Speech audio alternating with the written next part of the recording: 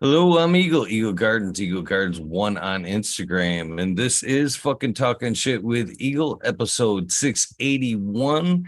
Hopefully, you guys are having a great day. I've got a fantastic guest for us today, Joe Pietrie. I know I've messed that up, my friend. I am so sorry.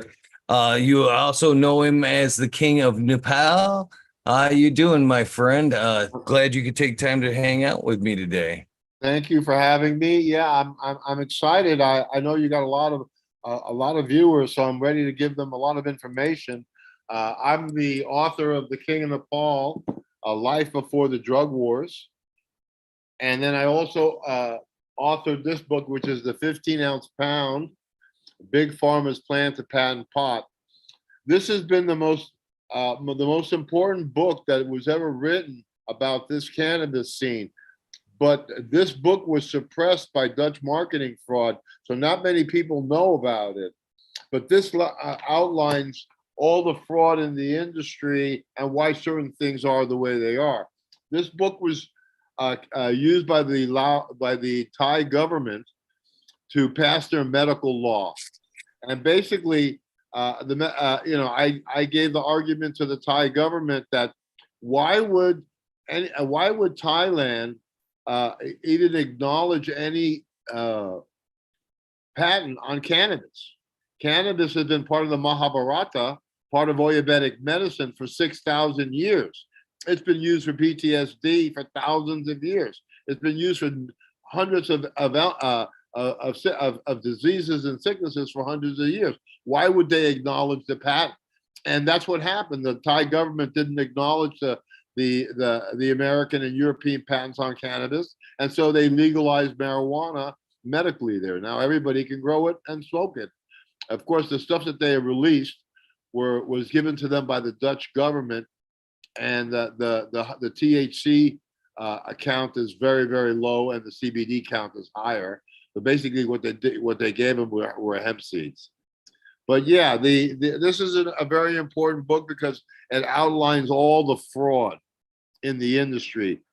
Uh, Dutch marketing fraud paid hundreds of thousands of dollars to keep this book out, to stop this book from being acknowledged. You know, when I came on the scene in, I guess it was 2004, I had a German publisher in Switzerland that published my book, Koenig von Nepal. So when I went to, they invited me, they feted me, they took me to the Canna Business event in Germany, and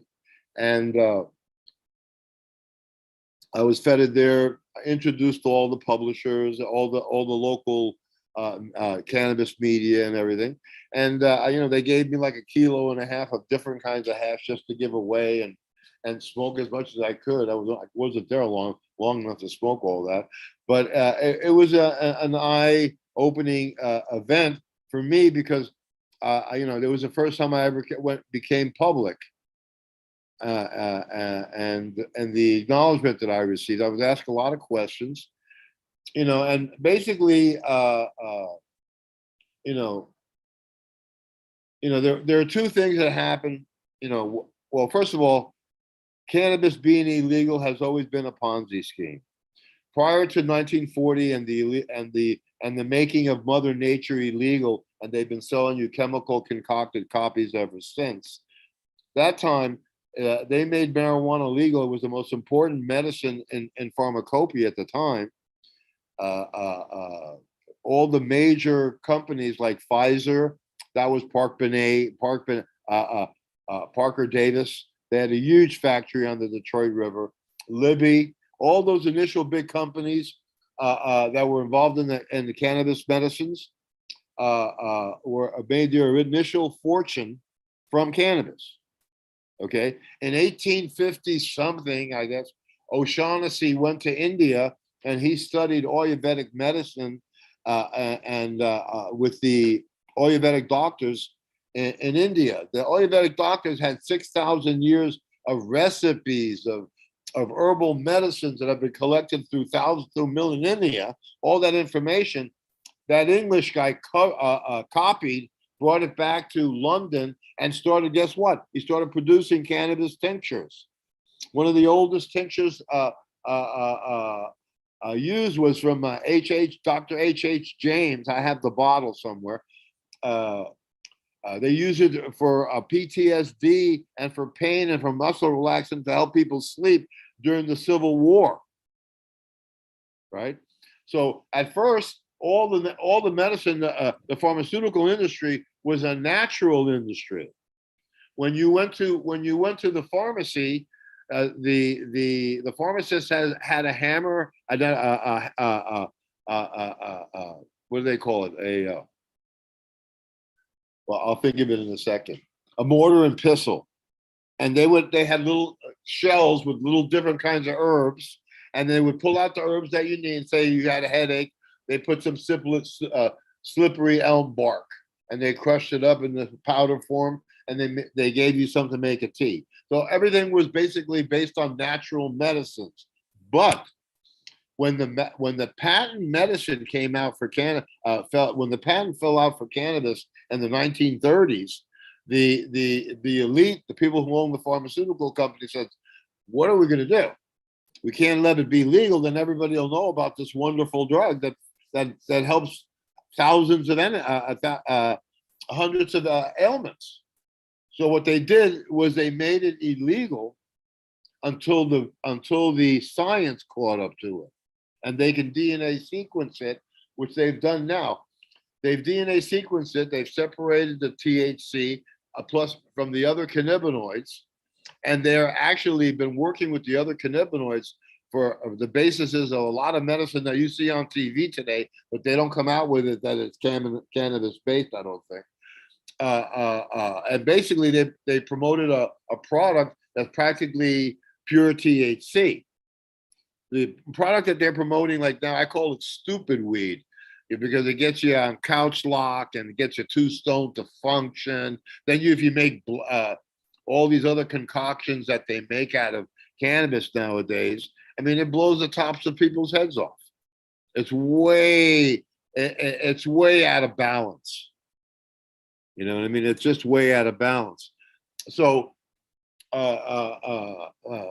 the science caught up with it, then the legalization started coming about, and people started studying about cannabis and all the things that it does. You know, I mean, I'm working with a new thing now. It's called THCV, and basically, it's a cure for diabetes too. It can help you control your sugar intake, and it's a cure for obesity. And boy, do we need that in America. But so all that information has been kept from you. Okay, one of the most important books I have are the drug plants of Africa. It shows all the different medicinal plants that were collected in Africa and imported to the English pharmaceutical companies. In Nepal, the natural business, they were importing millions of pounds of cannabis. And prior to 1940, if you had a prescription, you could go to the pharmacy and buy a bulk weed for yourself, or bulk hash, or all different kinds of tinctures for different remedies.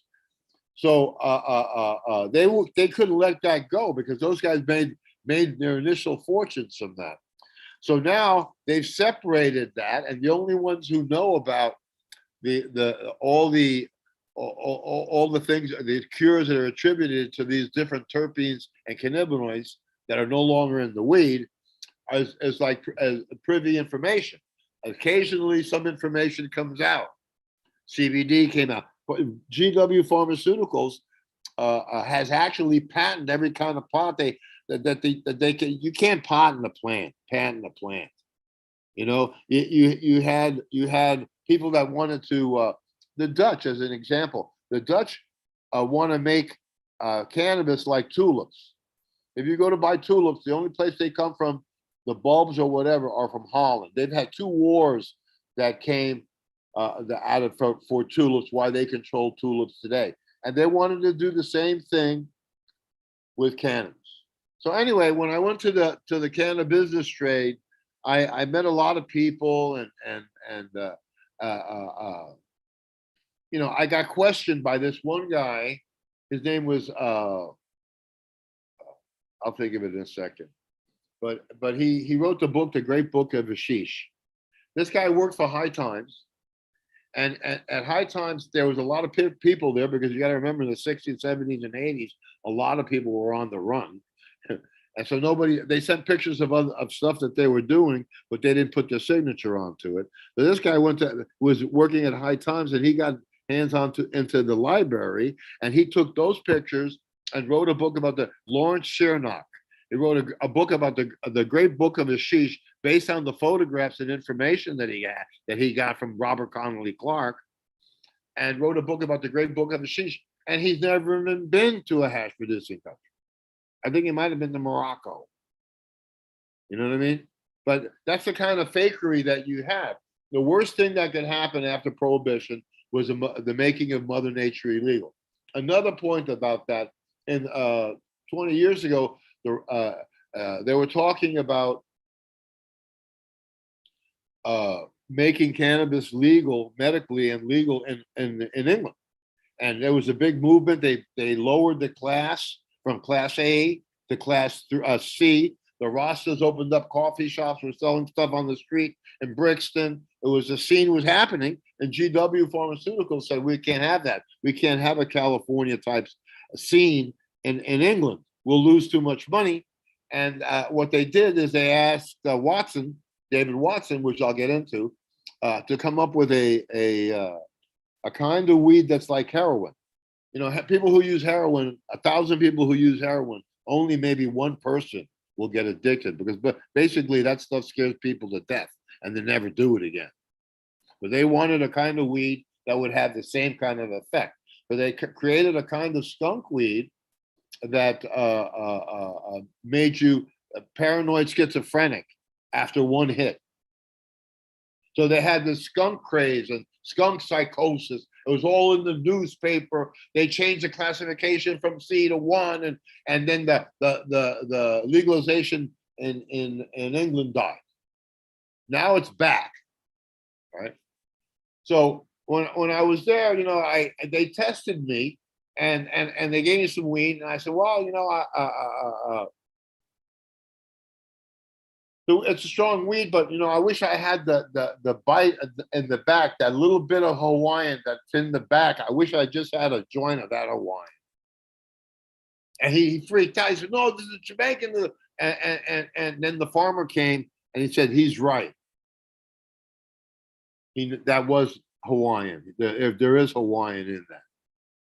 So when I came onto the scene, I've actually been in the business since the 60s, and I've seen weed change from great stuff being grown in Mexico, then the great stuff from Colombia, then the great stuff from Thailand, and the superior stuff that used to come out of Hawaii. They used to sell for $6,400 a pound back in the day. If you were to change that into today's dollars, a pound of that Hawaiian would be like 30,000 for a pound of that. You think it was good?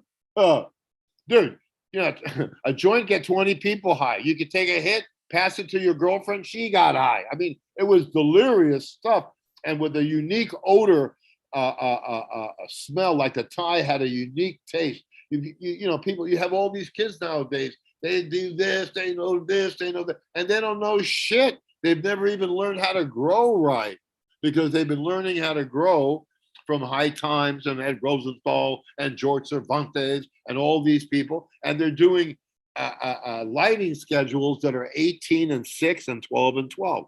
Well, you don't get 18 and 6 outdoors. If you were going to get 18 and 6 outdoors, you would need 2 suns. That should be enough. But see, the people who grow now, they're not farmers. A guy tells me he's a grower, I'm not impressed. But if a guy tells me, well, I just grew 30 acres of tomatoes, I'm impressed. You know what I mean? You have to know how to really grow, man. It's not a joke. They left to show you what Dutch marketing fraud is. Okay, I'll tell it to you this way.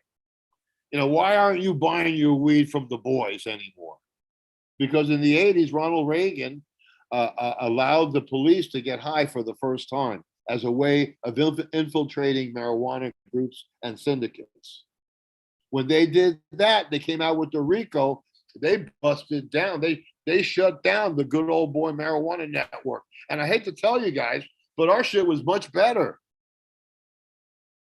And it was sourced from source countries and pure, grown naturally, and real weed. I don't even consider the weed that they have nowadays as real.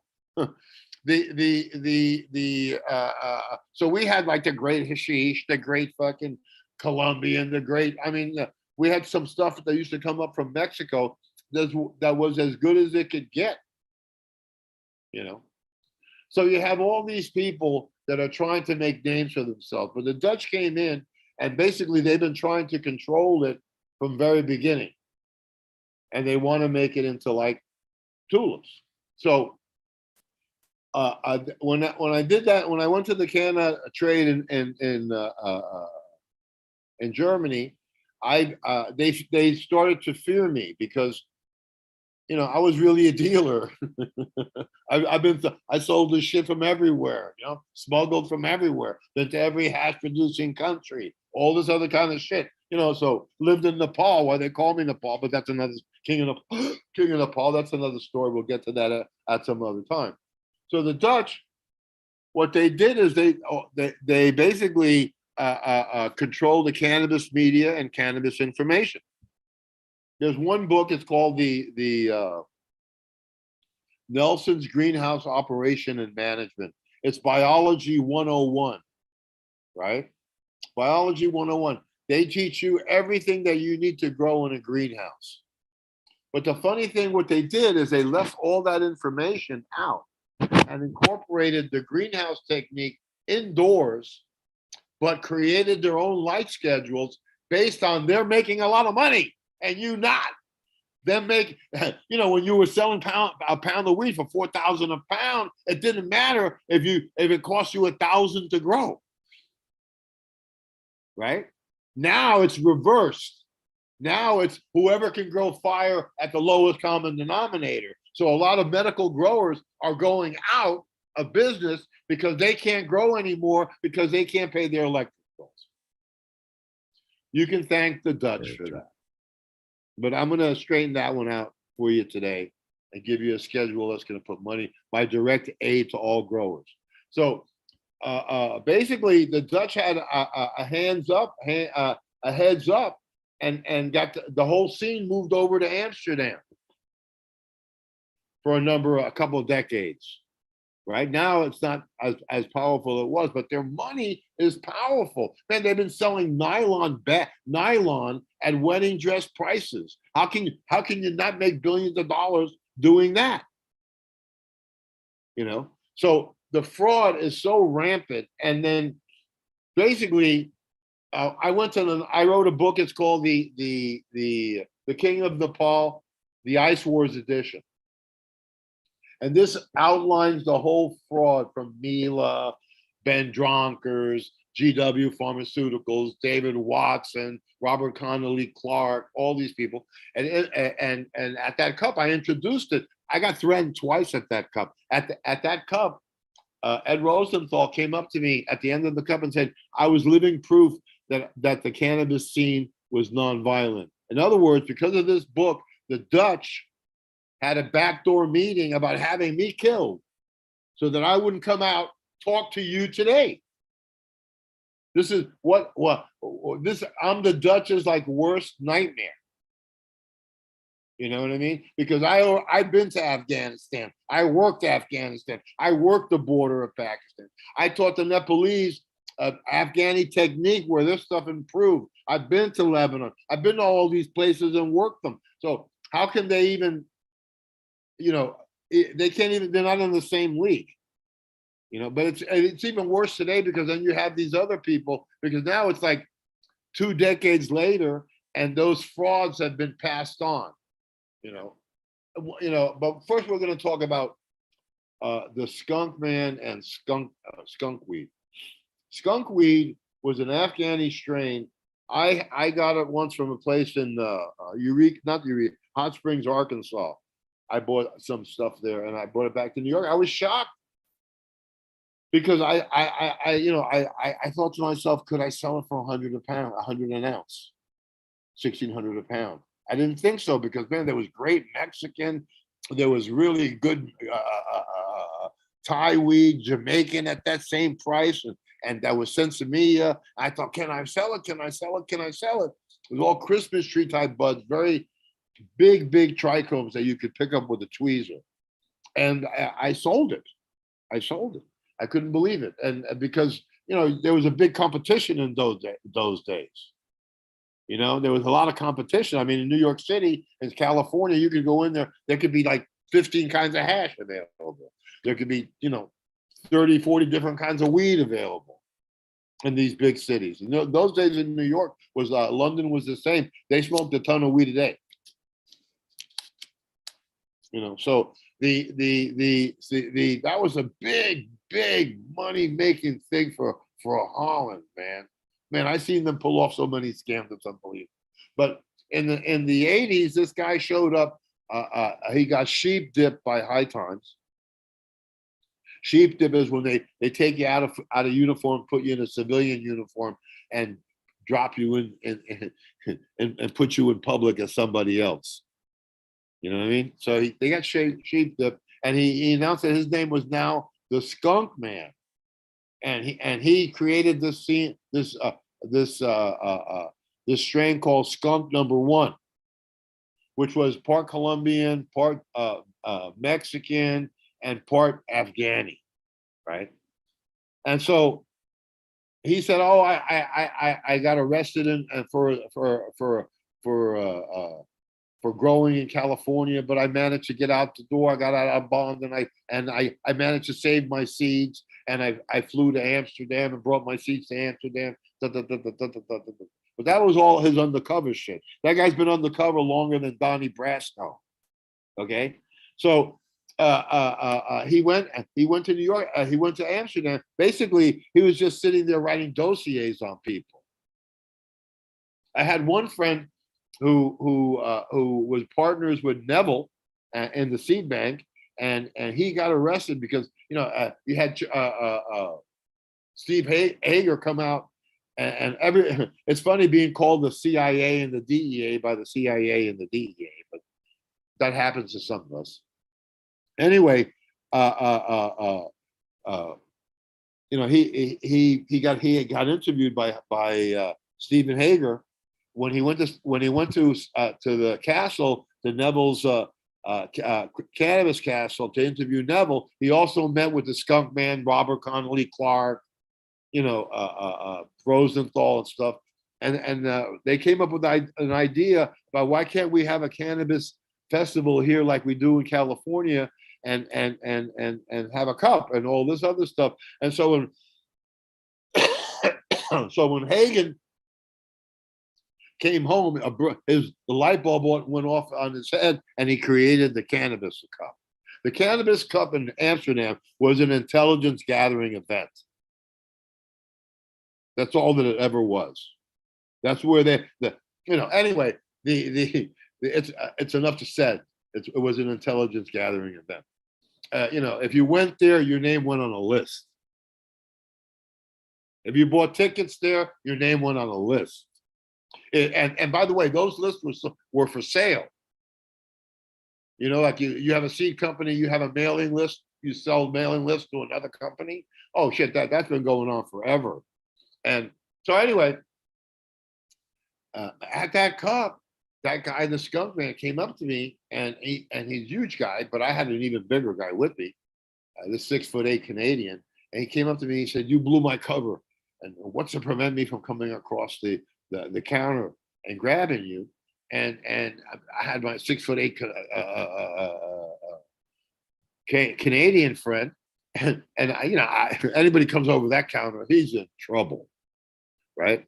So I got so much threatened. I exposed Soma for being the informant in the Coptic church bus in Florida. I'm sure he didn't want to hear that one, and all the shit that was going down. And anyway, Robert Connolly Clark, he used to write in High Times as R. That was it. He never gave his real name until he came out in the open in Amsterdam, and he wrote some books on hashish and all this that he wrote. And he wrote another book, Cannabis Botany. People here are so stupid that they believe cannabis botany. There's only one kind of botany, dude. There's no special botany for fucking cannabis. It's a wild weed, dude. It's a fucking weed. You put 10 seeds in a fertile valley and come back in 20 years, the whole valley's full of cannabis. It does nothing. It grows wild. So in fact, it still does that in Kazakhstan. So he wrote this book on hashish, and you could do. In the end of the book, he thanked Carlton Turner. Okay, none of you people are probably too young to know who Carlton Turner was. Carlton Turner was the guy who started the University of Mississippi medical program. For during the Carter administration, they started a medical marijuana scene, medical marijuana, and there were some people that got licenses during Carter's Carter as president. The ones that are still alive still have a license. They get a big number 10 can full of joints pre-rolled, really crappy, the worst shit that you've ever seen in your life. By the way, who is Carlton Turner? He was the head of the medical marijuana program at the University of Mississippi. Well, he was Reagan's first drug czar. Okay, and so Carlton Turner came out, and he came out with because those days they were going to paraquat cannabis. They were going to paraquat the fields in Mexico, because paraquat is what they use as what it creates Parkinson's. Now they've come out and created Parkinson's.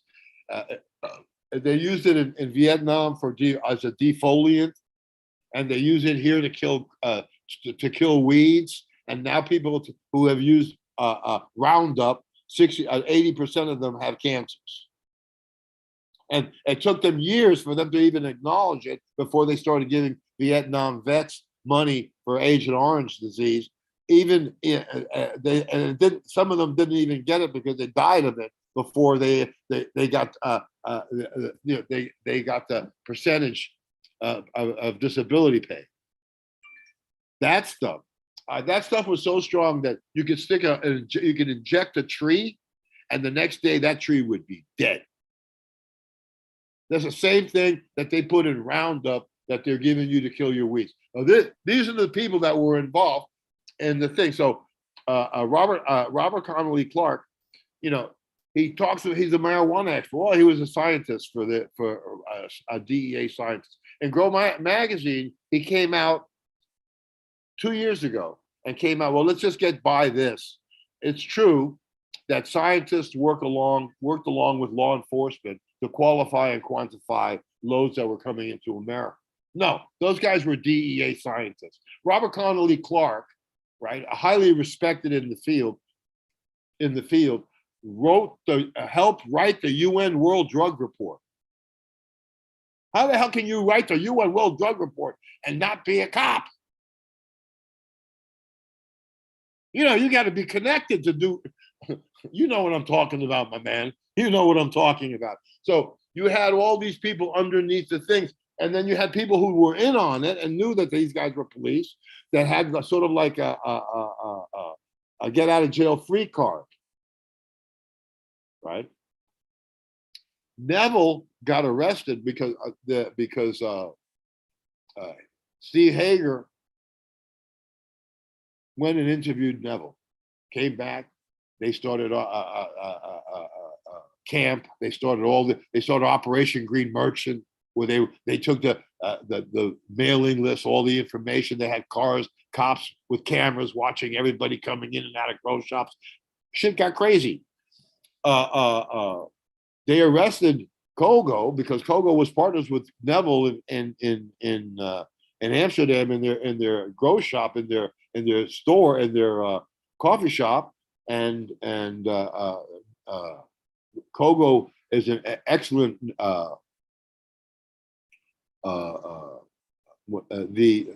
aquaponics.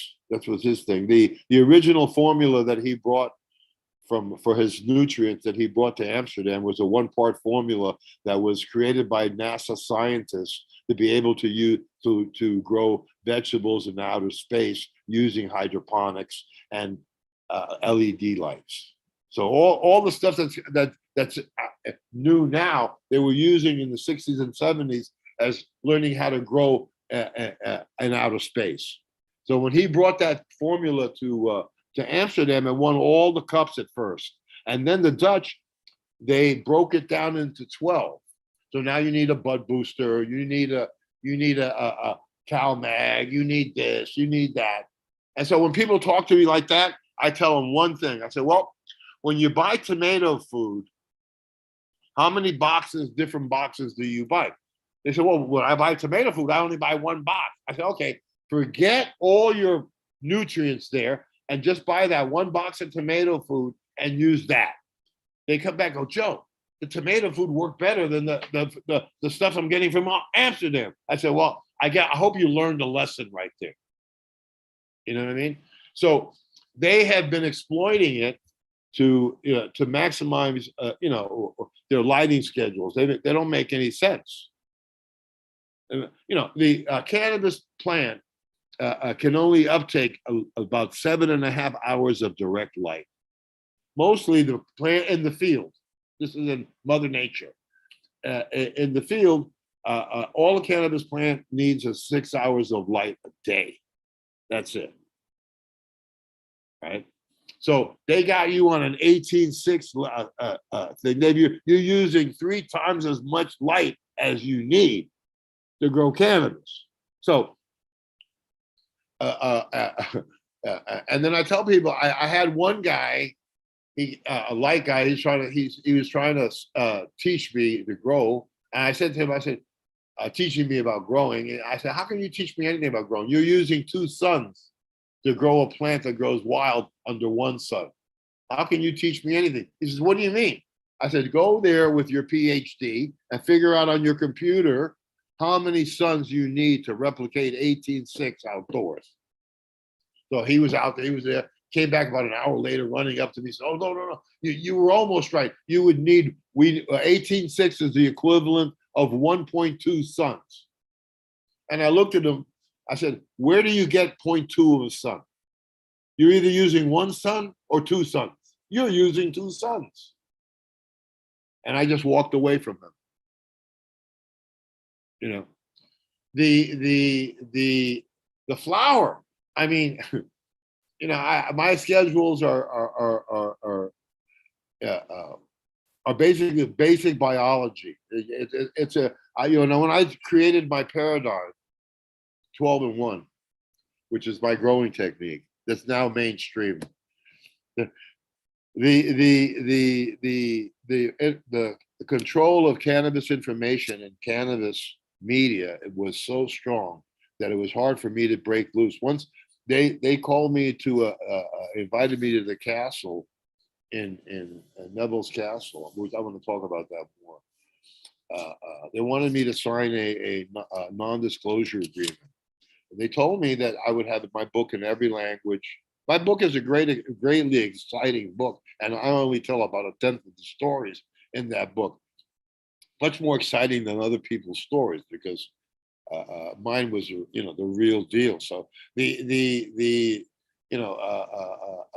I would get endorsement deals, I'd get special deals, special everything, and if I would only sign the non-disclosure agreement. And I'll tell you what I told the Dutch. I don't like Dutch chocolate. I'm into chicken mole. That's all I got to say. I didn't sell out the scene. So I wrote a book, a paper. It was High Times, Cannabis Cup, Operation Green Merchant, and Marco Renda in Toronto was throwing the first Toronto Expo, and when he did that expo, he went into the hole $380,000. He ran to the Dutch with my story and said, if you don't pay me, help me get out of debt, I'm gonna publish this article. And they paid they rented all of his booths. They did a complete Dutch thing in Toronto, and my book, my article was never published. I got to publish in the book, this book right here, the Ice Wars edition. So the Skunk Magazine, I wrote an article in Skunk Magazine. It was less light, more weight, right? And when that article was so well taken and was so important that the Dutch one came up to the Skunk Magazine, the guy Don Virgos or whatever, and told him that if he ever published one of my articles again, they would cut off all Dutch advertisement from their magazine, which was 60% of their business, right? In the less light, more weight, I taught 12-in-1. See, I couldn't break through the misinformation that the Dutch were putting out in their control of cannabis information and media. I couldn't get through it. I had to create a paradigm. And the paradigm that I created was 12-in-1. Because the light schedules for veg are 12 hours on, 5.5 off, 1 hour on in the middle of the dark period, 5.5 dark. So you got 12 on, 5.5 dark, 1 hour on, 5.5 dark. That's the same way they grow chrysanthemums in the floral industry. It's why the chrysanthemums grow in bushes. The 1 hour on in the middle of the light break does not allow the PFR phytochrome level to diminish enough for it to induce flowering. So what you've done is trick the plant into having a 2 nights rest. So it grows bigger and faster. Immediately, your room is not as hot. So your room is cooler. Are you there? Are you there? What happened? Yeah, I'm here. I lost audio on my computer, so I had to switch to the phone real quick. Sorry about that. All right. No, we're gonna do the 12-in-1. 12-in-1. This is photoperiodic control, which was left out of the grow books. Why? Photoperiodic control is the most important aspect of growing because it enables you to control the photo periods so that you can grow year round and create your own year round climate indoors, right? So, are you there? Yes, sir. Okay. So, the schedule goes like this: 12 hours on, 5.5 off, 1 hour on, 5.5 off. The 1 hour on in the middle of the light break does not allow the phytochrome, the PFR level, to diminish enough for it to induce flowering. So the plants stay in veg. And you've tricked the plant into having 2 nights rest.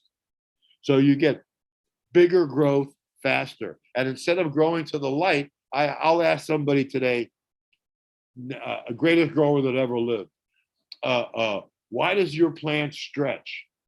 And they'll come up with 1,000 different things, whatever. And I'll tell them this: your plant stretches because you created a light junkie on 18.6. The minute that you flip it to 12-in-12, it stretches for a light fix. They get that. So I had to change the way I dealt with people to explain to them what they were doing and how to do it properly. So when I did the 12-in-1, I took it down to its lowest level. I did 5.5, half hour on, half hour off over 12 hours, 5.5 off, 1 hour on, 5.5 off. Lo and behold, now I'm using only 7 hours of light, and the plants are staying in veg, and they're growing bigger and faster. And they have more bud sites because instead of going to the light, they're growing outward. I did it with 15 minutes on, 45 minutes off for 12 hours, 5.5 off, 1 hour on, 5.5 off. Boom, same effect. Plant stayed in veg, and I was using only 4 hours of electricity. Then I said, well, how low can I take it? I put a 15-watt strobe light in my bedroom and left it on 24 hours, 15 watts. The plant stayed in veg. See, this is information that you need to know if you're going to be a professional grower, a professional farmer. So right there, just to take just to doing switching to a 12-1, immediately you're cutting 40 to 50% of your production costs. 40% of your electric costs right out the door. 10%, you're using less of everything. You don't have to water every day because your room is so damn hot. It's just eating up your water, and you're giving it more nutrients, and you're giving it this. Now you don't have to feed it as much. Your room is cooler. You don't have to work as much, right? And then 6 on, I recommend that between 6 to 8 hours max. Plants, and if you go and look it up in Google, the max I think it gets is like 7.5 hours of direct sunlight, no matter where you are. You got to remember, it goes from sunrise to sunset. So I'll tell people, I said, go to 618. Immediately they go, wow, man, my buds are bigger. Everything's happening faster. And shit, man, what took me 8 weeks to grow before is done in 6 weeks. Well, it's done in 6 weeks because basically you have mainly indica dominant buds, and they don't need a long grow period,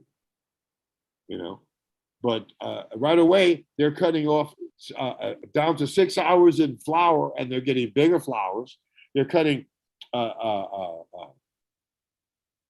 hours in grow. So they're cutting 5 hours in grow and 12 hours in flower. I mean, you're cutting your production costs 60 to 70%. And if you're not growing at the lowest common denominator, fire at the lowest common denominator, you're not going to survive in a game of 500 to 700 a pound. The floral industry, they say that they can be growing flowers and growing it for $168 a pound. That's your competition in the future. But we need to keep medical grows. The only way that you can keep a medical grow is by doing real horticultural techniques. I have a website. It's called growlikejoe.com. I sell nutrients, and I have a grow tip page. The grow tip page will go through a lot of the stuff that I tell you. I mean, imagine if you put yourself under 24 hours of a 1,000 light bulb, what you would look like. You know what I mean? And some people are putting their pot plants under 24 hours of light. I mean, and they think that they're doing good. It's incredible. So anyway, you had this whole scene going down. So Kogo got when High Times wrote that article about Neville, Kogo got arrested, and for the past 12 years or 10 years, 20 years, they've been claiming that Kogo was the guy who ratted everybody out and this and that. No, first of all, that High Times article let the cat out of the bag. They already had all the information they needed before they arrested Kogo.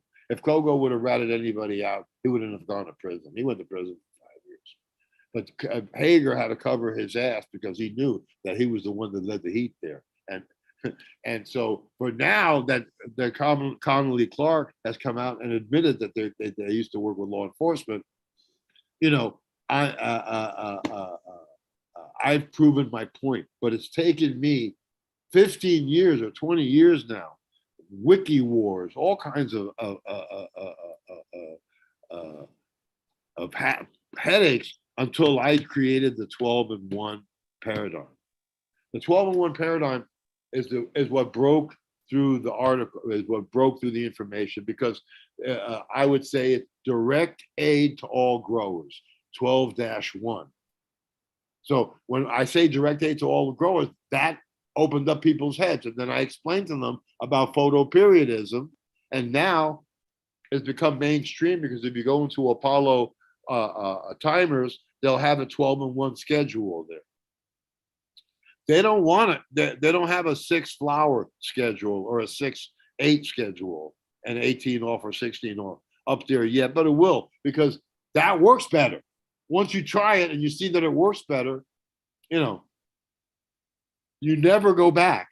People who go to 12-1 never go back to those other periods. And what I tell them, I tell them, you've been growing for 20 years. guesstimate how much money you owe in comparison to your bills today, how much money you overpaid the light company. And it's tens of thousands of dollars, even for the small time grower. You know what I mean? I had one company, Pistol Point, that came from New York, and a friend of mine said, you know, if you're going to be doing this here, you should get Pietrie out here to do your lighting schedule and fix up your lights, because he knows how to run the lights where you use the minimum lighting required, what you require.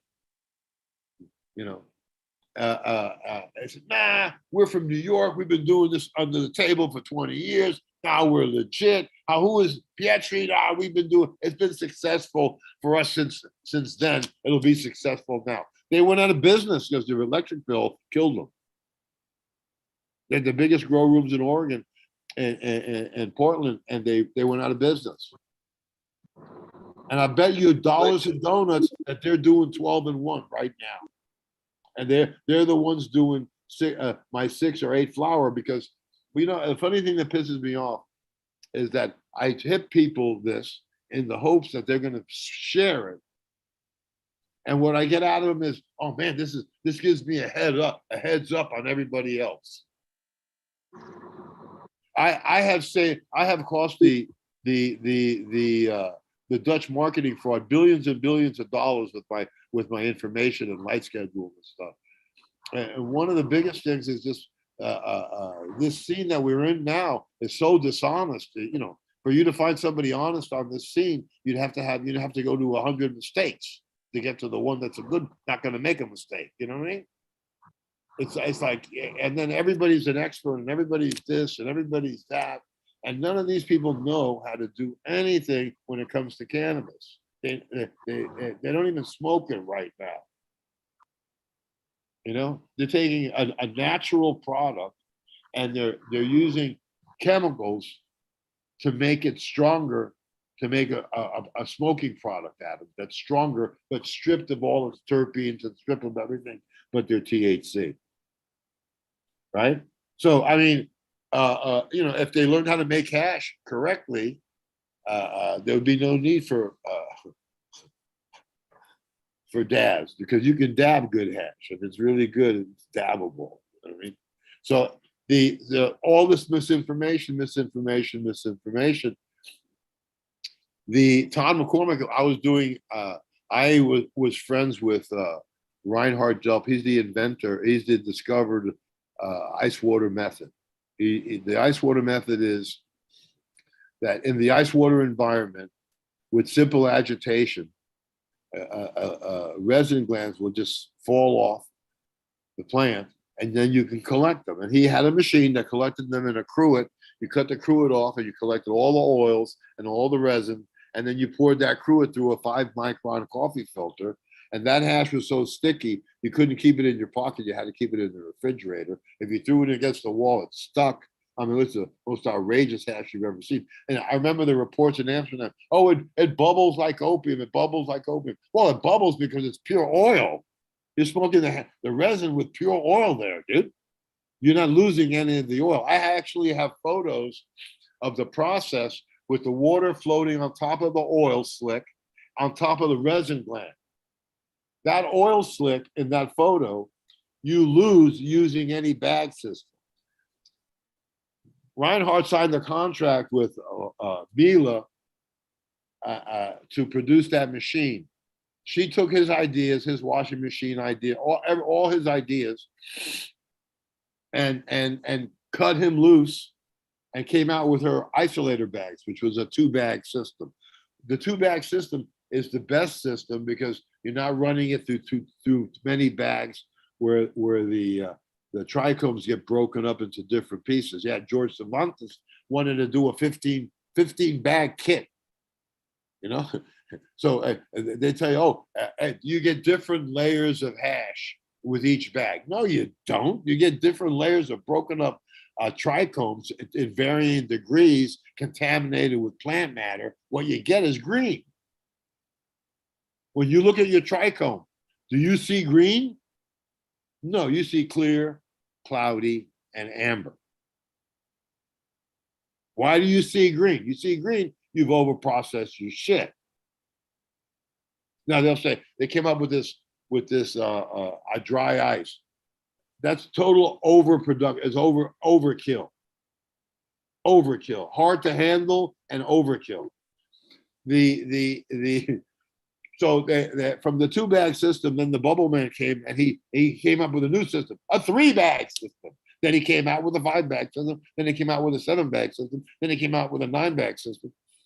It was so ridiculous. I've been making hash since '63, dude. It was so ridiculous. I wrote something. And I shut down Cervantes, and he didn't come out with this kid. And I wrote a paper. It was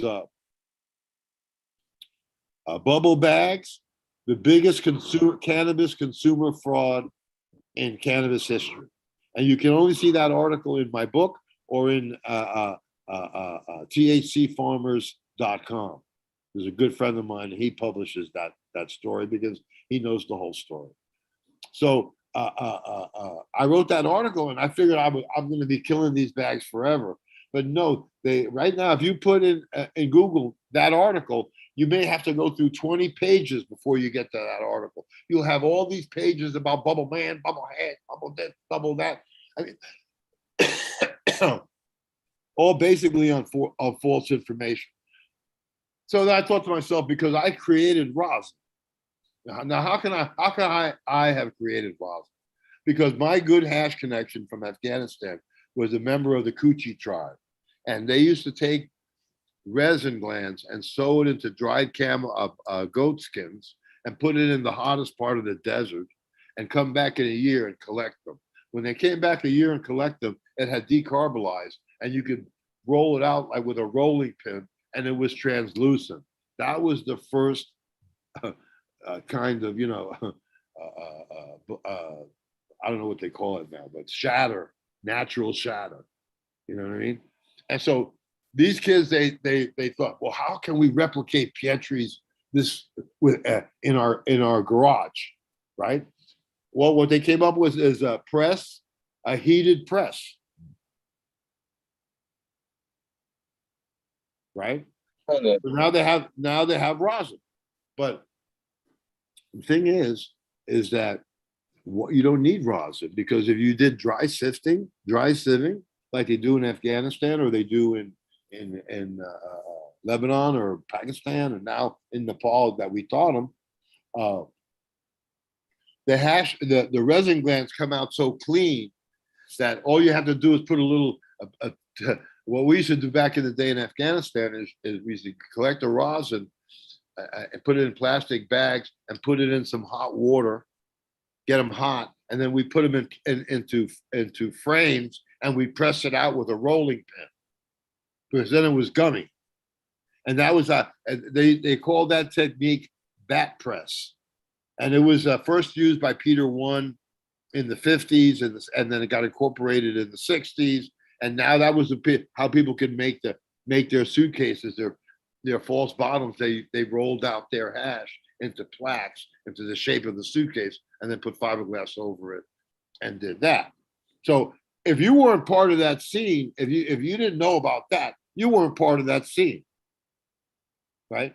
If you didn't know that the here.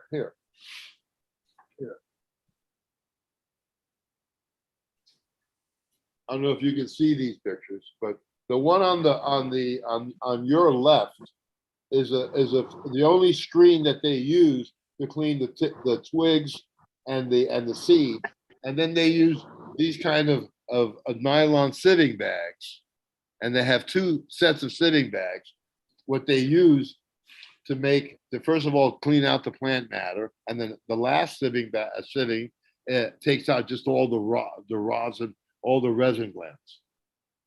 That's the purest hash in the world. The Afghan hash that made that way sieving is the purest hash in the world. You take that and you roll it into hash. You can dab it. There's no need for rosin. Your hash is already better than your rosin, right?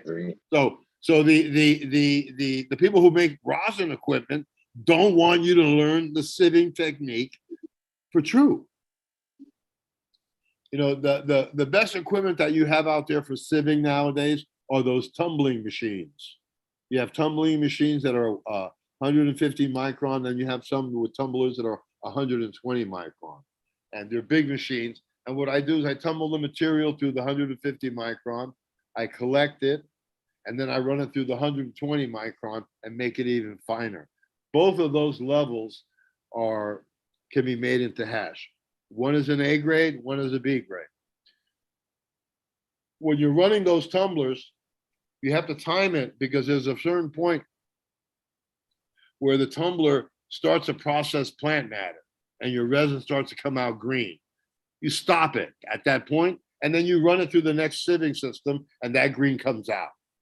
But you take those resin glands and press that into rosin and press it into hash, and then just do the same thing. Take the material, take the material that you used in the bag system and press it into rosin, and the hash is better than the rosin. There's no need to make rosin. It's already in killer fucking hash that melts in your mouth. You know what I mean? And with the machines that I have, I have the original machine from 1997. I can process it. Oh, here's another thing. High Times will tell you, wait until the trichomes are amber, and then process it. Well, when the trichomes turn amber, the THC has turned into CBN. So now what you have is, instead of getting high, you get couch locked, you get stupefied. Okay. The time to collect your glands to process into hash is when you see one bit of amber, you cut it down, dude. You want to cut that stuff down when all the trichomes are full and cloudy. That's when the THC liquid is at its utmost. Now, I had one kid, they called him the professor. He took some chemistry classes. He turned me on to the first time I had a BHO hit. This is going 10 years ago. And I took it, it tasted so bad. I couldn't believe it. I said, wait, I'll be back in a week. I'll make some hash. And you can dab it too. I brought it back and he took a hit of that. And he said this thing to me. He said, that's the highest I've ever been on THC. You just cannot get the quality high and the quality medicine you can get when you're using a full spectrum medicine. What these kids are producing are not full spectrum. They're THC mainly. You know, when they go into these stores and they want the highest THC, I want 30%, I want 30%. Dude, I got stuff 17, 19%. One hit wonder, dude. One hit, you're out the door. You've got so much energy, you feel no pain. You can feel your legs again if you have MS. You know, I give it to for neurological diseases. I have it that'll give you the munchie effect, and I have one that'll give you the appetite suppressant effect.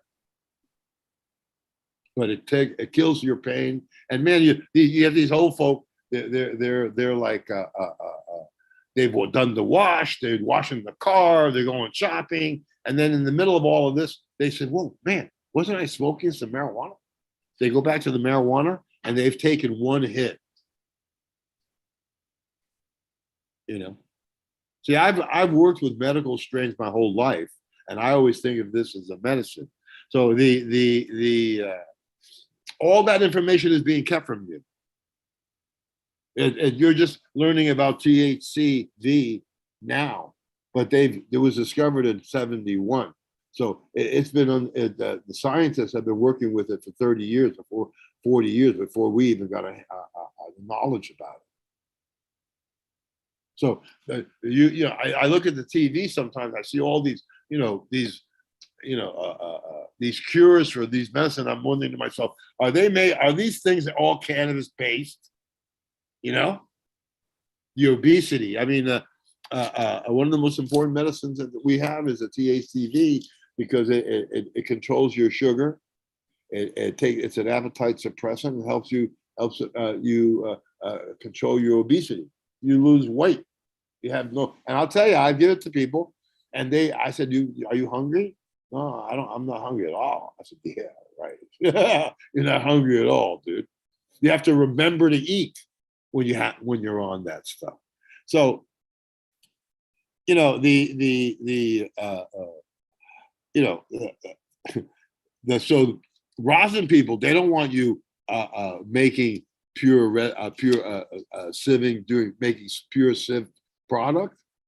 If they make a pure sieve product, then there's no need for the rosin machine, right? Okay, Frenchy cannoli. Frenchy cannoli is as fake as a $3 bill.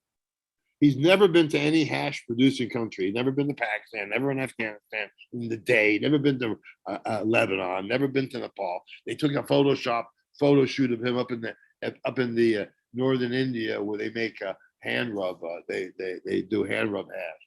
They call it cream, Milani cream, whatever. He's a figment of Mila's imagination.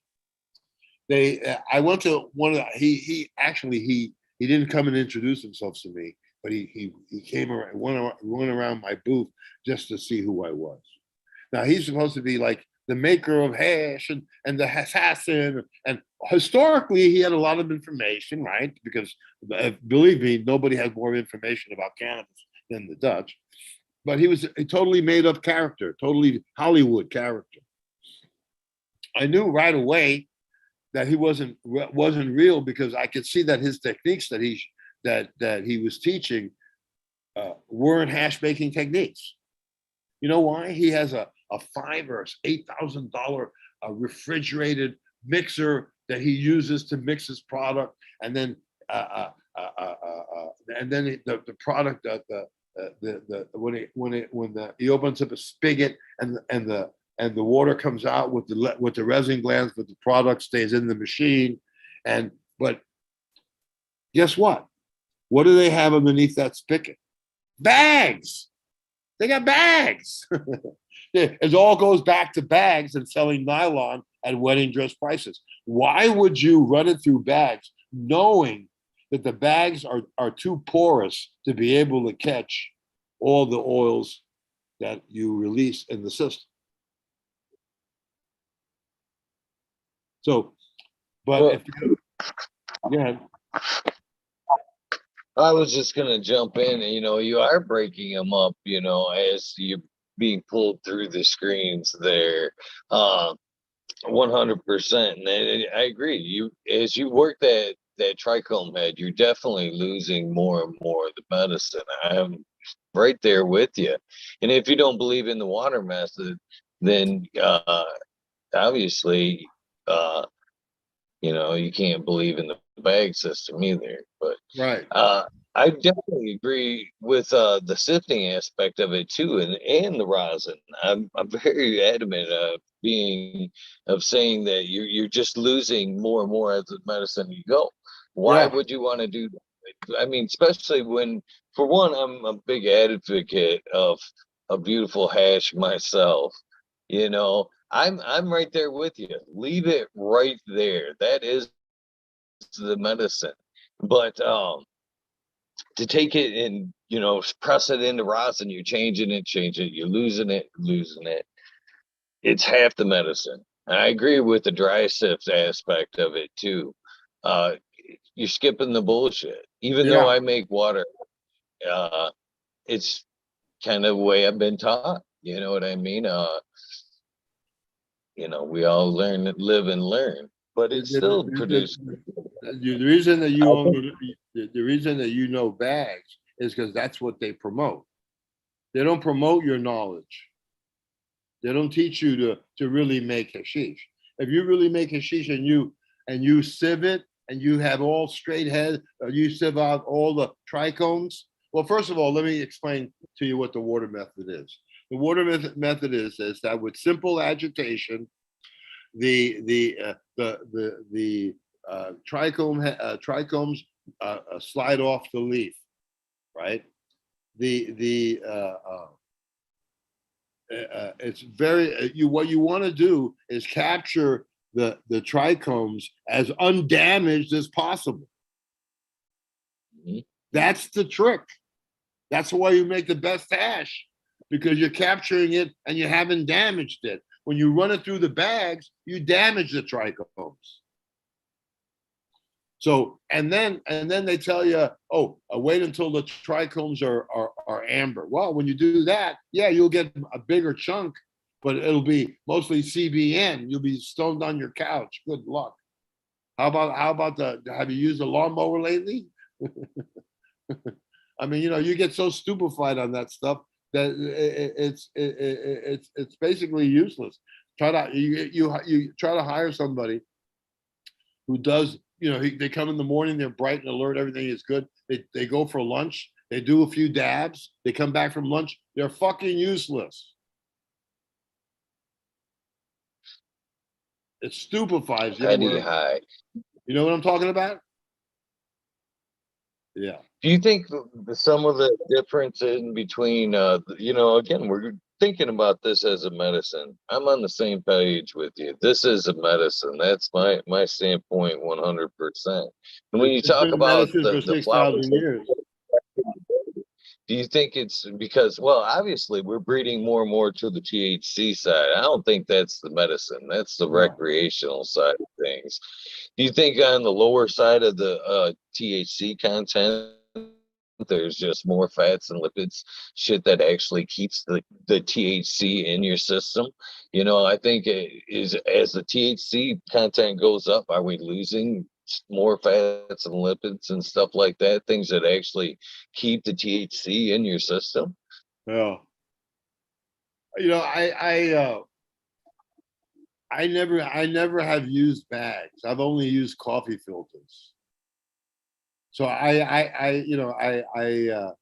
always win when people when you have a contest, for hash making. I always win when as soon as I see that they're using bags, then I know I'm getting a trophy. I know I'm going to win. I did one contest where the lady, uh, uh, she was known as a big hash lady. She's never been to a hash producing country in the world. She learned how to make hash with bags. You can't even, you're not even on the same train with me. You know what I mean? And so I won first and second. I would have won third if my sample would have been in on time. And when I this chick, when she was walking off the stage to take her third place, and I got second, and I got first. Every time she walked by, when she walked by me and I beat her out, she actually bumped into me like a man, like she was tough. Unbelievable. I've had some experiences with people, unbelievable. I'm surrounded by people that don't know what they're doing, that think that they do. So Frenchy Cannoli went around to every company here, and here in Oregon, here in Oklahoma, they have companies here that make exclusively hashish, and they never made hashish in their life. They didn't learn from Frenchy Cannoli. They're using fresh frozen washing machines, this machine, but they always go back to bags. Bags is like the worst thing that you could use for making hash. It's just the worst thing that you can use. Once you start using better, like the only problem why bags have a more commercial, that because you can process more with bags, right? Can you imagine using those 50-gallon bags and trying to, you need a pulley system to be able to pull the bag out and let the water drain out. You know what I mean? And we're in Lebanon, they had a tumbler, right, with nice nylon mesh around it, and they would put 50 kilos, 100 kilos at a time, and they'd be tumbling it. You know what I mean? Then they would get that, and they'd sieve it again and make the Zara Zara. But it did separate the trichomes from the plant matter, and then they redid it again with the sieve. I mean, there's just no need for dabs. There's no need for that. See, the Dutch wanted to create a system, create an industry based on systems that they invented, systems that they invented so that they'd make more money, methods that they came up with so that they make more money. Only one who makes money on 18.6 is the power company. The people who sell you light bulbs, your fixtures, your CO2 people, your air conditioning, all this. Those are the people that are making money clean. But now that the price of pot went down to like 700, 800 wholesale, 300, 200 retail. I mean, wholesale. I mean, prices of weed are really down. Most of these people who grew before, cannot grow now at a profit and make money. As you can tell yourself. Can you hear I me? tell you, I can hear you. First of all, right before we get too far, Chad would like to know do you have a preference on coffee filter? Which type of filter to use? I use a 5-micron coffee filter. It's a number 4 coffee filter. See, I teach a technique where you have a 5-gallon bucket, and you put the 5-gallon bucket inside a big ice chamber. Put the bucket inside the ice chamber, and then surround the bucket with ice, so the bucket stays real cold. I take the top of a 5-gallon bucket. I put 2 holes in it so I could put a drill through it. Right. I put the 1/3 material, 1/3 ice, and 1/3 water, and some water, and I let it rip. Put the top on with the coffee, with the plastic cup on, with the mixer on top, and then I just let it rip. Right. And then when there's, after about 4 hours, you get foaming effect. Like it's an exfoliant. You can clean your skin with it. You'll see the foam coming out, and in the foam you'll see red hairs from the trichomes that were released in the system. And at that point, about 4 hours down, you're done. Your mix is done. Then you take that 5-gallon bucket. Now I have a huge a yard square of 150 micron cloth, and I tie that up around another bucket. Right.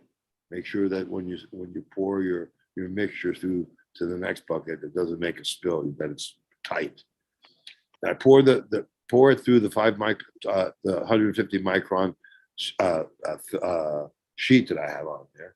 It separates the plant matter. I wring it out. I take that out. Now I have a bucket.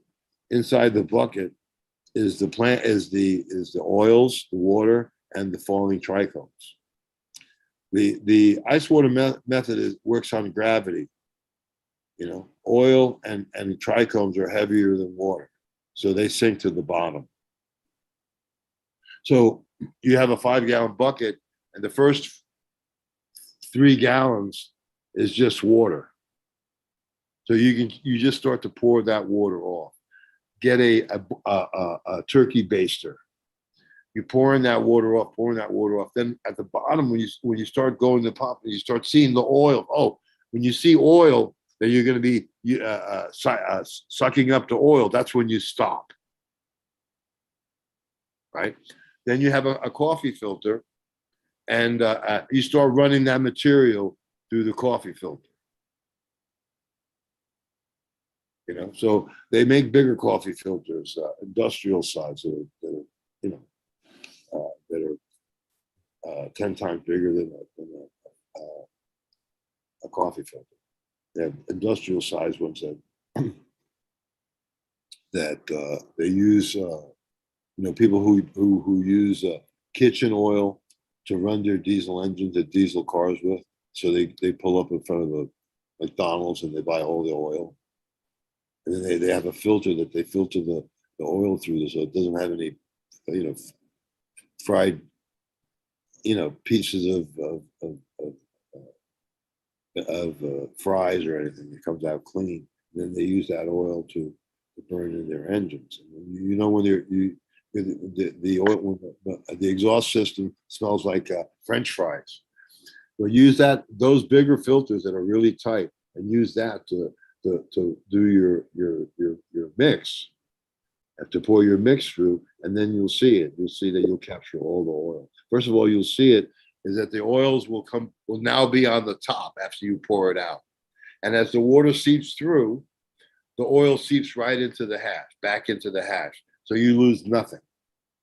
And I teach that technique. It's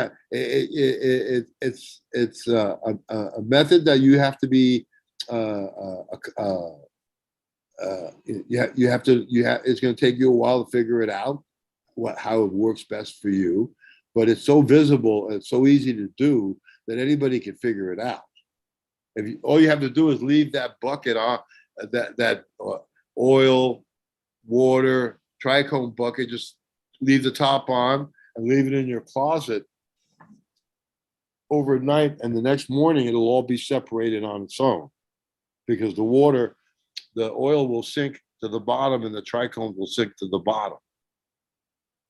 Once you see that, pour off as much of the water as you can, and then start processing it through a 5-micron coffee filter, or bigger the better. I've actually said as of late that they're using the freeze dryers wrong. Yeah, they're using the freeze dryers wrong. Is that about? They're using it for the hash when I believe they should be using it for the water, kind of like you're saying. They should be fucking drying that water out and then adding what's left back into the hash to make it the full spectrum that it should be, if they're going to take the water method. Right, because when you're using buckets and using those bags, when you finish a run, take your hand and touch the inside of the bucket. The inside of the bucket is sticky. That's where your medicine is. You left it in the bucket. I used to tell people, I said, when I saw them doing the bucket, I would say to them, you know what? The stuff that you're leaving in the bucket will probably get you higher than the stuff that you got out here. You know what I mean? It's just ridiculous how much money, how much they lose using those bags. Only if and nobody has someone around like me that could show them the difference. You know what I mean? But see, with bags, you get an immediate effect, and it gets you high, but it's not that whack.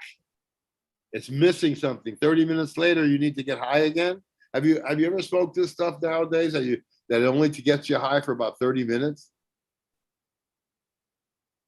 I mean, I got some stuff. I got stuff that'll keep you high all day, and you can have lunch too. You still feel it. I mean, so the basically this scene was created by fraud, lies, deceptions, and control of cannabis media and cannabis information. And so they sold fresh frozen. They got a fresh frozen machine. They got another machine.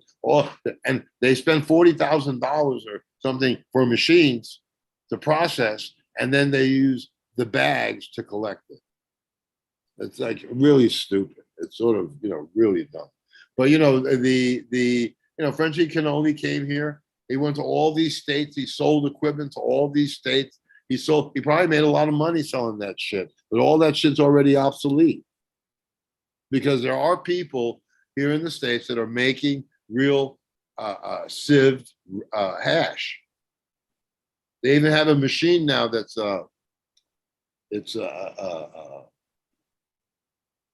electrostatic.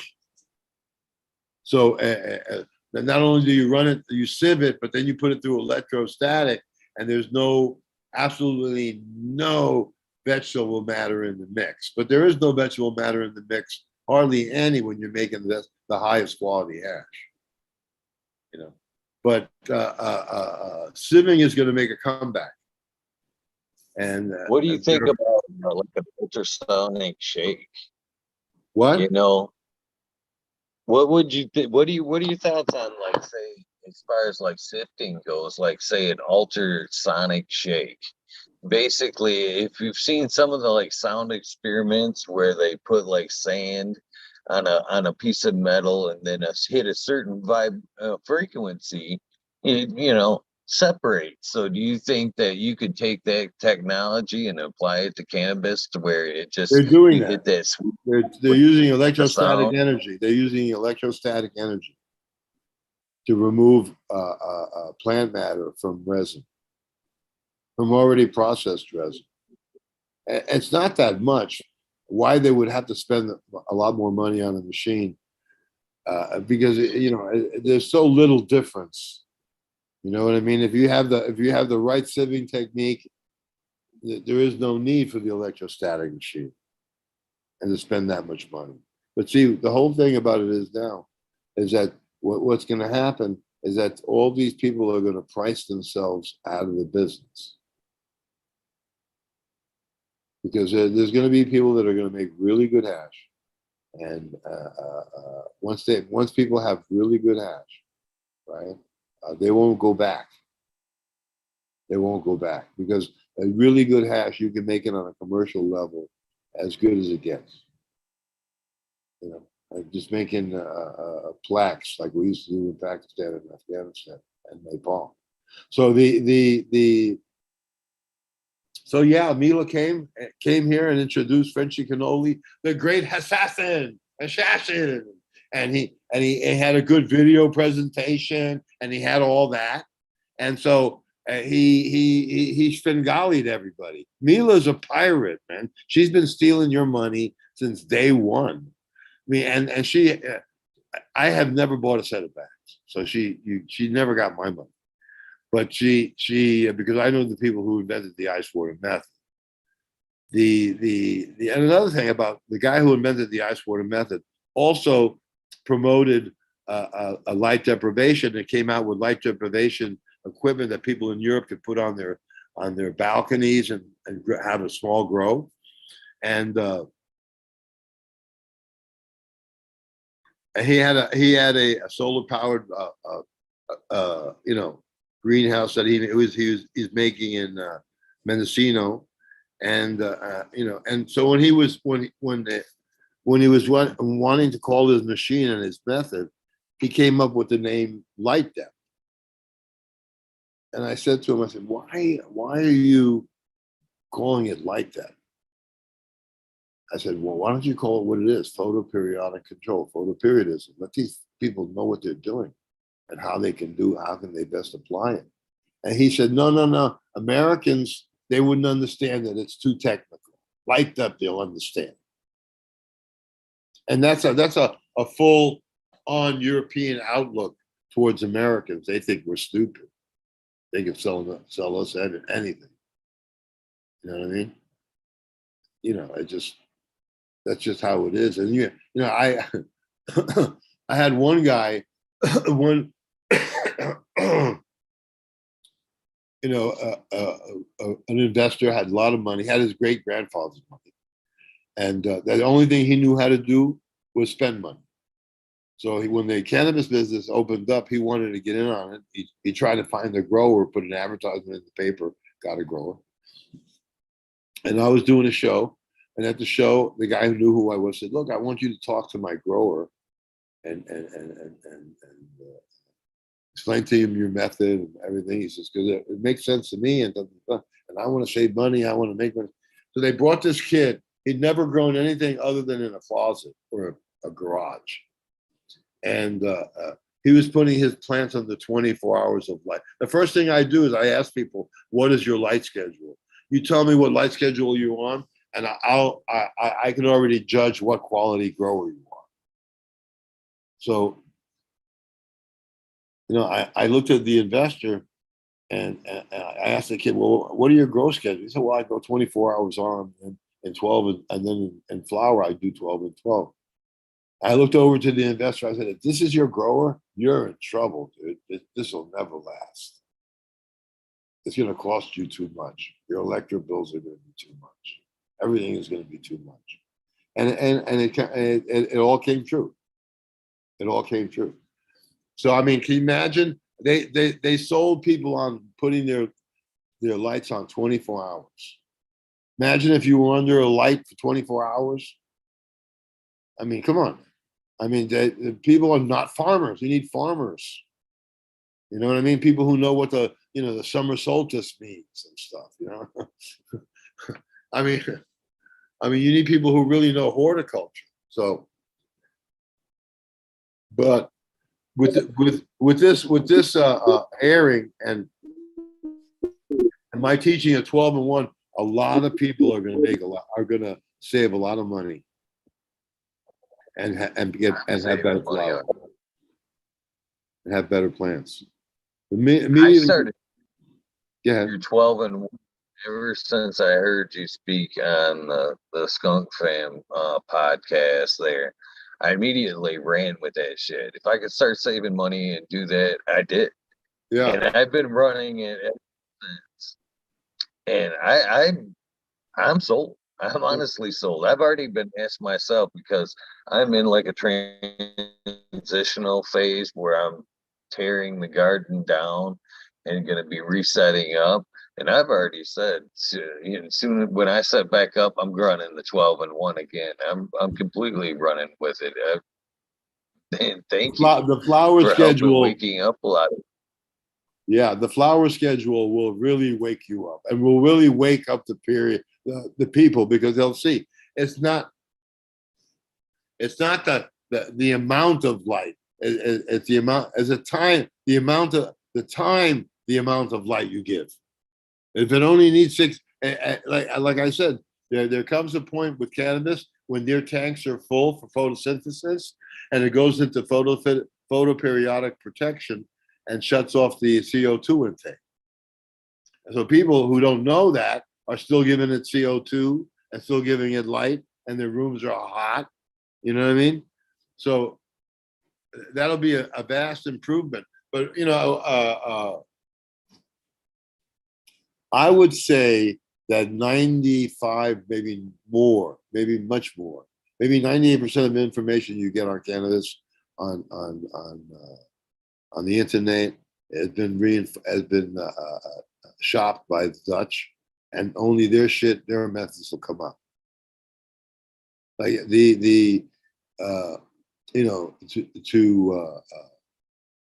the Dutch were my 12 and 1 was so impacting, and how much money, because they can notice their bottom lines dropping a little bit when you're in that big of a level.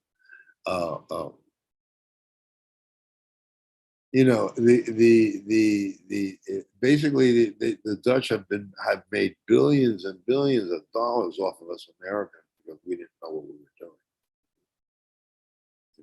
Todd McCormick, I was at the LA Expo, and one of the people from Holland, from the greenhouse, paid McCormick not to have me at that expo. Even though I had a booth rented and everything, I got thrown out because the Dutch don't want to hear my shit. They want to hear their shit. They want you going their way. They want you going their thing. You know what I mean?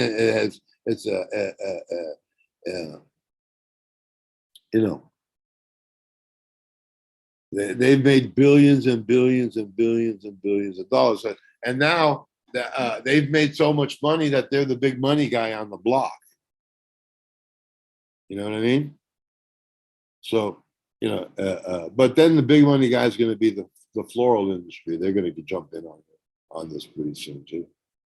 But yeah, they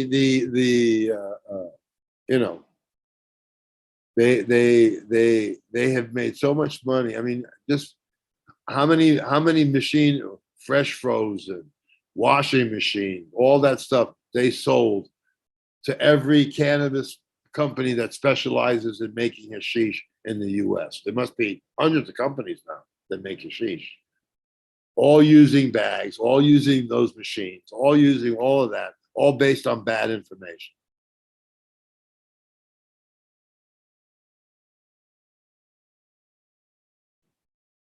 I can't hear you.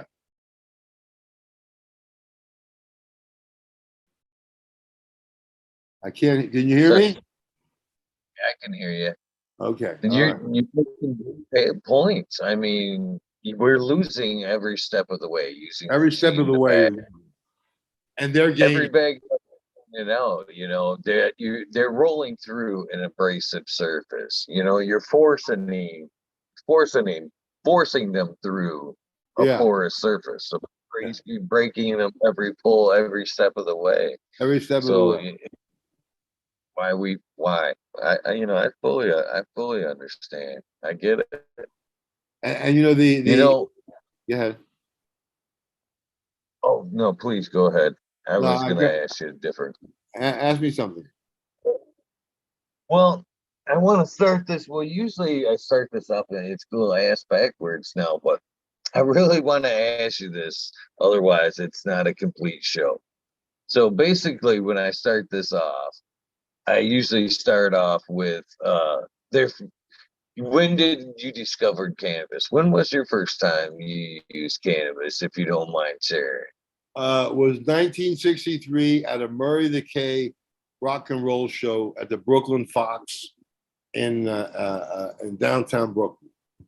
I was standing in those days they had Murray the K, Alan Freed, and they'd have like 50 acts, and every act would do two of their top 10 hits.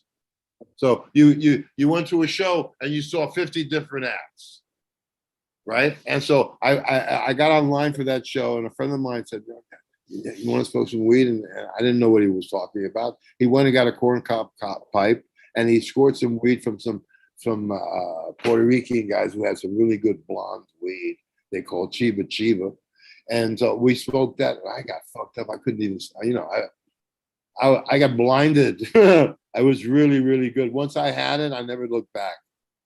Then then I had to, you become a dealer right away once you start liking marijuana and you turn your friends on them, because then you become their supplier, and and that's how it all starts. You know what I mean? I took it to the extreme. Not everybody does, but I took it to the extreme.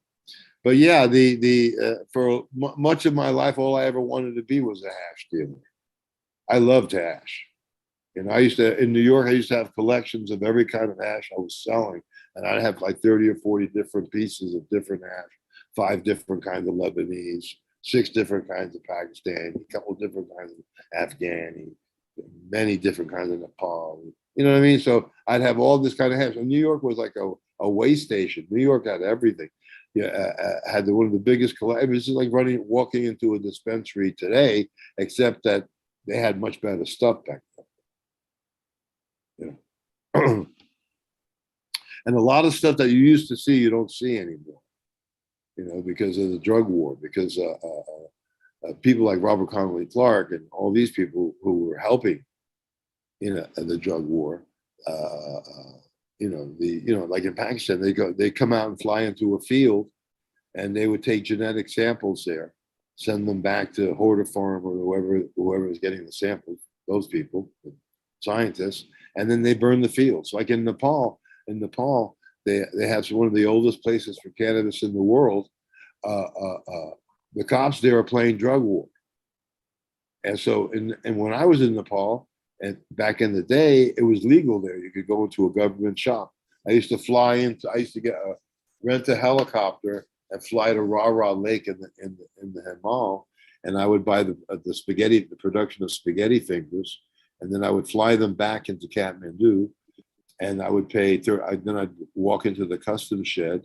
They'd weigh it, and then I would pay 35 rupees a kilo. It was $3.50 for a kilo, tax to the king, and then by the time it was totally open. There was, in '73, after the king died, his son Barendra was a Harvard graduate. The first thing he did was make cannabis illegal because he wanted to clean up the image of Nepal, right? Well, the first thing they did when they made marijuana illegal and you couldn't go into a government shop and buy it like a normal person, right? Was that for the first time in Kathmandu, the kids on the street started selling weed.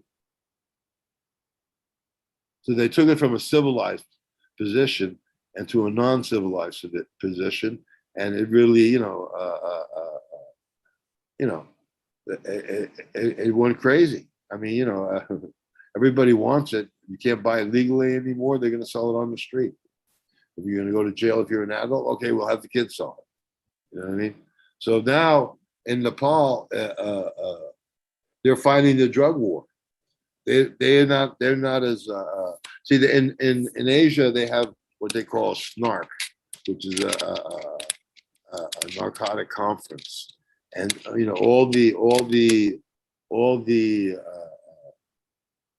the agencies from the Philippines, from Bangkok, from Thailand, from Pakistan, they're all trained by law enforcement.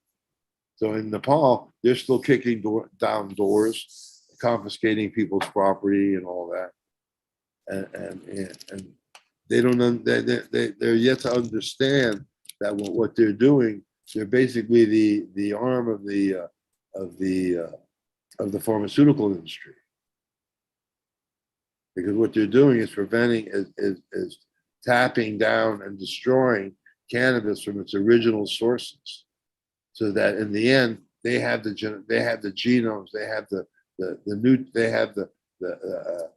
cannabinoids, they have it all figured out and under their lock and key. And if you want to buy Nepal, you're going to get it from them. So what they're doing is going around and collecting all the genetics. In the end, they're going to claim it as theirs. And another thing is that they created skunk number 1 was created by the University of Mississippi, and it was used as the basis for basically just about every strain that's out there, except stuff that I've done and people that have done it on their own. And so I have my stuff DNA sequenced, and I spoke to Nishan, and who heads that Philo's Bioscience, and I argued with Philo. I said, man, why would you start with that guy, that skunk number 1? First of all, that ain't skunk number 1. That ain't skunk. 2, that's been an Afghani strain. That's a landrace strain from who knows how far back. He said, well, this is the only strain that we can begin with that we know is stable. Right. So then a few months later, or a few years later, one of his workers took a sample of ship ballast. It was the ballast of a ship in 1879. In those days, the ballast in ships was pure cannabis. The trade of cannabis between the U.S. and England and wherever, it was huge. From Asia, it was huge. They were shipping millions of pounds, millions and million tons for the pharmaceutical industry that was natural. So they DNA sequenced the ship ballast, 1879 ship ballast. And we all know that the skunk man wasn't born in 1879.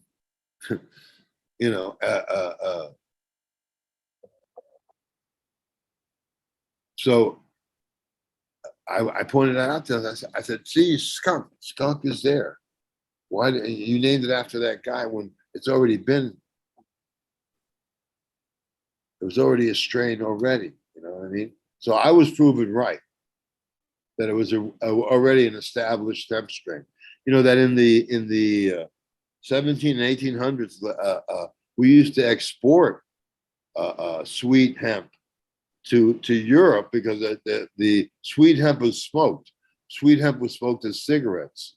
Sweet hemp was rolled as cigarettes. The first rolled commercial cigarettes were hemp. sweet hemp. A lot of the flavors that you have today are from the sweet hemp side. So I found it really interesting that we were exporting hemp already in the 18th century to Europe. In the 19th century, we started to import it because it was being used for so many different kinds of medicine. I mean, So yeah, now they're controlling it because they've taken out all the medicines out from the THC and left only THC, so people get stupid and like stupefied, way too high to function. You know what I mean? Way too high to function. I mean, I'm really afraid to take some of the shit that these kids take. They gave me an edible, and I lost motor control. You got to be careful with some of the shit these kids are taking. And then I talked to I talked to this one guy, and he says, these kids start on harder drugs much sooner than we were. I mean, you have some really heavy addicted people nowadays. Fentanyl just, like that's like Chinese payback. We kept them addicted to opium for like 300 years and ruined their culture and ripped them off for everything. And now they're returning it. Now they're sending it back. You know what I mean? And it's really fucking people up. I mean, crazy shit. Yeah, it's gotten out of control, and it's not legal yet. So it's a strange thing. The drug war was like man's inhumanity to man. It was like the worst thing that ever fucking happened. It was like a Ponzi scheme. It only helped the rich. It only empowered the rich. And it made everybody crazy. Look at the police, crazy. Made everybody crazy. I mean, So yeah, the Nepal is all fucked up. They're still breaking down people's doors to buy or taking farmers' land away. And the big problem now is that they partnered up with Pakistan International Airlines in the 90s. So now you can fly from Karachi to Kathmandu, man. And Nepal has turned into a heroin distribution area center. Where it wasn't like that anything like that ever before. So it's a strange, the Thais got very, very wise to it and realized they were being scammed.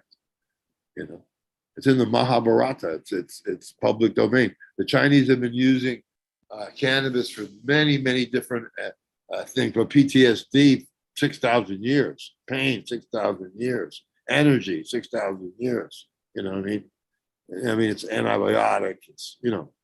It's one of the greatest medicines ever discovered by man. They're just beginning to know. They're just beginning to know. I mean, with THCV, it's like a wonder drug. It's a cure for diabetes too. So yeah, yeah.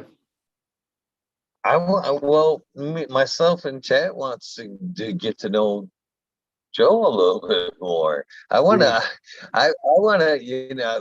get to know a little bit more about you, my friend, and I want to thank you first and foremost for not only what you've done in cannabis early on, but what you still continue to do about helping people, learn more about the light schedule and save money and be more wise about the cannabis grow.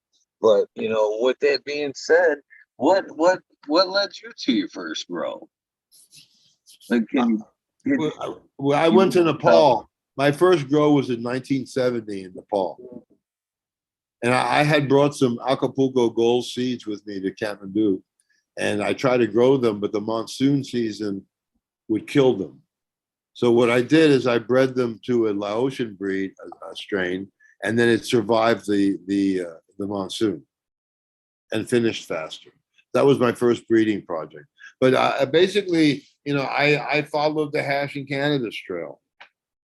I was in Nepal, I was in Pakistan, I was on the Afghan-Paki border, I was in Afghanistan, I've been in Iran, I've been to, everywhere where it was reduced. I was like, that was my life for a long, long time. And but things happen. But yeah, I tried to change my life, and when I tried to change my life, I realized that I'm basically a general in Lord Shiva's army, and I was put here to promote him and to promote weed.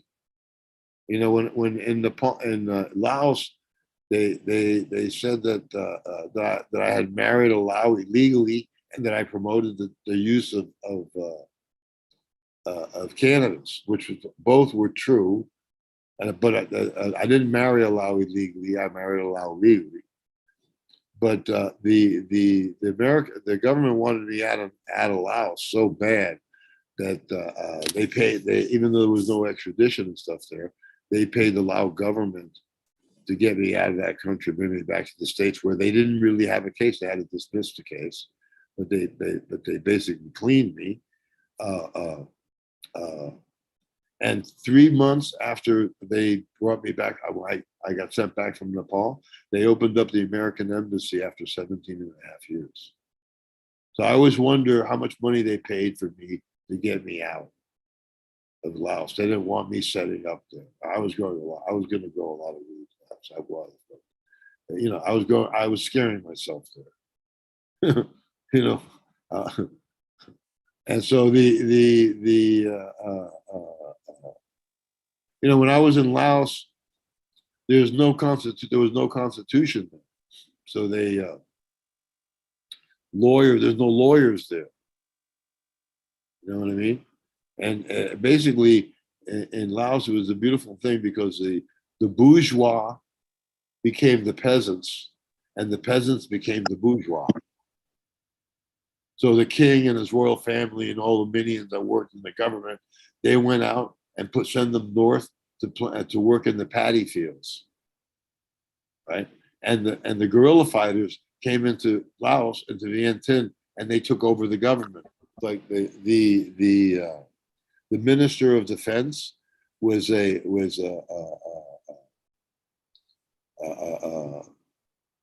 famous guerrilla fighter, and that he didn't read or write. He smoked opium and did bong hits. He was a very funny guy. But he was a guerrilla fighter, and he was like the minister of defense. You know what I mean? I mean, so it was like for me to be able to see that was like a beautiful thing, to me. And I really didn't think that I was going to come back from Laos. I was set up to get ready to live there for the rest of my life, and I was shocked. But yeah, the Lao government, that one of the richest the government, like Laos is a super rich country. They have everything. It's there: gold, silver, precious stones, oil, everything.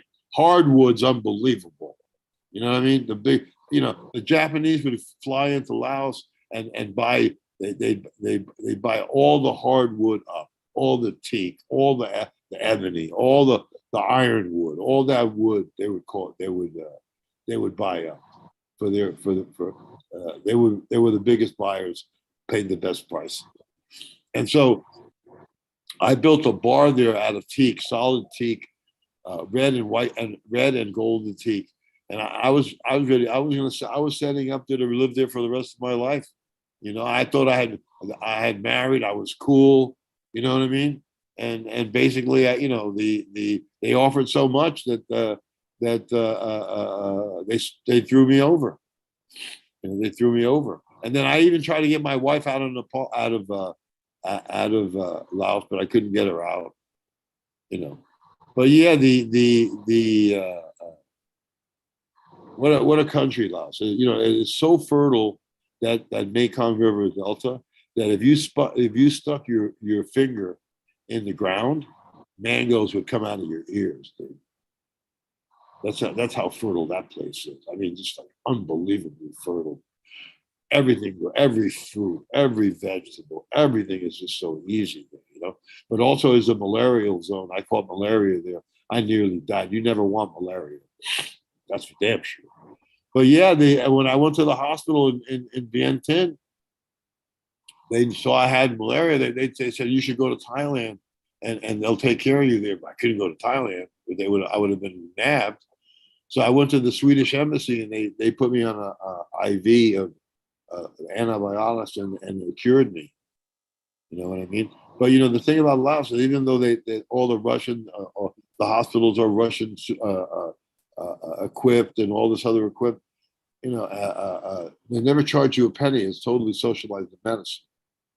So every Lao can go and get medical attention. Every Lao can go and go to a hospital. Every Lao, which I thought was pretty much amazing. And I went there and I had a girlfriend. She had broken her foot. They put a new cast on. They cleaned it up. I mean, and when I went to pay the bill, they looked at me funny. Bill, this is government. Yeah.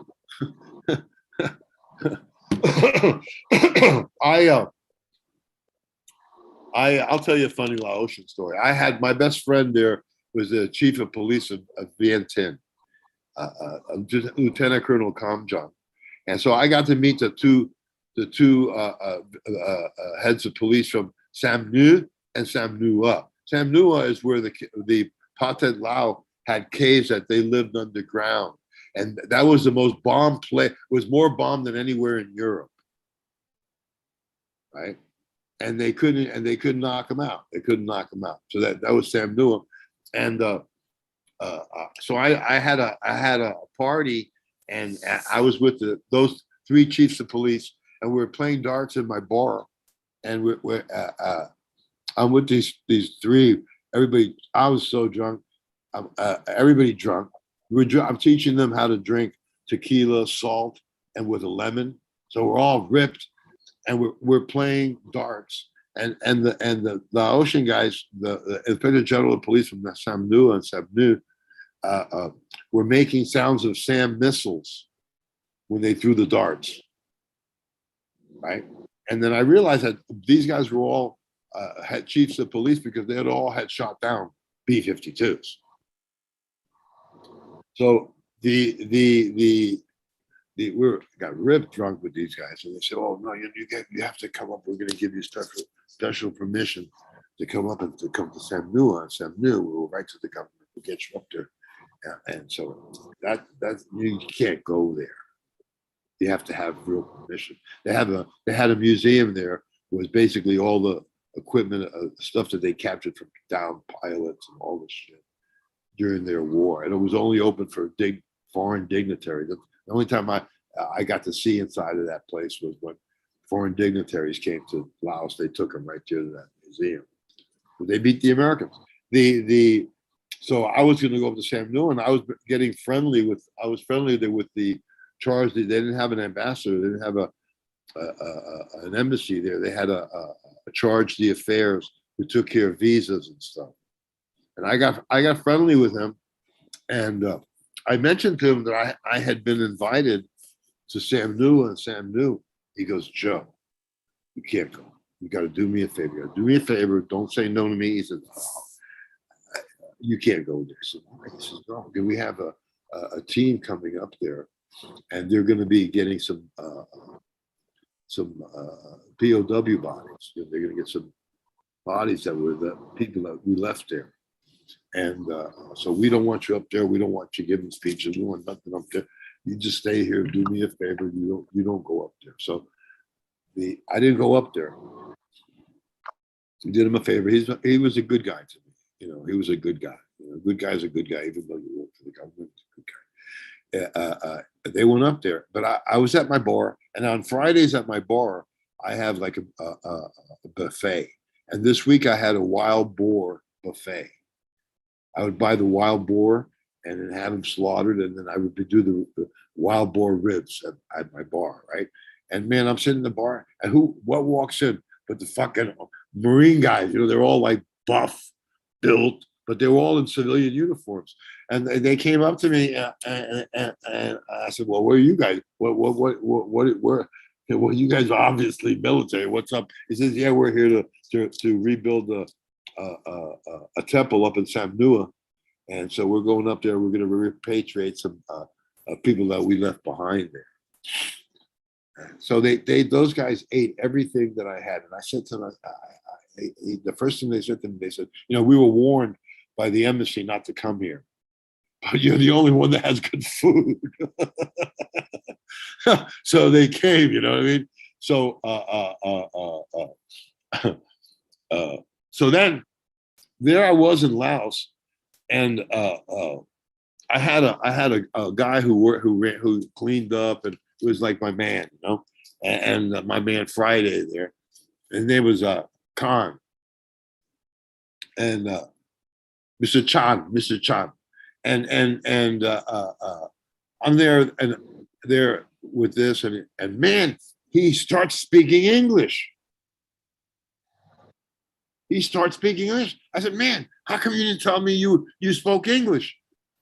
He said, "Well, I was in the POW camp. I was in Longcheng, and I went to the POW camp for some years, and they let me out. Now I'm out. I was afraid to talk to you, you know." And so what happened was that one of those the special general police from Vientiane came up to me, and he said to me, "I have somebody that we captured when his plane was shot down. He was kept as a slave, and now he's out. Now he's not a slave anymore. He's part of the community, part of the village. He has a wife. He has kids. He would like to come back. He would like to go back to the States and contact his family so he can help his family here." He says, "And I promised the guy that I would let him out." So all of a sudden, I started to mount an expedition to go and get this guy out. And through all this, I had a Chinese translator and Lao translator who worked with me, and he was all for it. And then a few days before the thing was going to go off, I had a Boston whaler was going to take him across the Mekong. I had papers for him. I was I was going to bring him to CNN. I would have created a big scandal, and if that guy would have come out of Laos, that would have created a big storm. And so John, this Chinese guy, what the fuck was his name? He says to me, "I'm not going." I says, "What do you mean you're not going?" "I'm not going up there, man. If you're going up there, the Lao are going to show you their hell. What makes you think they're going to let you go after that?" I said, "Well, if you're not going, I ain't going."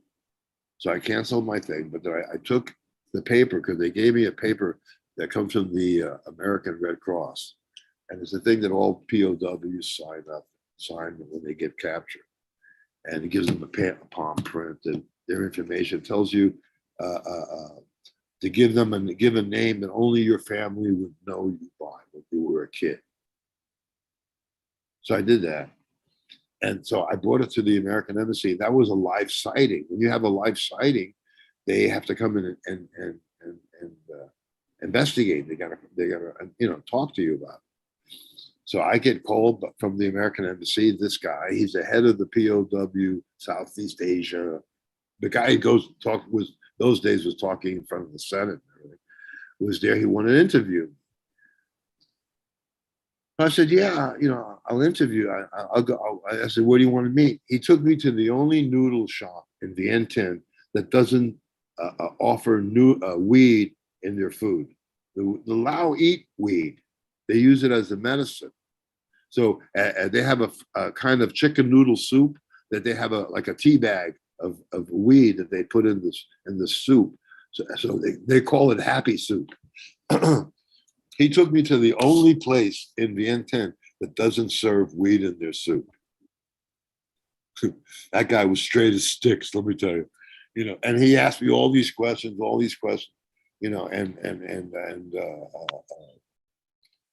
he said, because this is a live sighting, we have to interview you. He said, "But the palm print is too small to be in America." I said, "Yeah, it's probably the village chief's palm print." You know, I said, I told him everything that I knew, and that was that. And I didn't think anything of it. When I got back, that episode happened with Chom. He started talking perfect fucking English, and he'd spoken, he'd worked with the CIA army fighting the communists, man. That's why he went to jail, and so he started talking to me. He says, man, I was in charge of where we did all the burying. I was the burying guy, and I buried plenty of Americans there.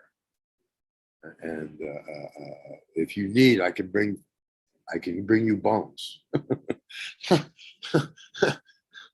So, I'm not in the bone business, dude. That was just scary shit, man. All of a sudden, this guy's speaking perfect English, and it was, I jumped into something that I had no clue what I was getting into. You know what I mean? But we left when Reagan. We had a $3 billion deal with the Laotian government that when Vietnam, after Vietnam fell, that they would sign a treaty and an agreement with Laos, and they give them $3 billion if we release the less than 300 POWs that they had in Laos. And they reneged. Reagan reneged. He said, I'm not giving those commies $3 billion. And so they forgot those guys. They left them. And the Lao are not going to kill you for the sake of killing you. Once you've done your time, you've done your time. You got your wife, your kid, you're looking to survive. People would show up at the embassy and that were obviously American, and they'd go up to the embassy and they'd have their name. My name is I'm from fucking a Podunk, Kansas. I've been here. I was captured here. And turned that information into the Marine Guards there. And they would always come back and say, you're not on the list. You were never here. Imagine what those guys went through. Ooh. Crazy, crazy place, Laos. Crazy place. You see how Vientiane, how modern Vietnam is. China's more modern than America. It's got to be like. It's sad. It's sad, isn't it? We gave it all away. All these corporations, they sold out all their copyrights, their trademarks. Imagine selling selling your trademark that you've made money with for 100 years in your family. You're selling it now. Now you want to buy Scotch tape. You've bought Scotch tape lately. It's made in China. It ain't worth shit.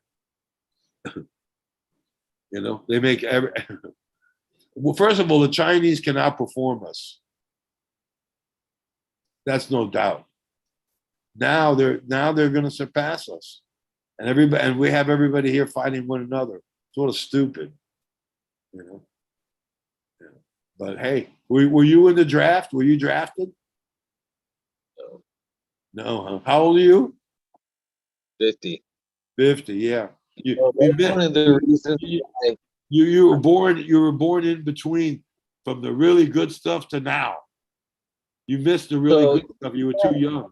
One of the reasons I wasn't trying to be disrespectful when I asked about your first girl, but I just kind of wanted people to understand the depth of the history of what we have in front of us. You know what I mean?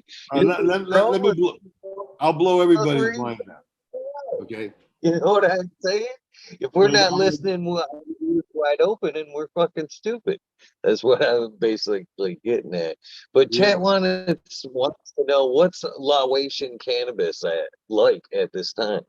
Well, basically, if you want to get some original among the stuff that came down from China, you'd have to go up north to Luang Prabang. In Vientiane, they sell it California green, red, and gold. That Brian Daniels in 1980, when the Thai government illegalized cannabis and you couldn't grow it, you got fined, you lost your land, you went to jail. When they changed the law in 1980, he brought a lot of seed to Laos. So you have a lot of strains in Laos that came from the States, like you, that they call it today chocolate Thai.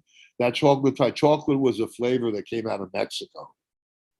And so that's a famous flavor from Mexico. There's another one, the lemon, the lemon flavored, that came from Mexico too. So all those Mexican flavors, Jamaican, California seeds were all brought and introduced to Laos in Vientiane.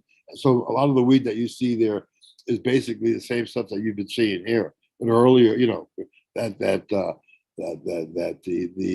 Mexican dirt weed, that red weed they used to sell. But I'll tell you something. I'm going to blow every viewer's mind right now to show you exactly who I am and how important my importance of being a general in Lord Shiva's ganja are. And I was a big mover in my day, and I had a warehouse in Denver in those days, and I had a guy running my warehouse. I was selling Thai weed, really good Mexican, really good Jamaican, and at the end of the year we'd have like a number 10 can of seeds, right? And so we would give those seeds with my buddy Ace. He's dead now. He died from ALS. He's dead now. He would take those seeds. He went to the University of Hayes in Kansas at the University of Hayes, Kansas, University of Kansas in Hayes. And he knew all the farmers out there. So he went to college with those guys. And so they all had these big corn farms, and they take his seed and they'd grow it in between the corn. Once they planted the corn, they would plant the seeds, and the seeds were fertilized and watered like they did the corn on a schedule, right? And then at the end of the year, before the corn was harvested, they would go in and cut the seeds. They would cut the plants. The plants were always seeded, right? And I couldn't sell it because it was seeded. It was very difficult for me to sell. But I ended up selling 22 pounds or 28 pounds for 2,200, 28 pounds for 2,200 to these growers in California. All those seeds, they had these really gaseous flavors. One was smelled like turpentine. Another one smelled like it was weed that had been stored in a gasoline tank or something, right? There was cat piss. There was dog shit. There was all these kind of crazy smells and flavors. I couldn't sell them, but I sold them to growers in Northern Cal.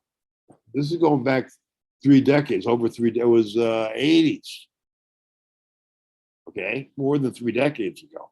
So I ran the show at those days, you know what I mean? And so I lived in Crested Butte, Colorado. And this guy, he comes out, he says, I'm the chem dog, I'm the chem dog. And I'm the one that created chem. And but what he said was that he bought bag seed. He got the chem from bag seed that he bought in Crested Butte, Colorado, which was my town. Everybody was selling my shit. And plus we were selling a lot of that stuff that the kids were calling kind bud into the Grateful Dead. So I knew right away where that weed came from. So I was at a show at the Indo Expo in Denver, and he came up. He was going to give a speech about I'm the great chem dog. And he was going to give the speech, and he heard there was some guy there giving chem dog seeds away.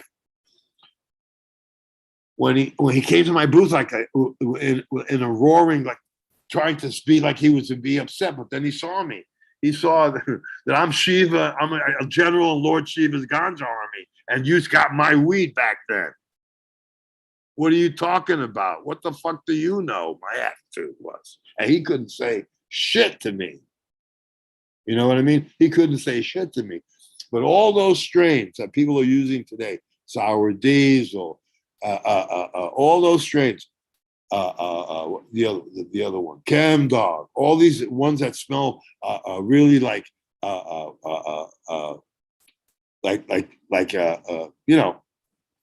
turpentine. It smells just like if you opened up a can of turpentine. That stuff came from that grow, and that grow was sold in the Deadhead community for years to come, because that was the only place they could get seeds from. They got those seeds And boom, that's where it all came from. And he couldn't say shit to me. He couldn't say shit to me, man.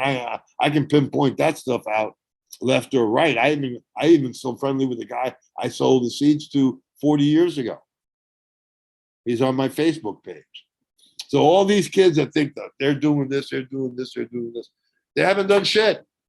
And none of the weed is as good as it was before. One, two, none of them have ever smoked a tie. Oh, this is tie. No, it ain't fucking tie. If you had tie, you'd know it was tie. It had a particular flavor and taste and smell that no other weed had.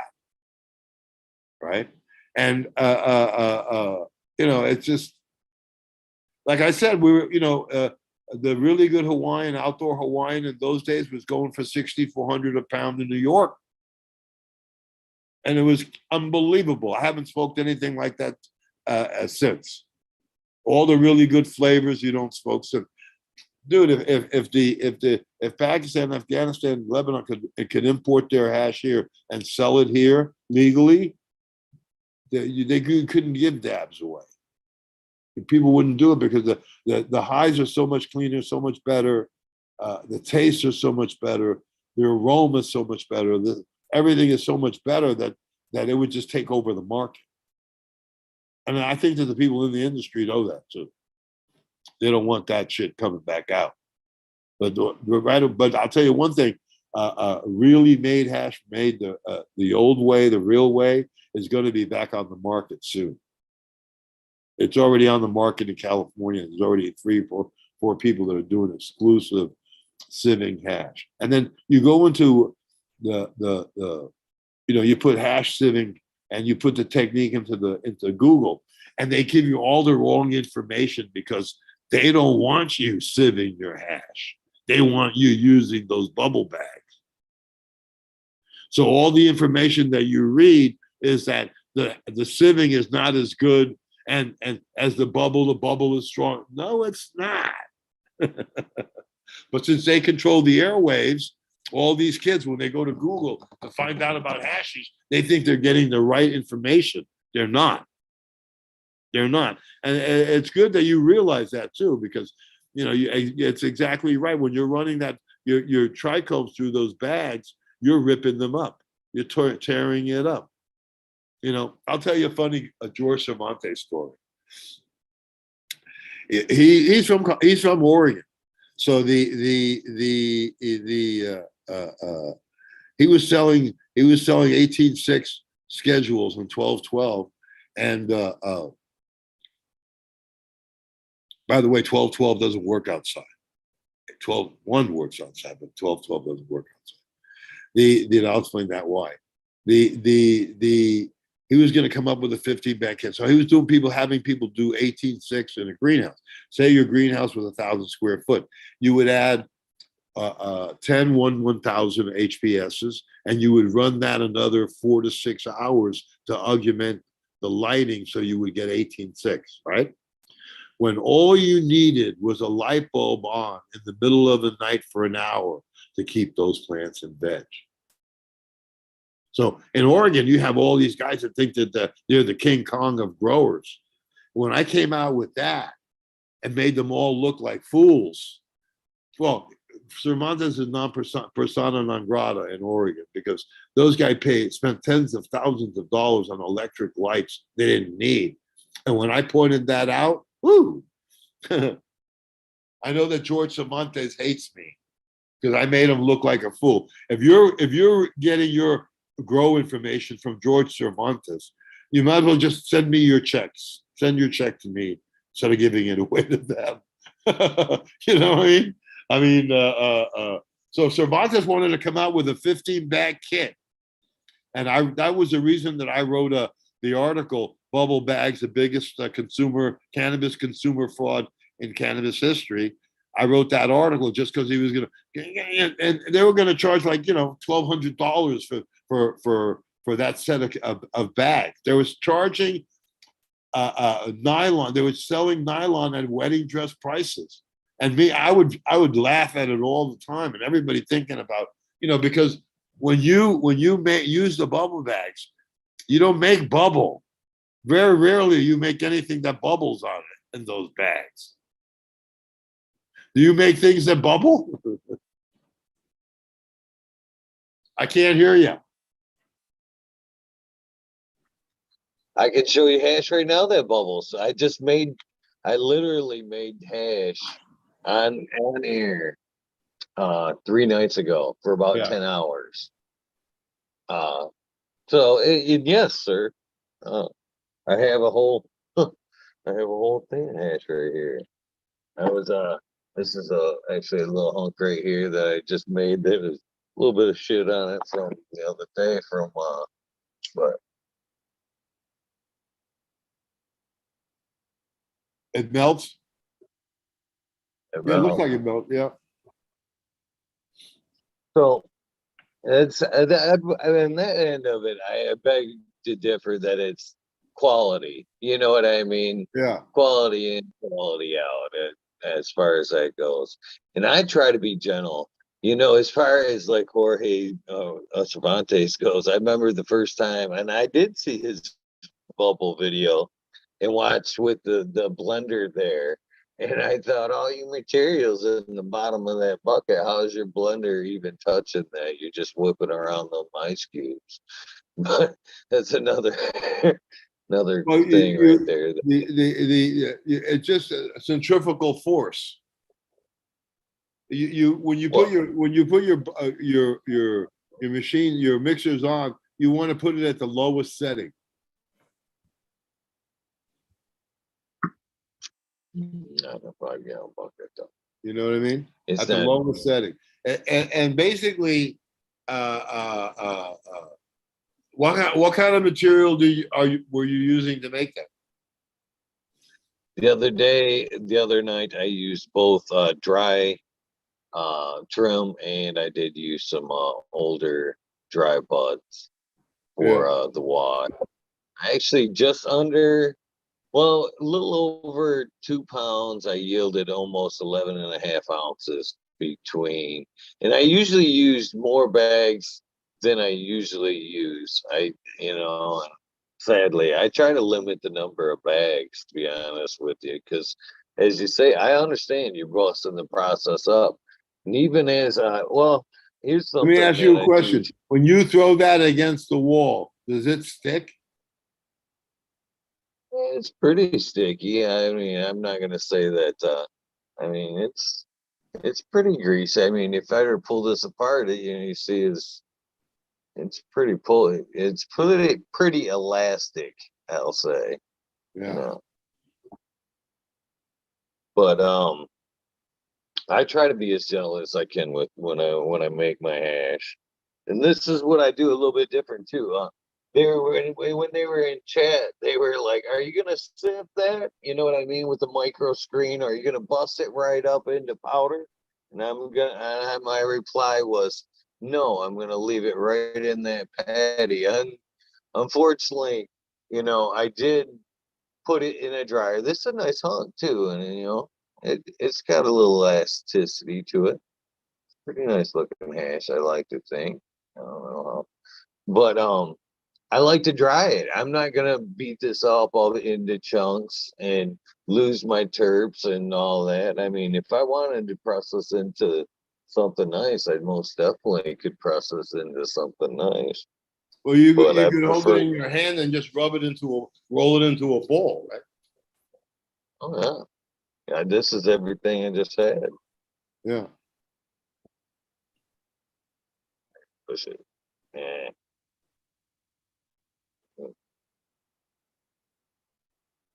But you can Yeah, see how so you can see how dry sift would be much stronger, much better.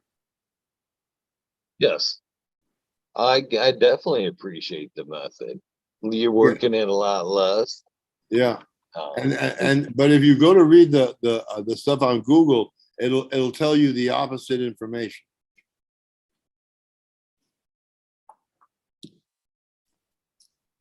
it's I was actually speaking of this yesterday.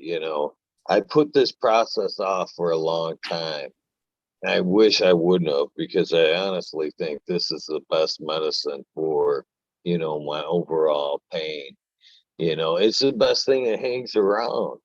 This is a day a day high. You know what I mean? If it's made right and it affects the whole body.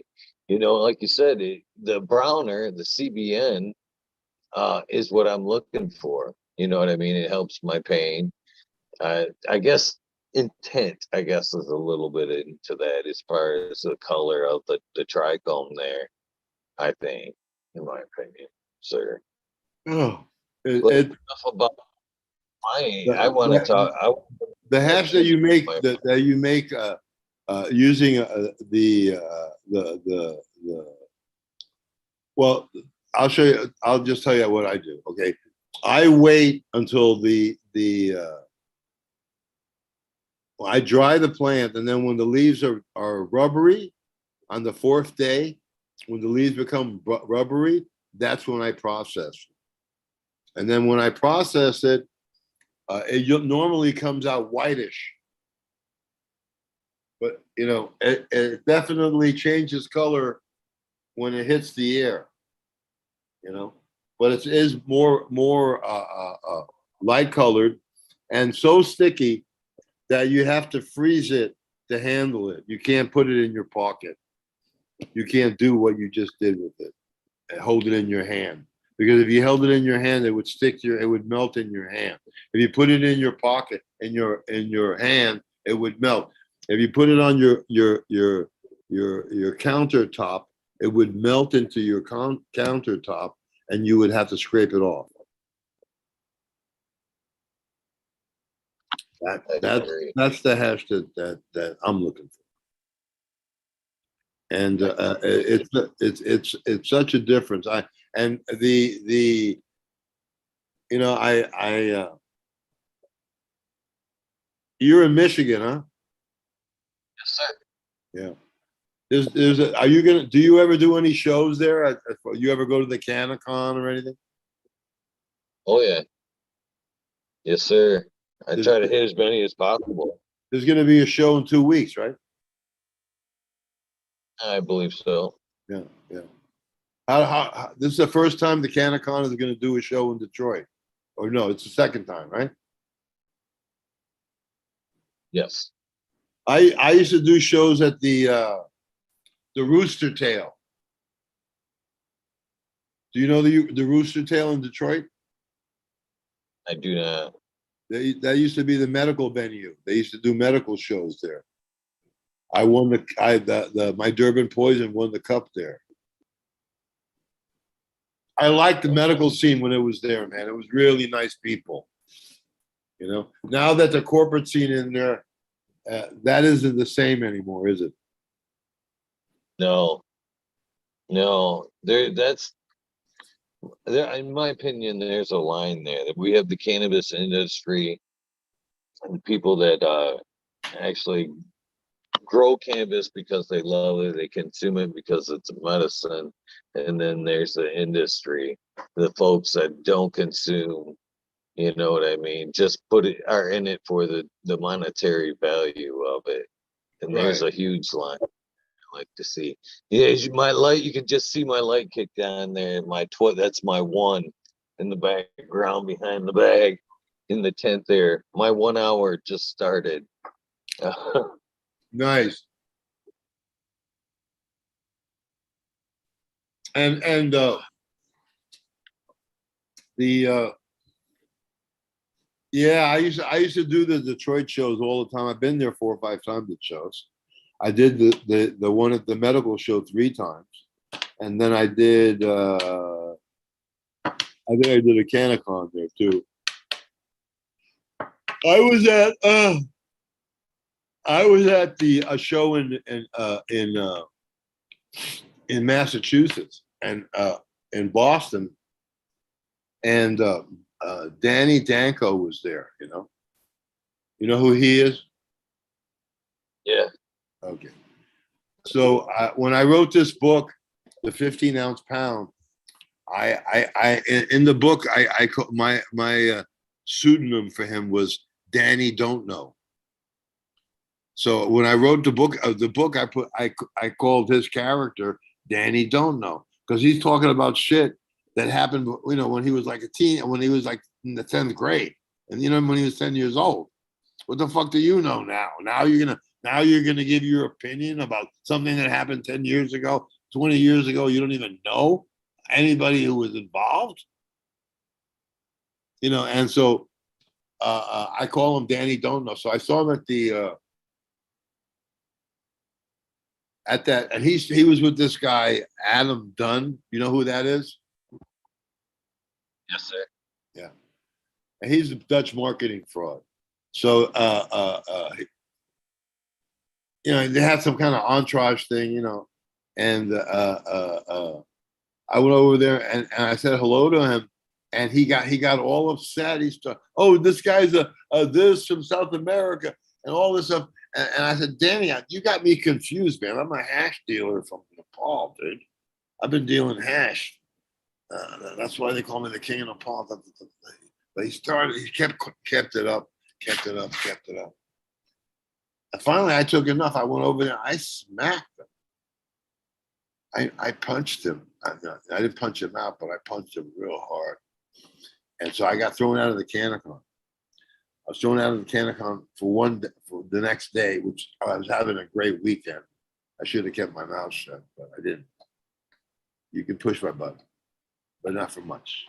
So anyway, about a week later, I called the team from Canacon called me up, and they said, Joe, we've reviewed the tape of the whole situation with you and Danny Danko. If it would have been me, if it would have been one of us, we would have punched. You're in. Of course, I lost the day's work. That I was having a great show, But see,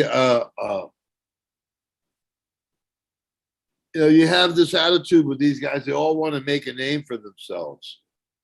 I don't know how many people, as an example, this is a guy from Michigan.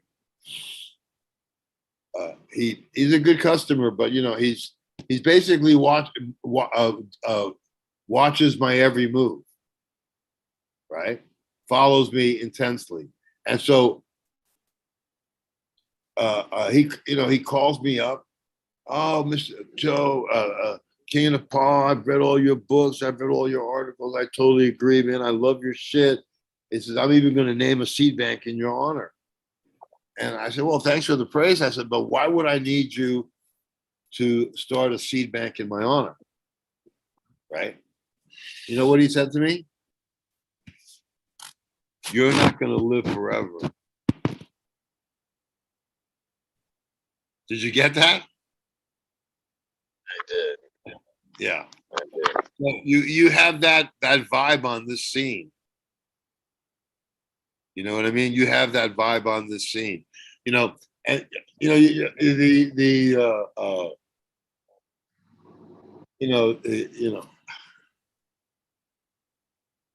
I hope I did the right thing because I couldn't agree with the Dutch attitude. For me, pot's always been like free. You know what I mean? I mean, it's a weed, dude. I mean, and that they basically made it illegal because they didn't have the DNA. It didn't have a DNA sequence. Now that they have a DNA sequence, they separated all the information. And let me just tell you, that guy Skunk Man and the guys who ran Hoarder Farm, Skunk Man and Robert Connolly Clark, they're like 30 years ahead of everybody else. So because they the government has all that information, so they were like 30 years ahead of everybody else. Incredible, incredible. And so it's I don't know. How do you feel about the Dutch wanting to make cannabis like tulips? Controlling it all, not too hip. I think we should all have a hand in it. I'm a big advocate for everybody growing. I'm right there with you. Yeah. To around the world trying to get people to grow. A lot of seeds. I'm trying anyway, my friend.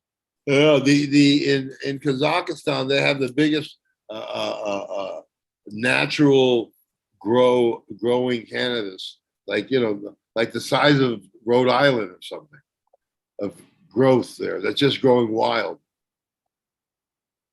The people in Kazakhstan, they go out into the fields and cut it down when it's ready, and then they stash it, and then they don't process it until after, because during the harvest season, that's when the law enforcement is there, and they're watching everybody who's taking anything, because it's still illegal there, even though a huge part of the country is growing wild. It's illegal there. It's like stupid. You would think that they'd make that into medicine and export it into medicine. Make tinctures, make all kinds of stuff. It's just growing wild. It's just growing wild. Another thing, the people don't know how good Mexican used to be. Mexican weed used to be the bomb, dude. And every state in Mexico had its own type. Purple from Veracruz, and this one and that one, and Michoacan and Culiacan, and this one, that one. I mean, there's all kinds of shit coming in out of Mexico, and really some of it very, very, very good. Getting top dollar. But there was so much weed coming from source countries. You learned more too, geographically. It was like a history lesson. Oh, this is from the Congo. Where's that? I actually brought Angola Red back to Angola. Because you couldn't find it in the field, so I put some of that back in the field. Sometimes you've got to do that. Put it back where it came from. Sometimes you need to put it back where it came from. That's where it was meant to be. The like in Yoruba in Nigeria, right? They have a type of weed they call Yoruba, and the Bantu. Bantu is a tribe, and Yoruba is the name of that tribe or something. But the Yoruba Bantu, they're medical. They use that Malawi gold for medicine. They use the Nigerians and in Africa, Western Africa, they used they used weed as medicine. They say that the Yoruba Bantu came from the Dog Star planet, and that aliens flew down and gave them to the Yoruba people so that they could have it for medicine. So it's at least 700 years old, that strain. Now that strain is like the Energizer Bunny. It's like, you see the Energizer Bunny on TV. That's what that strain is. It's a worker strain. I guess But yeah, I've traced the real ganja. In Kazakhstan and the Afghanistan, Pakistan, all those countries up north, they grow a different kind of weed. It's an indica weed, more bush type, and as a different head altogether. Right, and so there, back in the day, before opium was discovered for its use for as medicine for pain, they used a really strong indica for pain, and it's still used for pain, but not the kind of pain that you have nowadays. But at one point, it was used for that, and so it's a small bush type indica, and I'm trying to go back to be able to try to find that if possible, but in India they had a Shiva culture, and Shiva smoked sativas, right? And so in India, in Kerala, there used to be a strain called Corella Gold, and it was sold because in 40, 50 years ago, they sold weed at every temple in India. Any Hindu temple in the world, they had a store where you could buy weed. If you didn't want to smoke it, you could offer it to the sadhus, you know what I mean? That type of thing. But in Kerala, it was a very Shiva, not a Raj. That's an area where they devoted to Shiva. They smoked this Kerala Gold. And now the Kerala Gold, they stopped being, if you can believe it, the communists came in, took over the government of Kerala, but they outlawed weed. They outlawed weed. So that weed was basically sold at every temple in India, but it got sent, and the seeds were in Tamil Nadu where I got them. But if you go to Orissa, they have Orissa Gold. Wherever you go in India, that weed, those genetics are there, and those genetics go back thousands of years. And so when those genetics were taken because there was trade between Africa and India. And Africa and India, they had I forget what dhows that they came back and forth. And so that those seeds from India were sent there. So when you see seeds that from the Congo and from some parts of Africa, and you see the seeds and the plants grown in Colombia, or you see them grown in Panama, right? They have the same structure. They have the same buds. If you see those plants, if they grow them like Colombian gold and Colombian red and Panama red.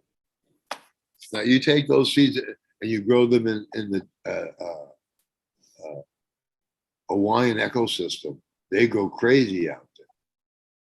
Strongest weed in the world comes from Hawaii, and you know what? The seeds are very similar. The seeds sort of look the same, and the bud structures and the plants look the same. My theory of that is that those seeds came from India to Africa, from Africa to South America, from South America to Hawaii. So, but basically, it's that same strain that came from India, that Kerala Gold, became, Angola Red became Colombian Red, became, Kona Gold, you know what I mean? But it's that same lineage. It's that same lineage. You can't, when you see them, when you see them, you don't see that much anymore, the Christmas tree type buds, flowers, plants. Everybody's growing small plants. It's strange. But yeah. So that's that's how weed got around, is through the slave trade. But the sweet hemp was a product that was grown and smoked commercially during the 16th, 17th, 18th, 19th century. They're smoking it again. And I went to this one guy. He has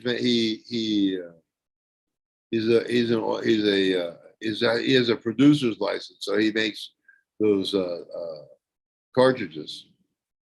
And so he'll have some sativa, strong sativa. He doesn't know what name it is, but he'll have that oil, and he'll take terpenes from Durban poison and put it into that THC oil, and then call it Durban poison. So there are people that are actually selling terpenes now of different flavors and different flavonoids to people who have stripped the flavor and the flavonoids off the plant, and then in the end want to put them back so that their product is more marketable. Does that make sense to you? No, That makes not at no all. sense. That makes no sense at all. That makes no sense at all. But yeah, it makes no sense spending $50,000 on refrigeration equipment and then only to have to run it through bags. You would think they would come up with a system that was mechanical, and we did come up with a system that was mechanical, and we were going to make it in an industrial size extractor. And when we finally got it together to go to China with it, Trump became the president, and he cut China off. And the price for he just cut China off, and so my deal with China fell through, and that was never made. But they would have had to retool their factory to make the equipment that I needed. But it would have been worth it because I would all the equipment that's sold today through Frenchy Cannoli would have been that equipment would have made all that equipment obsolete because it does have a 5 micron filterization. So but yeah, do you go into the dispensaries in Michigan? fuck no. No, I grow weed, sir. no. Leave So my weed. you don't know what they look like or anything. Yeah.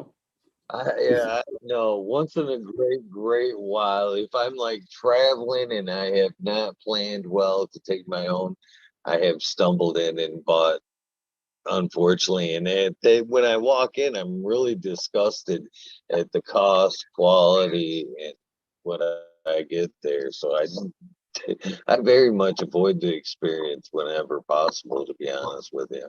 One of my lines is that the same people that used to put you in jail for it now sell it to you. It's true, though. It is very true. The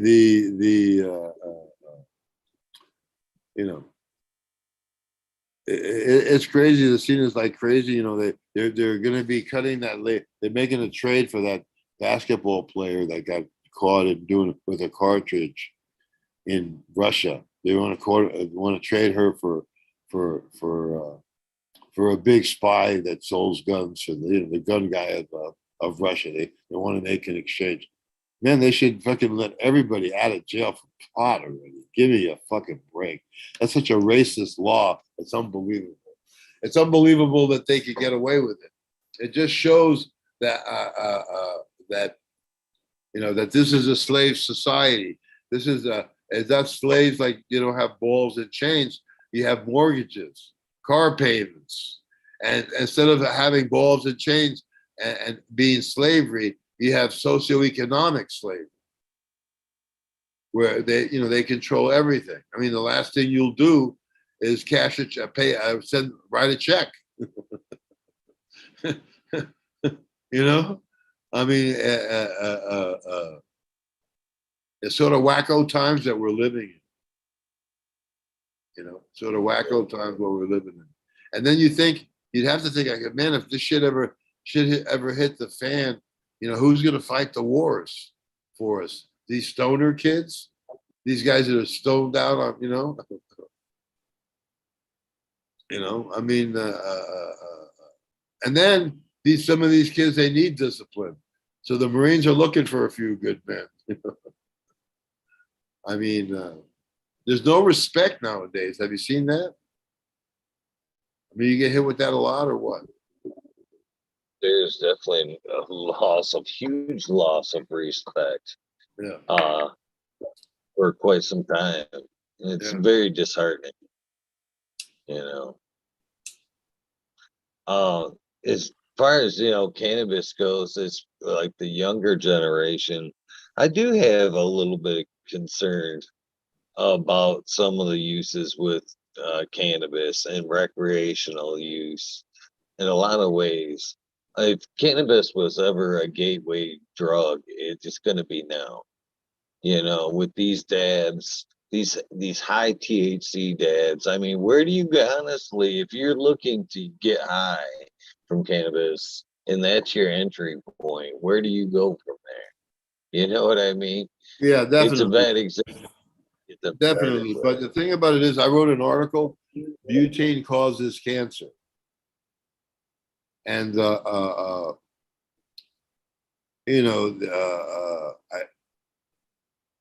The Dutch, they sit around with their top scientists at that show, and they're trying to figure out things that they can use that they can use to make different kinds of cannabis products.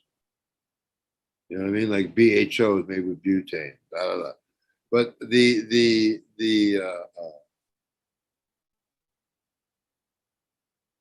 when you're processing for BHO, they tell you purge all that stuff. You purge all that stuff out. You purge all that stuff out. You don't. You purge most of it out. But whatever you do, don't purge. It's a minute amount of the purest form of butane that you can get. That's what it addicts you. That's what it addicts. That's how you get addicted. So, yeah, people they're doing dabs, and they're doing dabs every day, dabs every day, dabs every day.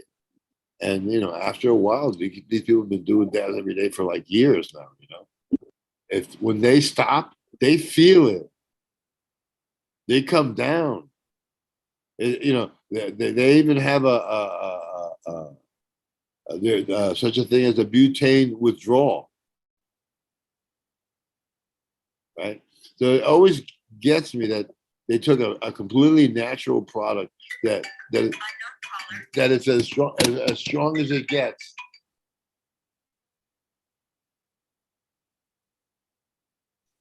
As strong as it gets is plenty good, right? That they want to make it use petrochemicals to make a natural product poisonous.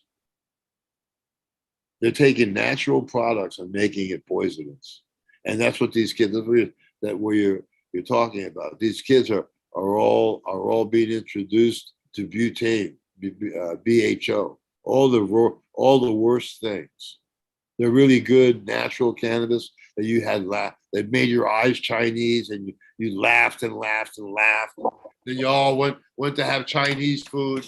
You're still high, spoke some more, you're all fucked up, and you had fun and you had an event. Your times together like in those days were events, you know. And people forget that in the in the after they made it illegal, Mother Nature illegal, and been selling you chemical concocted copies ever since. After that, they went on a reefer madness thing. They were you'd have a movie. You'd go to you'd go to the movie house, watch 2 movies for a quarter. In the middle of the movie, they'd give you a reefer madness video, a clip, right? And so that went on through the 40s and 50s. In the 50s, they used to put that reefer madness video on the $1 Million Movie in New York on Channel 9. Those days, there was only a few channels. Channel 9, Channel 2, Channel 4, Channel 7, you know what I mean? And so, and then, and the 70s, by the 70s, everybody was brainwashed, right? And the only way that you could unbrainwash people was to turn them on to weed, because weed, they made it seem like it was the most dangerous thing that ever lived. And when people saw weed and they enjoyed it and they laughed and they had fun and they had munchies and they went and ate, and they partied and da da da, and it was a time to remember those days that we had to bring people back into that, introduce weed, reintroduce weed to people who all their lives from they were born were told that it was bad. Then they smoke it. Oh, this ain't that bad. In fact, this is great. Where can I buy some? You know what I mean? So now people like you and me have to go back and and unbrainwash everybody again. Everybody here needs to be unbrainwashed. They're asking if you could turn your camera down a little bit, dog. They could see is your glass. There we go. Thank you, sir. So, we unbrainwashed them in the 60s, right? In the 50s and 60s, and then we brainwashed them. Now we have to unbrainwash them again. I mean, look, 12 and 1 as an example. Dude, if people switched over to 12-1, you'd still have a major medical scene everywhere you go. I don't know how many medical people I have kept in business by teaching them these schedules. And then on top of that, their medicine is better. And on top of that, there's more of it. You know, so once people get turned on to that, but you know, you have such a control of information from Holland. You know, I was looking today for dry sieving. You know, you go through like 10 pages of Bubble Man's techniques of dry sieving, and it all ends up that it's not as, it doesn't come out as pure as bubble bags. We all know that's not true. But for people who don't know, who don't have the experience, then they believe it. So you have all these people that think that the Bubble Man is like a god. Basically, he's the biggest fucking shill ripoff that I've ever met. I met the Bubble Man in at the first Toger's Bowl in Canada with Mark Emery. And so, because I'm a hash guy, they put him at the same table as they had me, right?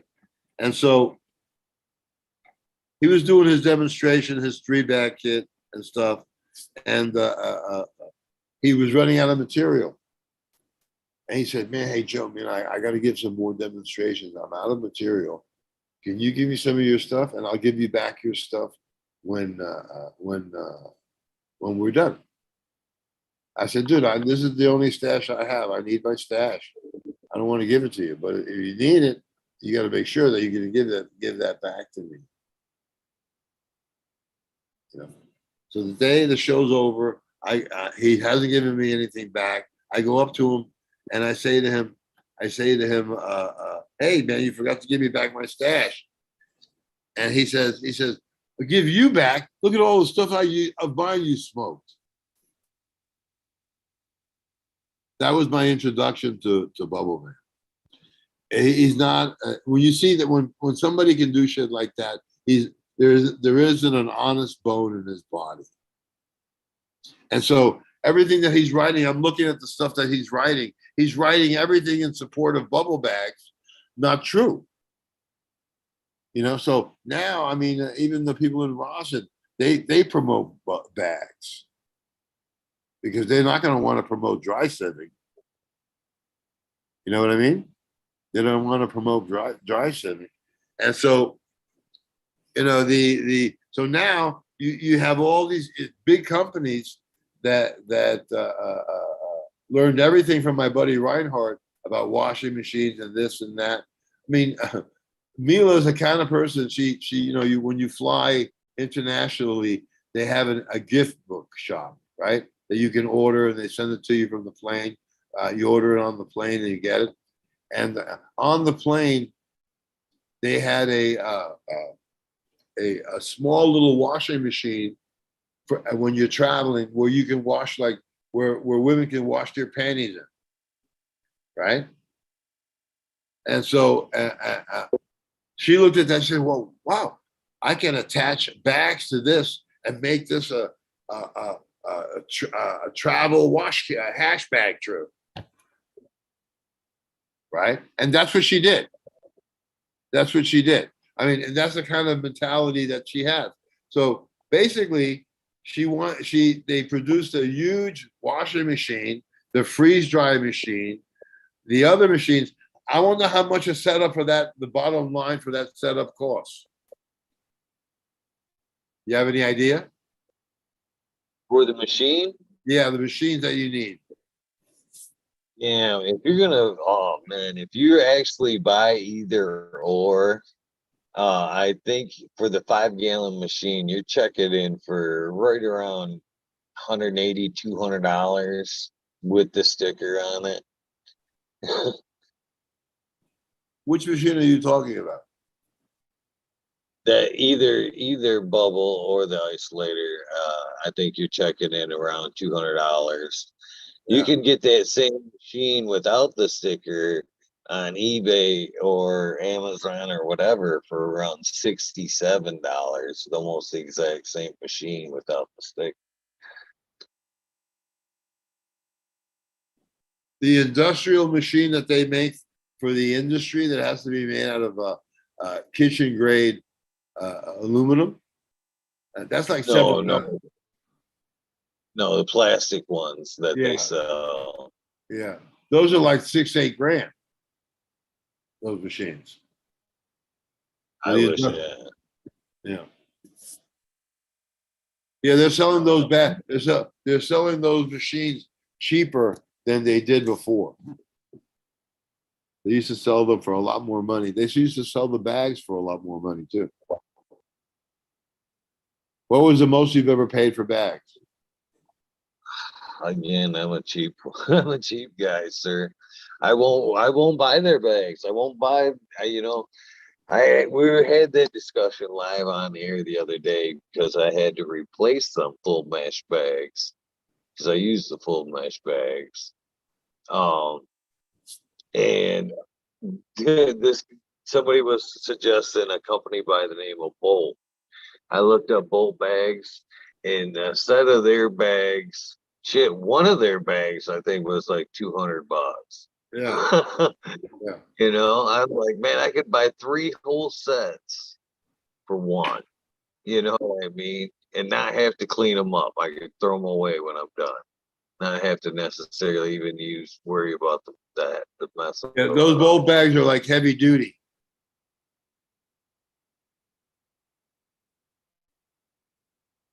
um Every one of so those companies infringed on my buddy's patent for like 8 years, and then he finally chased Bubble Man down and had him in court, and he settled for. Well, I put it to you this way: he wouldn't tell me what he settled for because he was too embarrassed, and he knew I would have totally disagreed with his move, you know. And he had this kid by the short hairs, and this guy made millions off of his patent, and he didn't take him to the fucking wire. I would have taken him to the end of the fucking line when it goes to sue, to a lawsuit. We had him, and he let him go. And then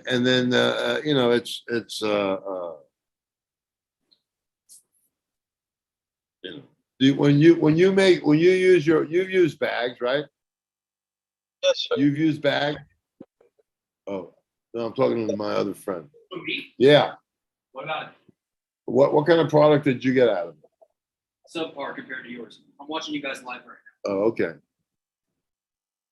So yeah, I showed him the hash that I made, and it was one hit. That's all you need. You don't need very much. But they had to create an industry out of the blue.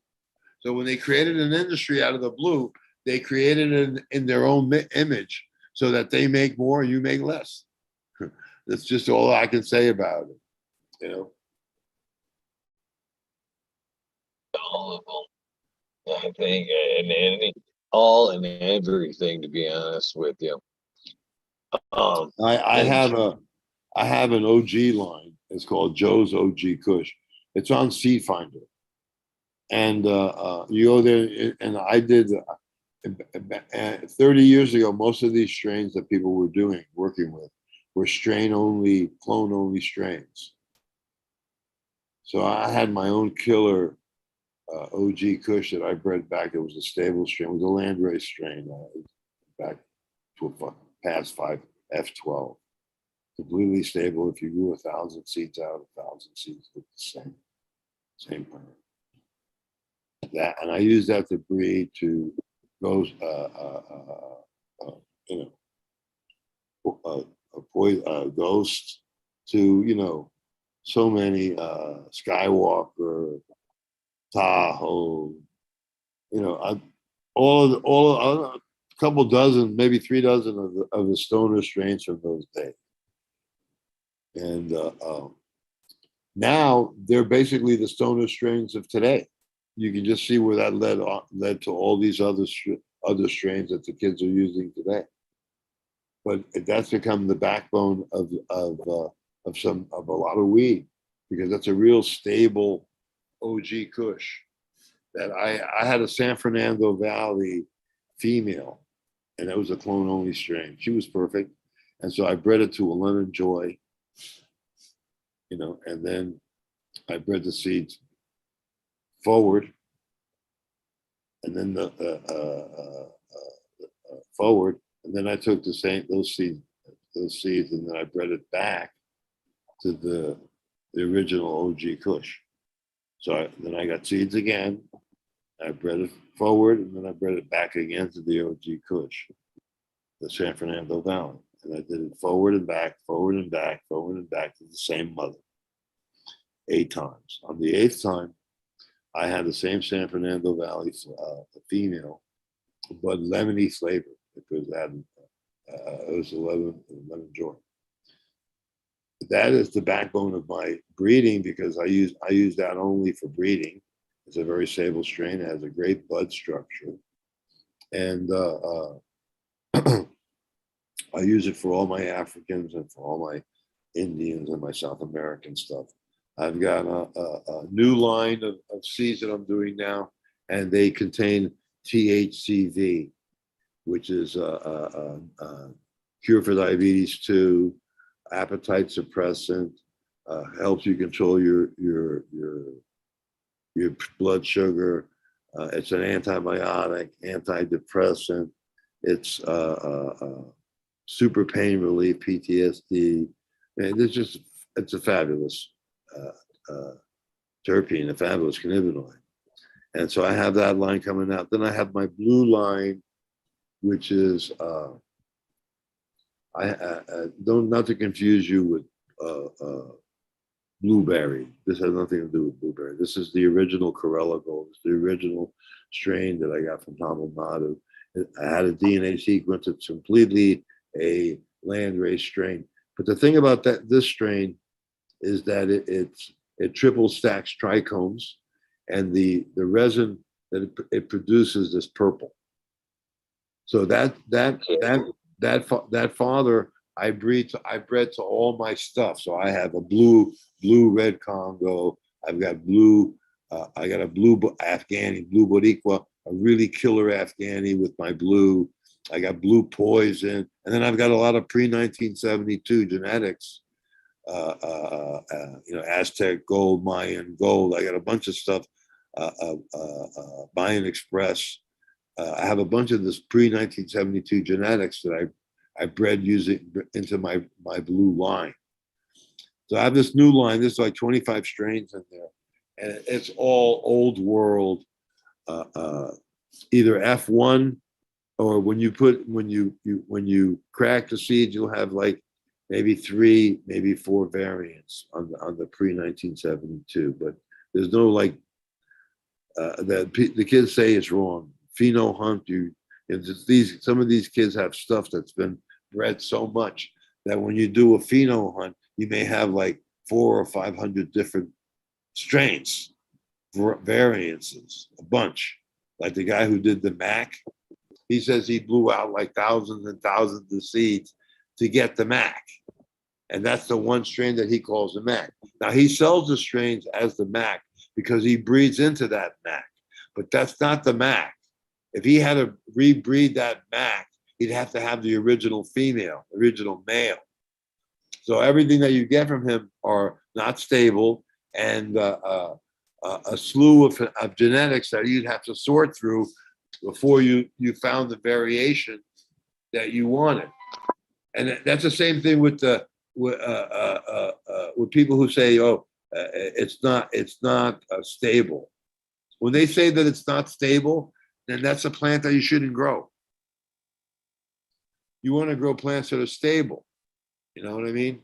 F1, I ask a kid will tell me, he said, "Well, I grew my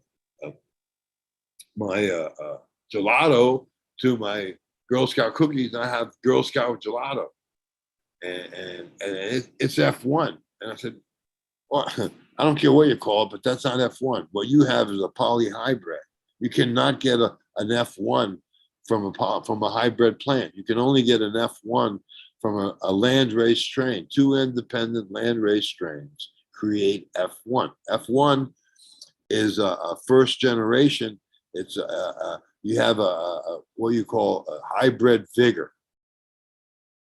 You get a hybrid vigor only when you have two land races, separate land races bred together. Then you have a hybrid vigor. Then you get F1, right?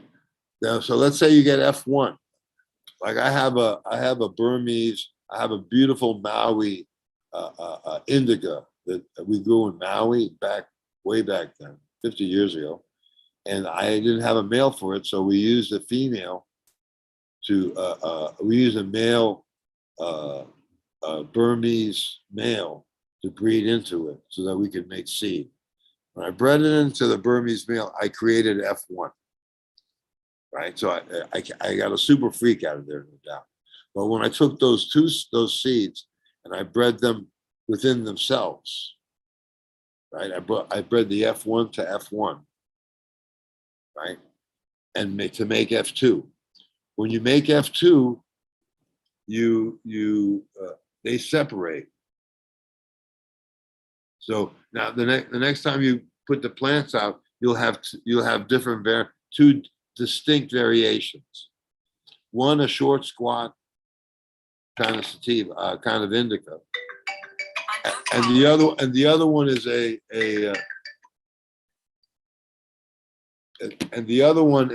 a thin-leaved Burmese, right?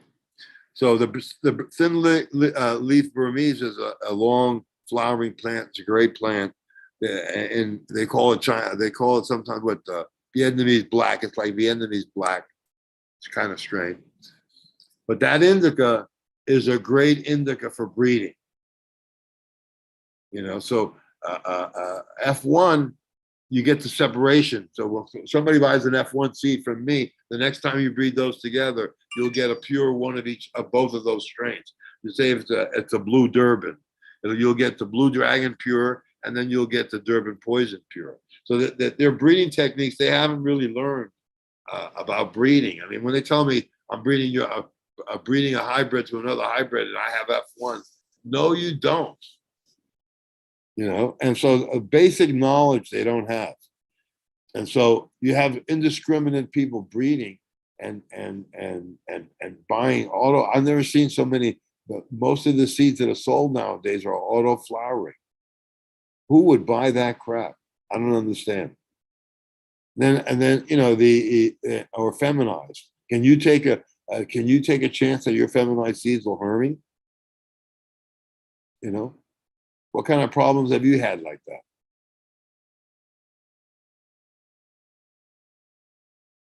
I can't hear you. Wrong mic. Sorry about that. I've definitely had some problems with genetics. Early on, the lower part of the plant, throwing bananas earlier on, newt sensitivity for one, a lot of different problems with seeds. I've actually got one in there right now that just autoed on me. It's funny. I laughed that you said that, but there's one in the tent right now. I haven't seen it in a while. It's got a brother or sisters right next to it. And got one right there next to it. Big old fat buds on top. Are they auto flowers? No, it wasn't supposed to be. Oh. Wasn't supposed to be. No. People think they're doing you a favor. One guy in Oregon talked to my grower friend who grows like 15-pound plants, and he showed him the dwarf plant. He said, and the guy said, why would I sell this? I got 10-pound, 15-pound plants. He said, well, you can grow these in between your big plants. And that guy, he didn't get high. He just wanted to sell product. He went for it. Those seeds Hermied. He Hermied his like 15,000-pound plants, 15,000 plants. I mean, these kids don't know what they're talking about. So you know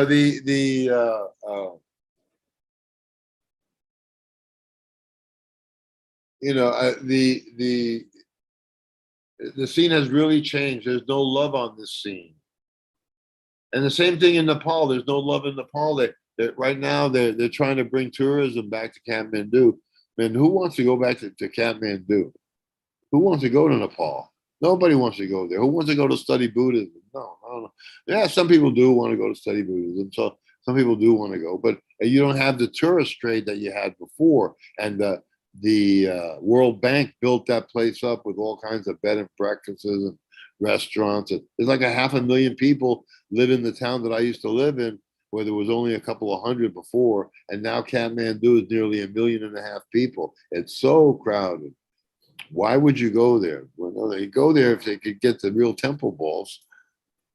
You know, they would go there if they had a legal system.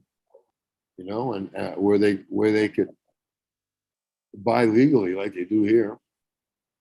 You know, I've been sending the vibe out that they should start a licensing thing at the airport. If you go to the airport, you come flying into Nepal, and you want to partake with our medical marijuana or our marijuana, here you buy a license while you're here in Nepal.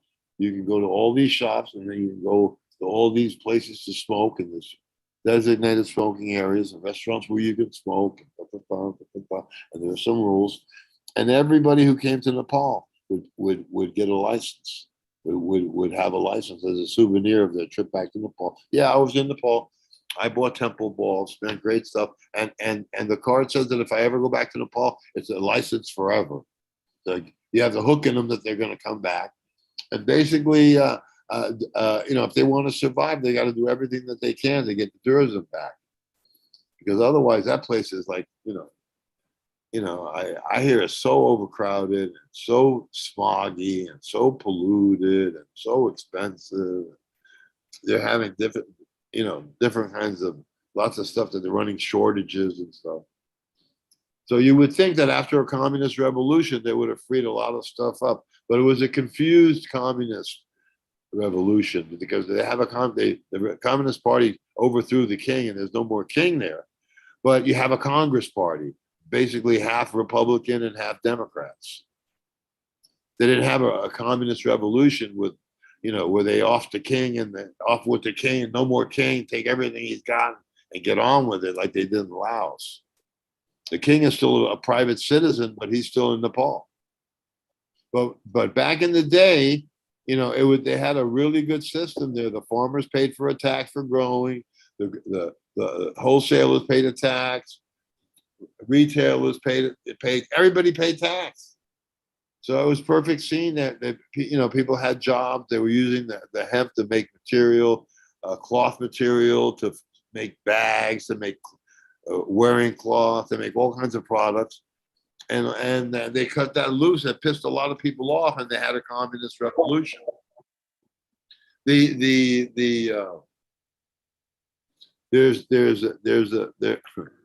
in 1983, the foreign minister called me and invited me over for lunch, and so I went there, and there was a huge waiting line getting in, but I was coming there for lunch. When I went for lunch, he gave me a carton of 555 cigarettes, British cigarettes. He gave me a bottle of Johnny Black or Johnny Black, and we sat down for lunch. We were talking, and he says to me, for the first time in history, we're going to send the soccer team to the LA Olympics. We're going to be in the Olympics. And he said, we're thinking about sending some products back there, and we're wondering if you'll take care of us. I said, Weber, everybody knows you. You're an honest guy. You've been here for a long time. And at the time, I had really some great hash, and so I said to myself, I said, great. I happen to have 150 kilos of hash. I said, I'll pack it up for you. And you bring it back, and I'll buy it at this price in LA. Right.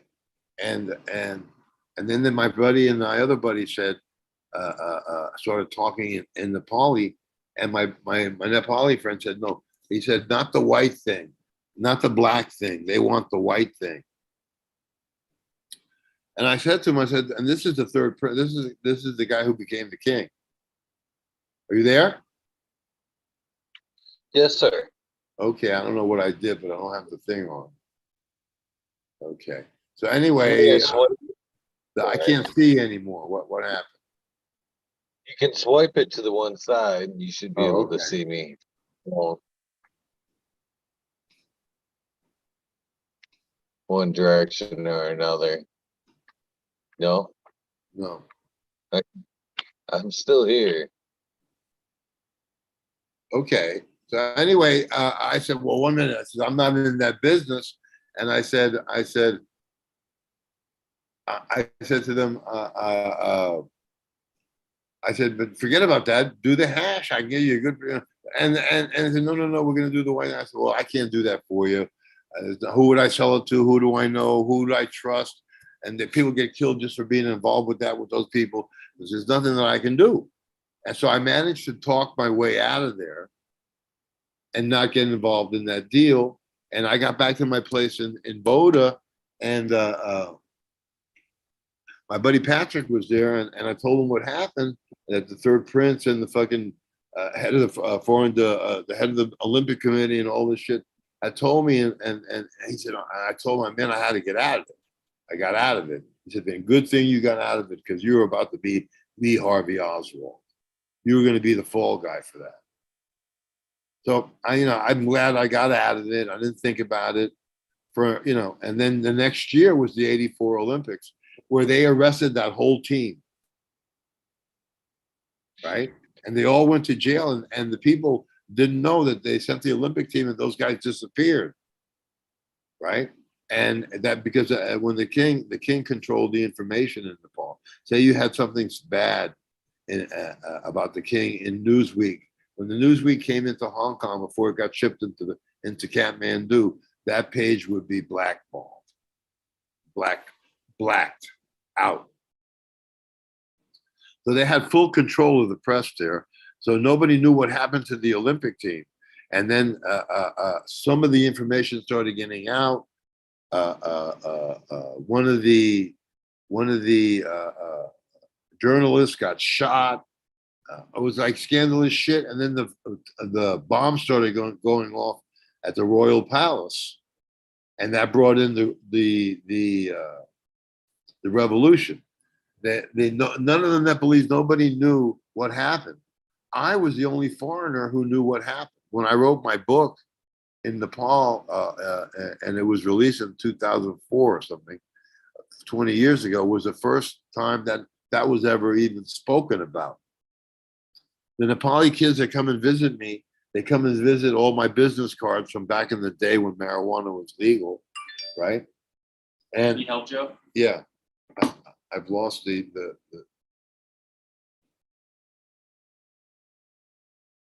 yeah, there you go.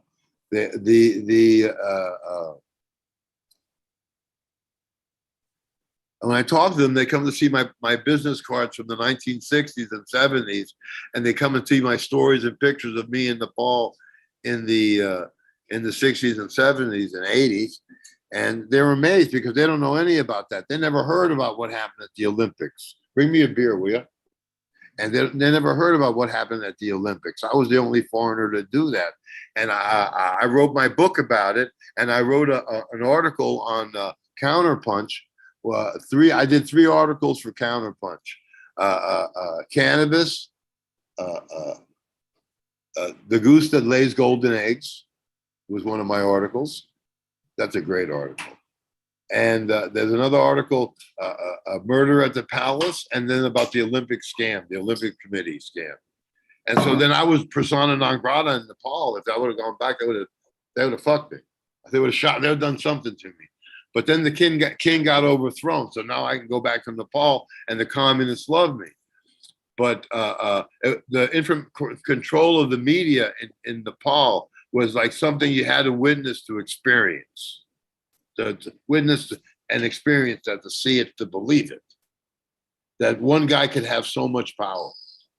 The king could have so much power. Everybody in Nepal was slave.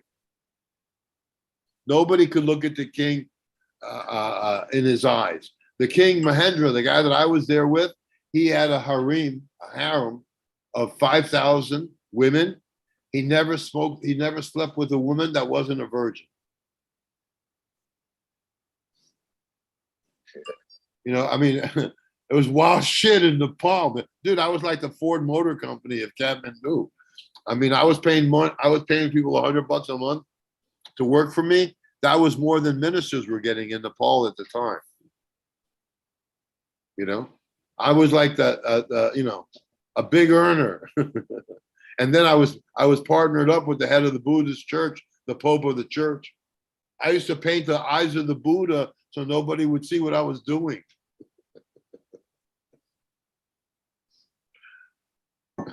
I mean, I know that made you laugh. You know, I used to do zoological. Well, one of my early scams was I was shipping pedigree dogs, where they were Tibetan Mastiffs and Lhasa Apsos. And I was trying to send them to every major city in America. It was good because even if they brought a drug dog to sniff the crates, they couldn't smell it because the dogs would be interested in the other dogs in the crate. So it was a foolproof scam. And in those days, you didn't need a social security card to open up a bank account. So we opened up bank accounts in false names and then just, sent them to a custom broker who picked them up and brought them to a veterinarian who put it into a 2-week, check. They put it through a check, like what do they call a separation? When you the quarantine, they could put them into a 2-week quarantine, and after they came out of quarantine, we went and picked them up. They'd been a long way out of customs by then, And then I sent. Well, you got to read my book. It's a complicated story. I sent two dogs to the airport, and one going to Philadelphia, one going to Boston. And there was some well before that, and they got stopped, and I didn't know what happened, why they were stopped, right? And the reason that they were stopped was that somebody that was working for me went to start doing his own thing, and he copied my methods, right? And he built 2 Lhasa Apso dog crates. And when he took the crates to Kathmandu, to the airport at customs, he offered them a bribe.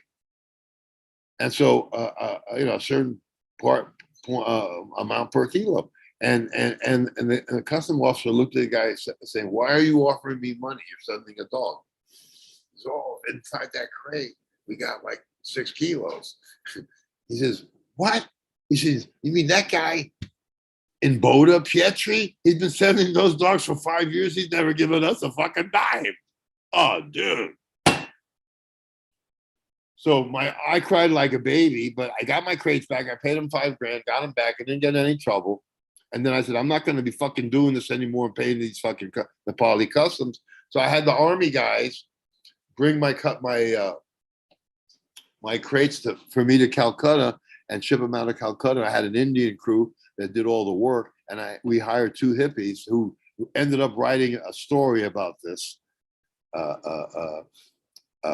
And they aggrandized it. They were just dirt poor hippies. Were lucky to get $200. It was out of the blue. In India, $200 you could live for 6 months those days. And so I told them, I said, my army boys delivered. There was a treaty between Nepal and India. There's no customs. So they drove me across the border. I told them, wake me up when we get to customs. There was no customs. I woke up on the trunk road, a few hundred clicks from Calcutta.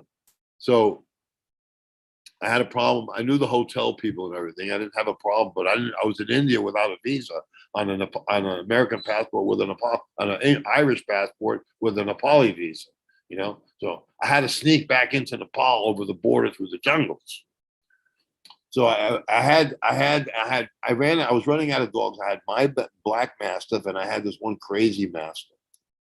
And so that one, I told my buddy Prabhakar, who's dead, I died at 99 years and 11 months. before he died. And he nearly made 100. When you before you send the dogs, give this one a meatball with 2 quaaludes inside, a quaalude inside, right? So we knocked that dog out. So when he gets to Boston, I told my friend in Boston, I said, man, that dog is crazy. You're not going to be, when you open the crate, you're probably going to have to shoot that dog to get to the hash. He's going to be fucking mad dog. But the other one you could keep as a pet. So anyway, my team went there. They did the thing. I sat in my hotel while everybody did their work. And then I took a train to Delhi. And from Delhi, I took a train to the border of Nepal, where I walked across the border. And but in Delhi, I got a message. We used to send messages in the old days when we were young and stupid. Happy birthday! We know that your shit made it, right? So there was no happy birthday. There was 2 guys. My one guy said knew that I had ripped him off. I said, what do you mean I ripped him off? I loaded the fucking shit myself. What the fuck are you talking about? I went back to Kathmandu. I got somebody to come across the border and lead me across the jungles into back into Nepal, where I had a visa and I was legit. Went back to my house in Boda and trying to find out what the fuck happened. And then one of my friends had just got back from London and had arrived the next day. He came over and he brought me the article in the London Times. Was a hashish running dogs about my one crazy dog. What happened was that they didn't send the dog the first day out of Calcutta. They missed the flight in Delhi. They made it to Calcutta, but they missed the London flight. So they sat in Delhi for a day. And so when they got on the plane, the dog had woken up and he had eaten through the crate. And so I was one of those crates where I was making the tops heavier and the sides lighter, And so the top and bottom. So he was loose in the cargo hold of a BOAC flight coming into London, and they couldn't get the baggage out of the plane because they had a mad dog in the fucking cargo hold. So they called the RSPCA to tranquilize the dogs. The RSPCA came, they tranquilized the dog, put him in another crate. My crate, they took, right? And they burned it. When they burned it, they smelt it. And that was the end of the most beautiful scam I ever had. Nobody ever got in any trouble. And the next day, the one from Philadelphia showed up. They got them both. And so then I was like crying like a baby, because I was like, I could have played that game forever, So then went back and figuring out what could we do now, And so we started doing the only good thing about it is that they couldn't trace the dogs back to Nepal. They could only trace them back to India. So they didn't know about Nepal yet. And so we got back, my friend introduced me to the director of the Nepalese Zoological Society, and I introduced myself as whoever I said I was, as a director of the Bronx Zoological Department. I was like 22 years old. I mean, I had my business card that said what I was. And I brought him over to my house and had him over for his name was Kazi. He was a nice guy, man. He ran the zoo. So he came to my house, and I had my wife there, and my wife led me big boy here. My wife there, and she's making a big fancy dinner, fried chicken, southern fried chicken, and all this shit. And she makes a rum cake, a chocolate rum cake made with 151 lemon heart proof, a Jamaican lemon heart rum. So we're all eating dinner. He eats a piece of that cake, and nearly drops over dead. I'm screaming, "You killed my connection! You killed my connection!" I mean, but he came out of it. And so The deal was this. The deal was this. I had an order from the Cincinnati Zoological Society, right, for 4 lesser pandas to the Cincinnati Zoological Society. The first pandas that were ever sent out of Nepal, right, were my hash makers, my hash carriers, and so so what we did is we got 2 chimpanzees from the Ringling Brothers Barnum and Bailey Circus, trained chimps. You know, when they get to be like older, they're hard to handle and they get nasty. So we got them for $5,000. Even the Cincinnati Zoological Society, they even paid for the price of the fucking chimps. Right? The Cincinnati Zoological Society sent the chimps to Nepal. And so the chimps, I'll tell you the whole story about the chimps. The chimps were a big hit in Nepal because they put them on, they'd never seen chimps before. They were like humans. They'd never seen anything like that before. And these chimps were trained Ringling Brothers, Barnum and Bailey, professional fucking chimps. You know what I mean? They were no joke chimps. They were addicted to fucking tobacco. They smoked cigarettes. So they were begging the Nepalis to give them a cigarette. When they gave them a cigarette, they went through their whole circus routine. So that they were trained chimps from the Ringling Brothers. They named them Concha and Conchi, and every day they would come, brought more people to the zoo than any attraction ever.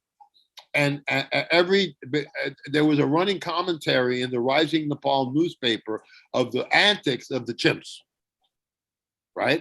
So when we sent the chimps, I had a bunch of fucking already made dog crates, right? So I managed to take the dog crates apart to reuse the hash, but the hash was really dry, so I mixed with about 10% opium or something. And so it was opiated. The only time real opiated hash ever came out of Nepal is because I did it. I did it myself. And sent the chimps back to I sent the pandas back to the Zoological Society, right? Boom! Oh, they were picked up, no nothing. They were brought in like they were the kings of Sheba, right? No problem, right?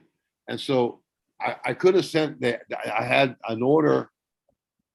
I had 2 North American black bears in exchange for I had 2 people, one who did the chimps and another person who came up with the bears. Right. And so I exchanged 2 North American black bears for 2 Himalayan black bears. Right. So bam, we got a couple of bears from the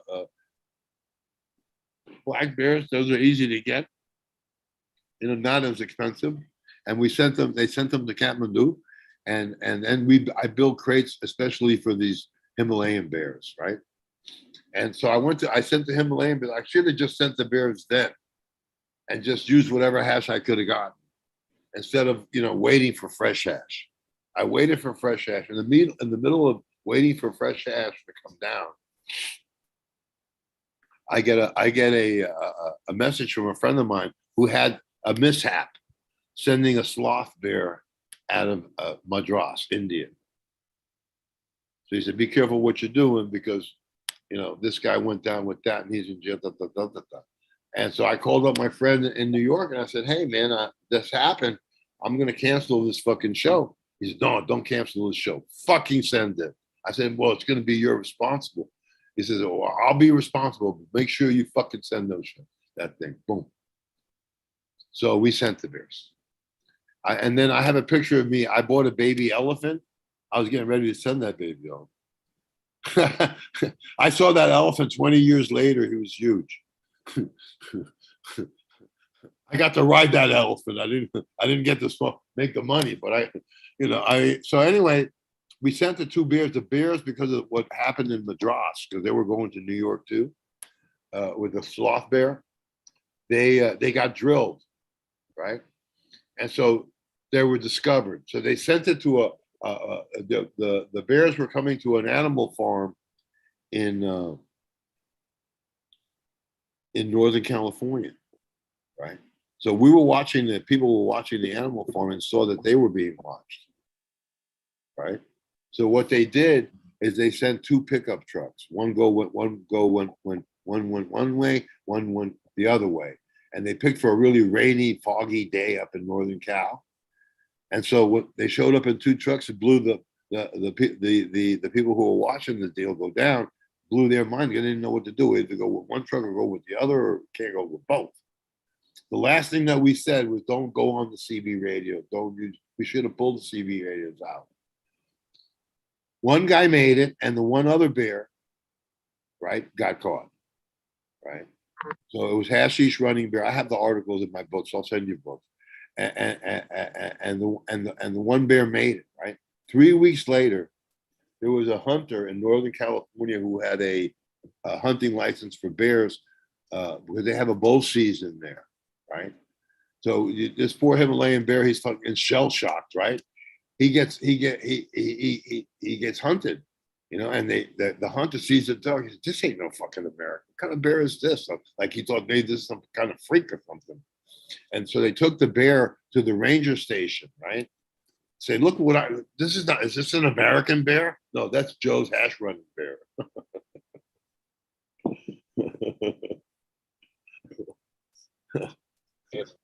So sending animals like that. That's awesome, man. The chip sound. That's a pretty fucking amazing. How were they? I'm surprised you guys didn't get them smoking some joints just to see how the difference in the. Would they smoke weed? The chimps and Ooh. the chimps. The chimps, I never gave them. I never went to see the chimps. No. I might have seen them. But they were a big hit in Kathmandu.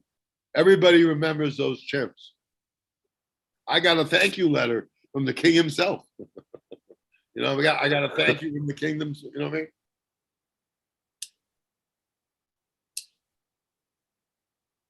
So those days, Nepal was like wide open.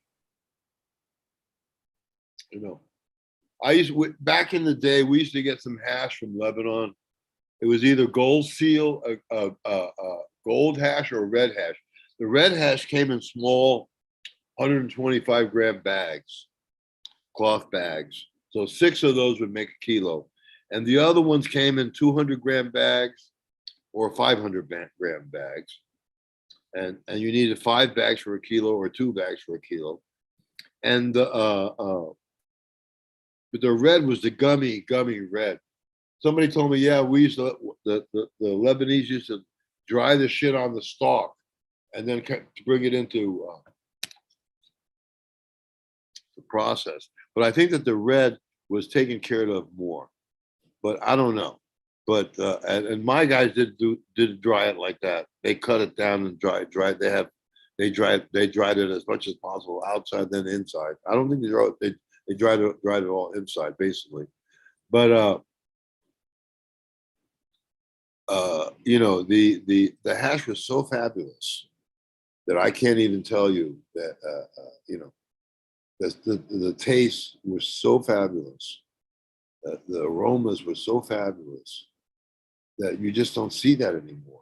And every, you know, like the Lebanese had a certain flavor and a certain taste. The Afghani had a certain flavor and a certain taste. The Paki had a certain flavor, a certain taste. They all had little different looks, but basically made the same. The Nepalis, they were really doing hand rub. But what happened in Nepal was that unless you went up to the mountains and bought the hash from the farmer, the hash was taken down to Bir Gunj or Nepal Gunj. In the 19th century,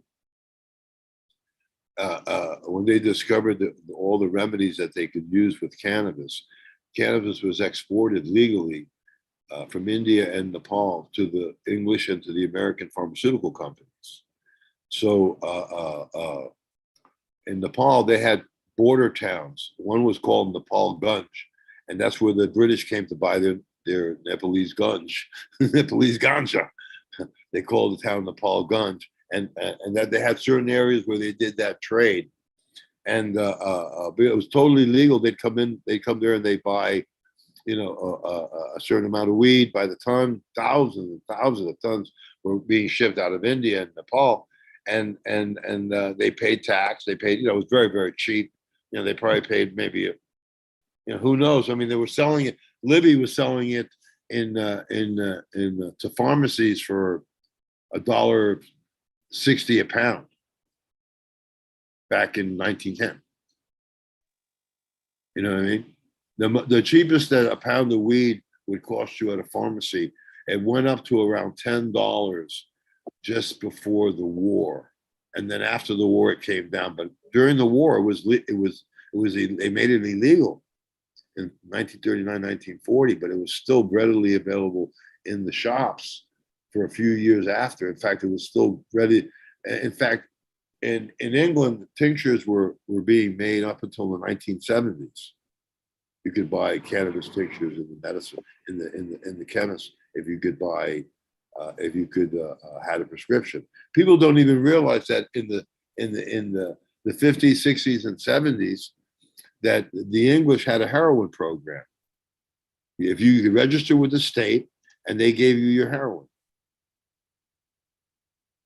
If you were registered with the state, you got free heroin. People don't realize that England had that program in the 50s and 60s and 70s. They only stopped it in the 70s due to the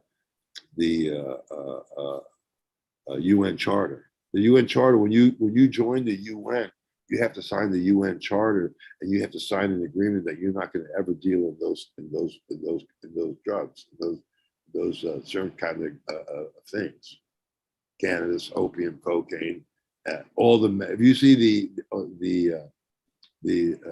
when you get off the internet, go look at the drug plants of Africa. Just go look at that book, and you see all the different herbs that they used to get for all different kinds of things that came from Africa and came from South America. The fucking natural business was huge. Probably just as big as it is today on that level, on a different level. You know what I mean? But yeah, Nepal, the same thing with the Pakistanis. They exported a lot of weed, a lot of stuff. The Pakistanis, they had and so did the Afghanis. They had two different kinds of hash. They have hash that was, that total indica that was just knockout drops, and then there was hash that was F1 hybrids of cannabis, sativa, cannabis, indica plants. So those were what they were making the hash from. But they had a different type of hash. They had the indica hash, and then they had the gold, black on the outside, gold on the inside, golden hash. And then they had stuff that was black on the outside, green on the inside. It was good. It was second rate. But the same in Afghanistan. Afghanistan, they had a culture there called Charsi. A Charsi was a person who smoked hashish. There's an expression in Afghani. It goes, Charsi ne marsi, ekdo tin leko marsi. The hashish warrior never dies, and when he does die, he'll take 10,000 men with him, kind of thing. You know what I mean? And so they had the Charsi, and the Charsis were farmers, and they all had their own style of growing. When you went into a coffee shop in Afghanistan, it was strictly men, and they had a hubbly bubbly in the middle, and basically people talk news, world events, current Afghan, political shit, whatever. But it was like a place for gossiping, and everybody would. The big thing of it was, and everybody drank tea. Nobody drank alcohol or coffee. It was tea, sweet tea, and people would take turns smoking, putting out the best of what they grew into the hubbly bubbly, which the Afghans are really big people. For a smaller guy, they would have to put a stool, and you'd have to stand on the stool to smoke the hubbly bubbly. And people would smoke that hubbly bubbly from the first time, and they'd pass right the fuck out. That's how strong that shit was. So everybody was like, grew their own shit. And then whatever they could grow that they could sell was like a side business, sort of legal in Afghanistan at the time. And so they had they have a dried ball of a goat, a dried sack of a goat, and inside they would have their resin. They had a little container that would hold their matches. They had all these little growing things, working things, and then they would take the resin out of their sack and they would hand press it in front of you. And then when they had a hand pressed piece, then they would put it on the hubbly bubbly. Normally, a lot of stuff fit on those hubbly bubblies, so you took a hit off of that. And so that was the scene. There was Charsi scene. It was a smoker scene. You know what I mean? Only men spoke. You never saw any women smoking in there. You saw a woman smoking. She was with a band of hippies and that kind of stuff, but not in the men's smoking shop. It was a man thing. And so everybody really took pride on who smoked the best shit and who had the best taste and shit. So it was really a smokers kind of groove there. The Afghanis, they were allowed to they started actually commercially producing tons and tons and tons of hash, and the king allowed them. And then the king got thrown out. He went on a vacation to Italy and never came back until the Mujahideen had taken over. After the Civil War, the 2011, 2001, the plane bombing, then they brought the king back to try to bring some semblance to their government. But that was the smoker scene. In the same thing in Pakistan. Pakistan was a more commercial scene. Afghanistan was a more farmer scene.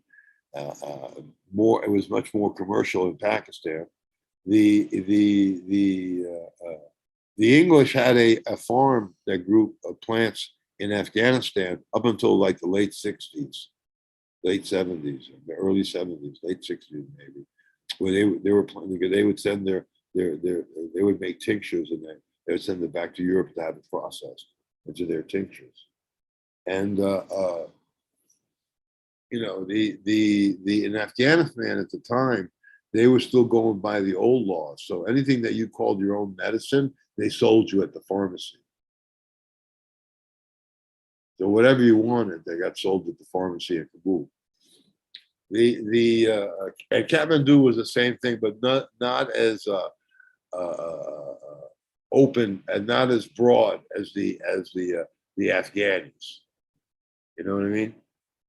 But you could buy just about anything any kind of pill you wanted at Kathmandu.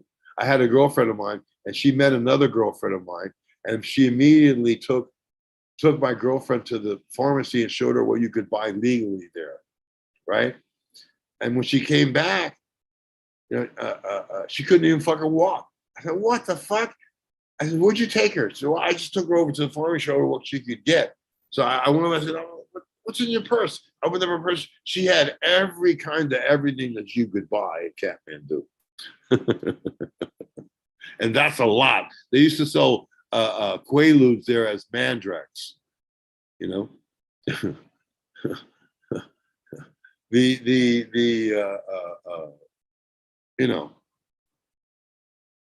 It was a wild scene in Nepal, but not as wild as Afghanistan was. Very, very wild. But I'll tell you a story about Afghanistan. There was a runner back in those days called American Mary. She was a professional runner. When she dressed up to do a run, and she did a run for me once, and she dressed like the little old lady from Pasadena. You couldn't even tell it was her. She had a whole costume, a whole makeup, everything. And so she was in Kabul, and she couldn't leave from the airport. The airport was out. They had a guy there, Gunther, a German guy, and he was just chasing all the hash people. And so they decided to send her from Karachi and send her overland to Landakota on the border of Afghanistan and Pakistan, then she could bus down to Karachi. And so when they got to the border, right? Who was waiting there? But Gunther. And Gunther was there. And he said, pull those suitcases down. I want to check them. And he had the Afghani guy take his bayonet and stick it into the fiberglass suitcase. When it stuck it into the fiberglass suitcase, the fiberglass mold covered the hash. When the knife went through, it came out clean. So he said, put it in there again. And Mary got up and said, no, they ain't putting anything in my suitcase again. You put it in my suitcase, you got nothing. If you want to put anything else in my suitcase, I want you and me and those suitcases. We go to the American Embassy, and I want to see you do it there. You did it once, that's all you're going to do it again. That's all. She argued with him, right? And he put the suitcases back on board, and she made it through. When she got to Karachi, she had them patched up, and she made it all the way. But she had balls to stand up. She knew exactly how to act. You know what I mean? So I mean, my friend had the Coochie tribe. He would deliver in Rajasthan, Jodhpur. When they went down for every year, the Coochies would travel overland. There were tribal people that traveled between Afghanistan, Iran, Afghanistan to India and back once a year. And so that's what we would pick up from them, you know. And I met a guy years later. His name was Robert Kamen, and he did he wrote the screenplay or something for Karate Kid. He was involved with Karate Kid, big producer. He made very famous stuff. And his other brother's a music guy, and so I had some really killer, Afghani pressed Nepalese back then, 40 years ago, 50 years ago. It was just fucking unbelievable stuff. You know, I was selling it in those days. 10 grams was $500, $50 a gram. That's how good that shit was. And he was writing a screenplay about somebody who was shipping animals from Nepal, right? He was writing a screenplay about my whole life story, and so we became friends.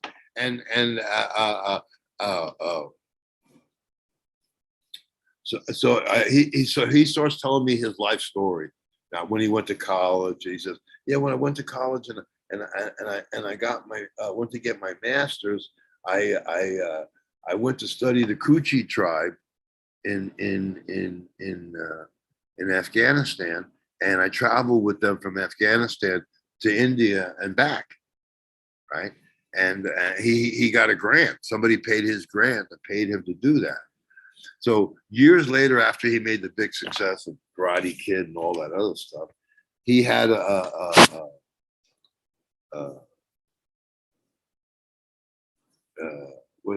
that search where you could background check and see if they have anything on you. What is it? What they do to you if you have to pay for it? What's the word? Jesus, I'll think of it in a second. But he had this test. He had his background check. His what is it? Freedom of Information Act. The Freedom of Information Act. He sued them. He sued for any information that the government had on him. Right. So when he went to look about his grant that he got to go travel to Afghanistan to go with the Coochie tribe to go to India and come back, he realized he found out for the first time that the CIA had paid paid for his master's degree because they wanted to know how those fuckers got to India themselves. You know what I mean? The world is a small place. Are you talking? I can't hear you. It is a small place and increasingly smaller. That's for sure. The internet's making it increasingly smaller. Yeah, people don't even realize. They think that this is the first time that cannabis has been legal here. No, no, no. It was always legal here until the Food and Drug Act in 1909, when they had the freedom the Food and Drug Act. Then they made it where you needed a prescription to get it. So you could buy your weed up until 1940 right from the pharmacy. Really? Yeah, and you know, I don't know how it in comparison to how it is today, but it was a lot easier to be legally addicted back in those days than today, but it's cheaper today than it was in those days. I mean, a 6-pack, a $5 bag of whatever those kids are using, fentanyl, whatever, $10 bag is it's cheaper than a 6-pack. That 6-pack is cheaper. I mean, the drugs are cheaper than a 6-pack, and they're so fucking strong. I'm surprised you haven't heard about butane addiction. No. Yeah. Uh-uh. Yeah, just put it in Google. Butane causes cancer or butane addiction.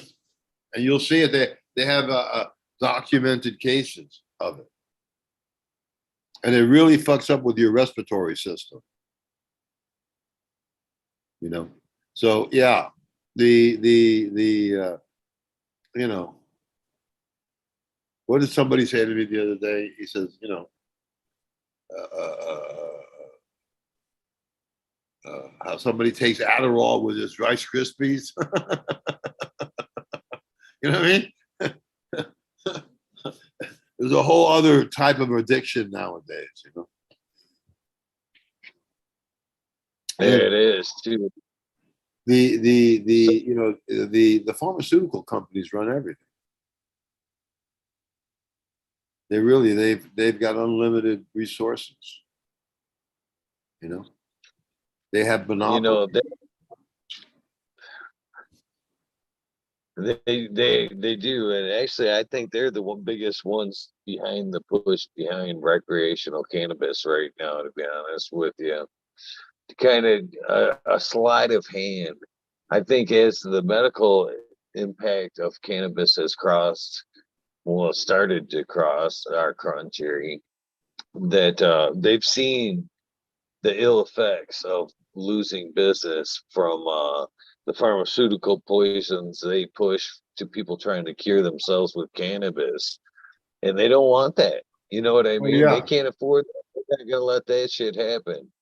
So why not push the recreational side of things with the other losers that are in the game right now, alcohol and tobacco, who are losing money hand over fist and trying to get in the game as well. If they get into the recreational market, push to that, then they're making money in that game as well, and they're saving face in the pharmaceutical aspect, because now cannabis isn't gaining the limelight that it was. Actually, I think it's actually being more harmful because, yeah, I've seen here in Michigan as we've went wreck. The number of medical cards has went way, way, way back. What happens with that? Lack of funding for medical research in cannabis, which is kind of funny because, as you've already pointed out, a lot of this research has already been known. Is that a scam all in itself? I'm starting to wonder. Oh, they already know. They already know everything they need to know about cannabis. So I don't know. Well, then one of the other things I think, you've kind of led on to a little bit, I think, in the beginning is I really believe some of the most beneficial side of cannabis is the cultivation. Being in there with your plant and everything is very therapeutical. And they don't want that shit either. You know what I mean? So when recreation and home grow is going to be the first thing to go. Once they get that across the board, you won't be growing your own medicine at home, in my opinion. Yeah. That'll be the first thing next. What are your thoughts on that? Well, the thing about it is that you know, at this point, the genie's out of the bottle, and you know, what's really bad is that the countries in Asia haven't picked up on it and loosened up. You know what I mean? And haven't realized that it's a Ponzi scheme that you basically by making it keeping it illegal, you're playing you're doing what the pharmaceutical companies want you to do.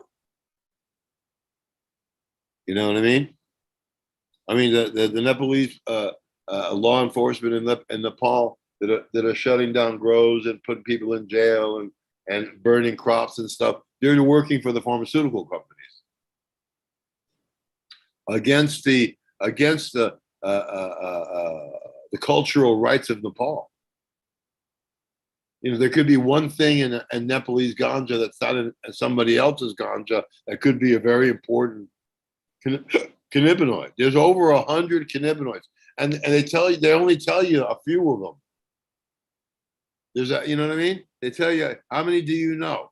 You know, you can count them on your left and right hand, 10, 12, right? But there's 100. Are they still trying to figure it out, or are they not willing to tell you what they found? You know? So basically, if it wasn't for the medical scene, we wouldn't know what we know today. The medical scene, making it, that guy, Dennis Perone, the guy who would Proposition 215, they should build a statue to that guy. He was a very, very much more important than anybody that I've met so far. With that, when he did that Proposition 215, that opened the door. And you know, a normal in those days was against legalization of medical marijuana. They said that medical marijuana would lead to complete legalization. Well, I thought normal was for legalization. No, normal is for normalization, not legalization. It's a big difference. It's a big difference. I had that guy, Keith Stroop, who was the head of Normal for a long time. I don't know if he's still, he must be retired by now. Say that he was the one that found Reefer Madness movies at the Library of Commerce to try to make himself be self-important. And you know, those were shown on the $1 Million Movie in New York in the 50s. What the fuck are you talking about, buddy? You know what I mean? The one time I met him, and I overheard him say, "Does that guy know how to grow? Does he know how to grow?" They're afraid of me. They're afraid that I'm going to teach you something that's going to keep you growing your own medicine. I mean, I did that 12-in-1, you know, 6 hour, most 7.5 hour flower period. That cost that team money. You know, I cost the Dutch industry billions and billions of dollars. Every time I open my mouth, I cost them billions and billions of dollars. You know what I mean? I haven't made a penny. I mean, I'm not saying I'm a broke ass nigga, but you know, I ain't rich. You know, I'm always struggling. I've been the Dutch scene have suppressed me so badly that you know, I should have had my book, you know, in every language already. I could have, you know what I mean? I'm a famous guy on this scene, and I've never really been able to exploit it because they suppressed me.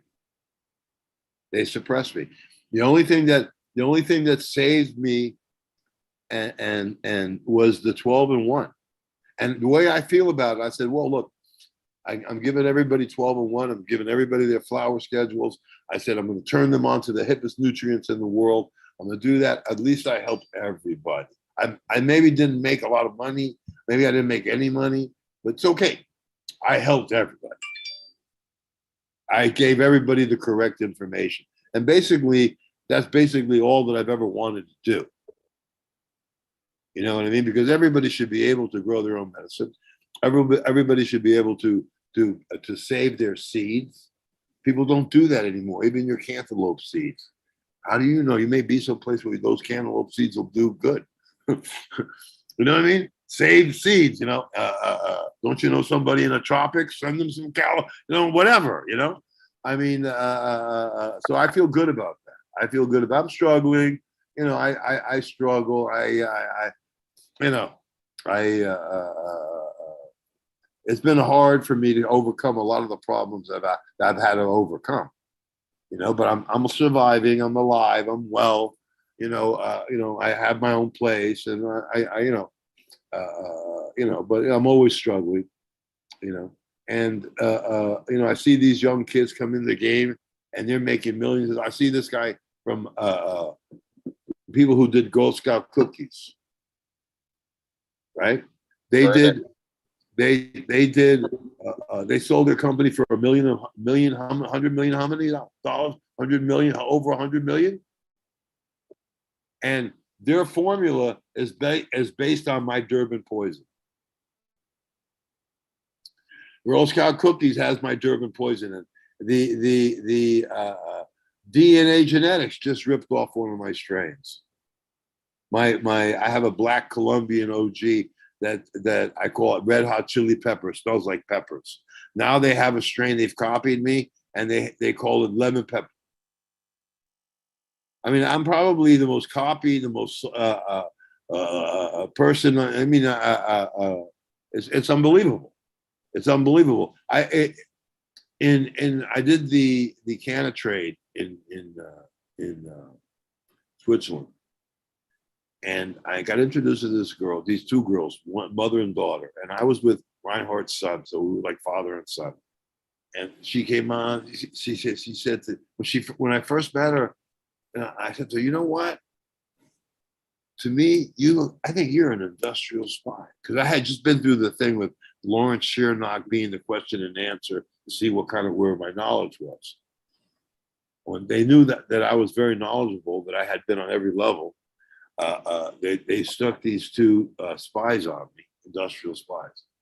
And so she invited us to Basel, and we went to Basel. We hung out with them, and we ate, we drank. Nobody partied with anybody. It was business. Not that I wouldn't have, but they didn't. The vibe wasn't there, but we all went to thinking we're getting something. But how can you? You're a man. All men think like that.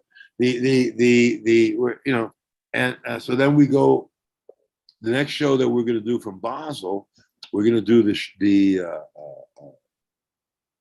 the one in Madrid, the one in Madrid. What is it called? The one in Spain. Whatever, the big one in Spain, right? So I would be fed there. The what? Spanibus. Spanibus. So I did Spanibus, and I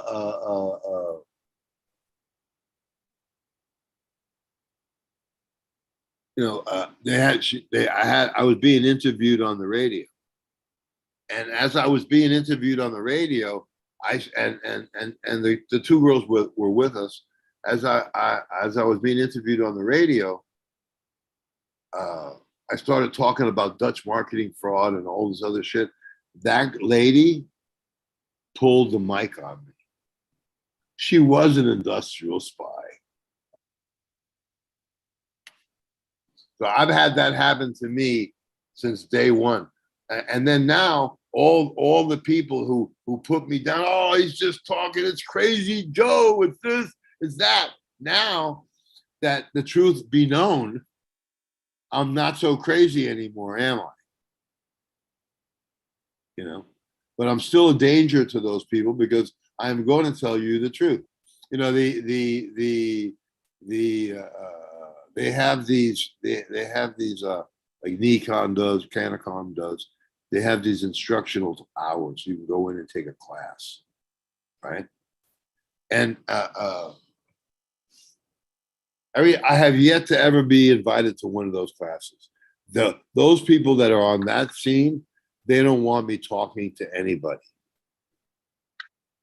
And I've had that happen to me I had it happen to me in Oregon. I was there. I had about 40 or 50 young people. They were all surrounding me, and I was talking about the good old days and the laws and this and that. And this one guy who owned the property named Kareem, he shut me down.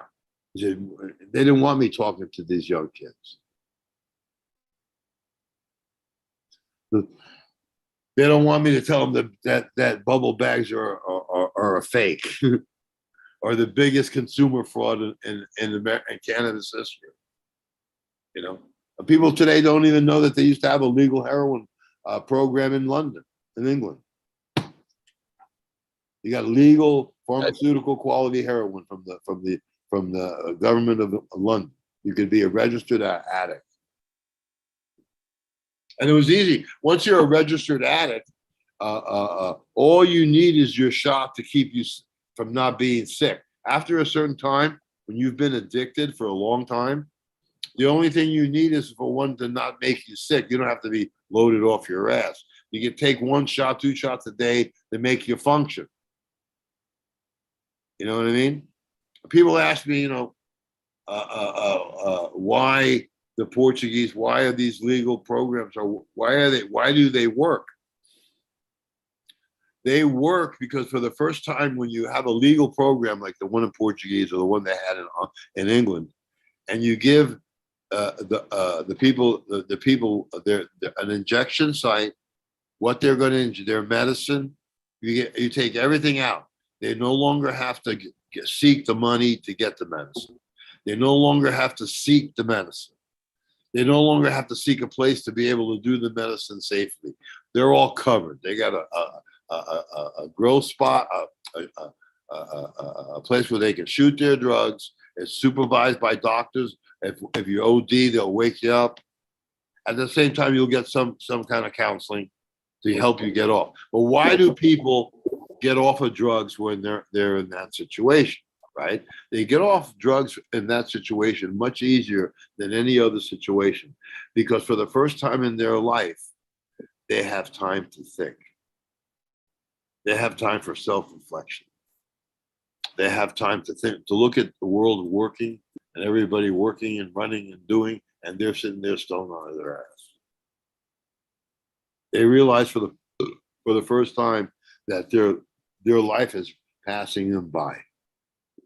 Before, when they were addicted and they had to get it, pay for it, do all that other shit, they never had time for self-reflection.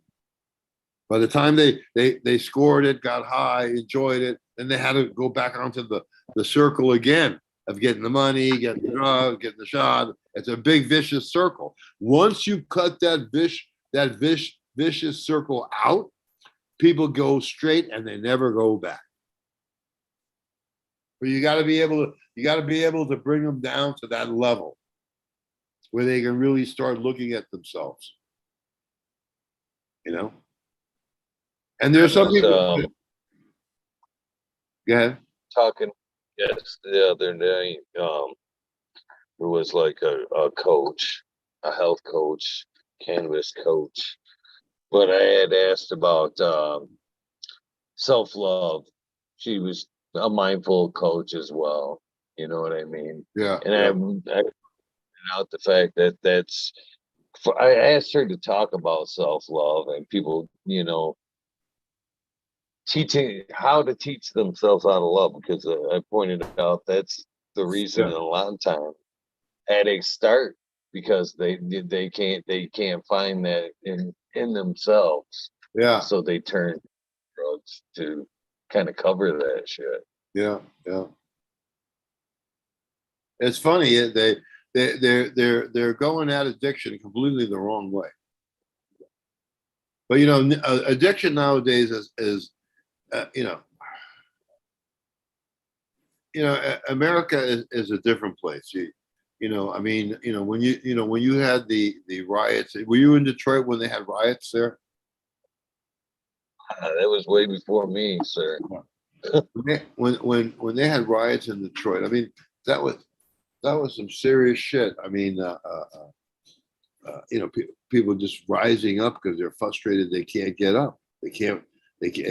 They've been down so long. It looks like up to me. kind of thing. And whenever that happened, like the same thing in New York or the same thing in other places where they have riots and people get out of control, they let pure heroin come in and stone everybody off. Unbelievable. I've seen it happen a few times. Then when 9/11 happened, for the first time since the 1980s, since the 1990s, more than 25, 30 years, since a load of Lebanese hash came into New York, a load of Lebanese hash came into New York during 9/11 just to calm everybody down and give out the some hash so people could have some PTSD, who had PTSD could mellow the fuck out. And I walked into High Times and somebody pulled out a bag, a cotton bag that hash used to be, Lebanese hash used to be in, and it had the cedars of Lebanon on the thing. That guy Danny Danko trying to he's so self-important because he worked at High Times. He pulled out that bag and he said, "What is this?" Like he was testing me. And I said, "That's the cedars of Lebanon. It's Lebanese hash. It's a Lebanese hash bag." Then he realized that, you're talking to the real deal, dude. There hasn't been something I haven't, that I haven't done in the cannabis trade. And so Danko, it was funny. They had the off. That when what was his name? The guy who ran High Times, the guy who started High Times, he committed suicide supposedly. But his girlfriend married his lawyer, and her and the lawyer have owned High Times ever since. They might have sold it now. I hear the Marley people have some ownership in it out of LA. I mean, they were going to Amsterdam and flying into Amsterdam, and they were selling cups. If you wanted a cup, you would have had to pay High Times money. I spoke to, I don't know if you've heard of this company. It's called, what's the name of the company? I'll think of it in a second, but it's a big company. They've got like 40, 50 cups.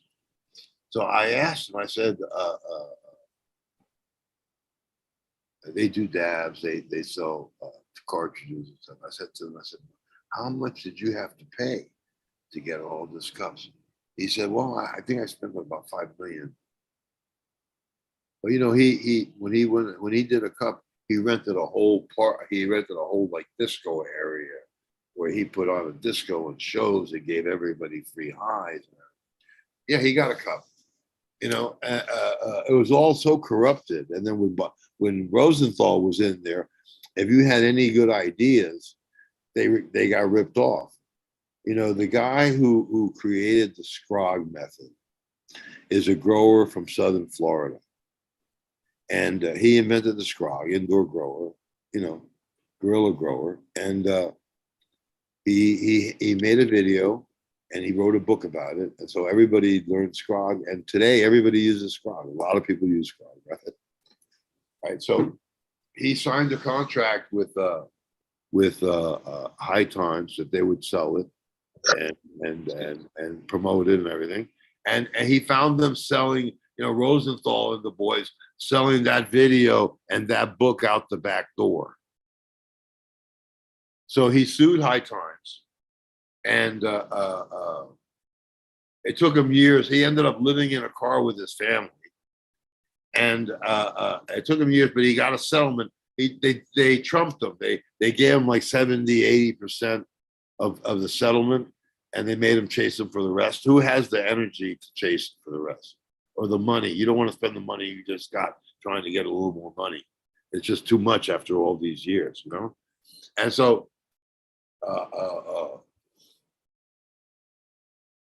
High Times has been really, really a detriment. They haven't been good to you. They haven't been good to us. They created an industry based on fraud, and the Dutch wouldn't have been able to do it if they didn't have High Times money, and they Dutch money. and the Dutch wouldn't have been able to do it without high times. But they needed the Dutch. The Dutch made so much money, they corrupted everything. You go there now, and most of the businesses that are out there now are Dutch owned. Have you noticed that? Have you noticed it? I have not noticed that. Yeah. Well, if you go in there, you'll dig a little deeper. Dig a little deeper. But the Dutch has been the worst thing to happen to Canada. You go to Angola, and you buy some seeds, think you got something, and then you sequence them, and all you got is a skunk hybrid. They went around and put their seeds in everywhere and every country, so that one day they can say, because they have a genetic marker, which is skunk number 1, that all the strains and all the medical strains belong to them. You know what I mean? And they have them. I won't be around, but there's going to be a big fight in the next. After I'm gone, there'll be a big fight over genetics and who controls what and what controls who. And, you know what I mean? Because cannabis is such an important medicine that there's too much money in it. That's why I wrote the article, Cannabis, the Goose That Lays Golden Eggs. And that's what it is. Cannabis is the goose that lays golden eggs. Now, if you ain't got golden eggs, you ain't going to make any diamond eggs. That's for damn sure. Okay. You know what I mean? And they basically in Oregon, you have one big grow.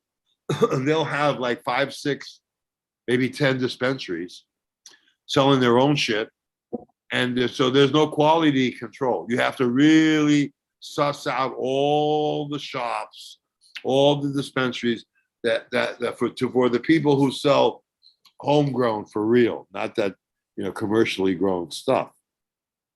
But now that we're here, we've been talking a while, but I want to spend some time, because not only do I want to go over 12-in-1 again and how it's going to keep you in business, as I want to talk to you about growlikejoe.com. Growlikejoe.com used to be my seed company. I still sell seeds, but you got to contact me and do it on the privy.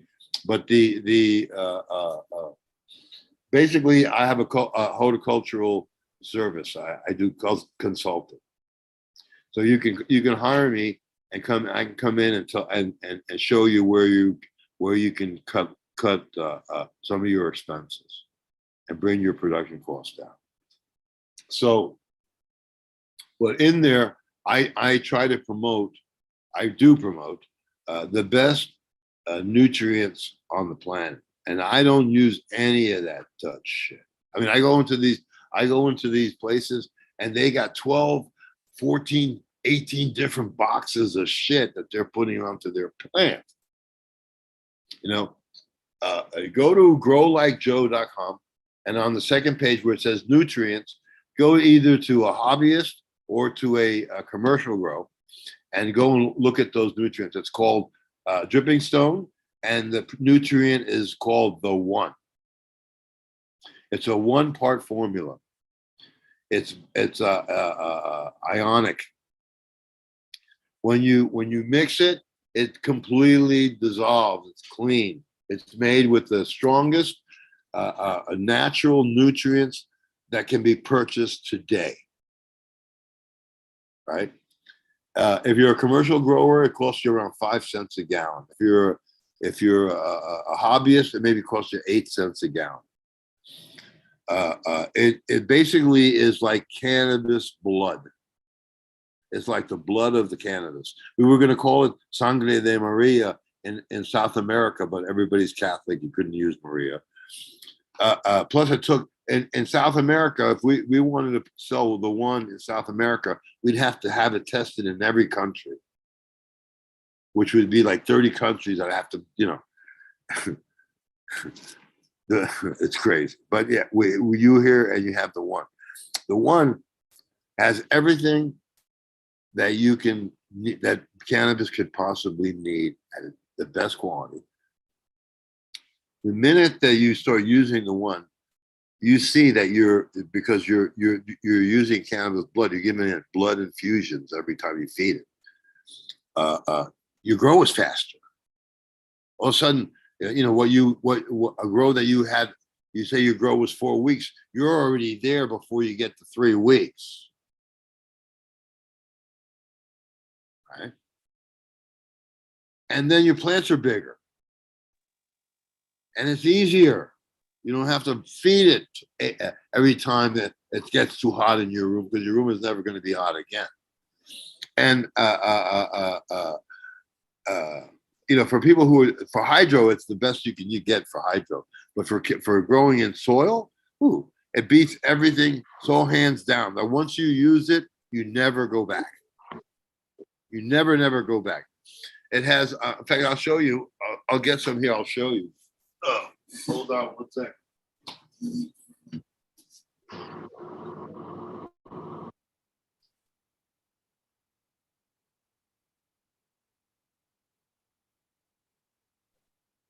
I do suggest you guys follow that link there, the Chico Man.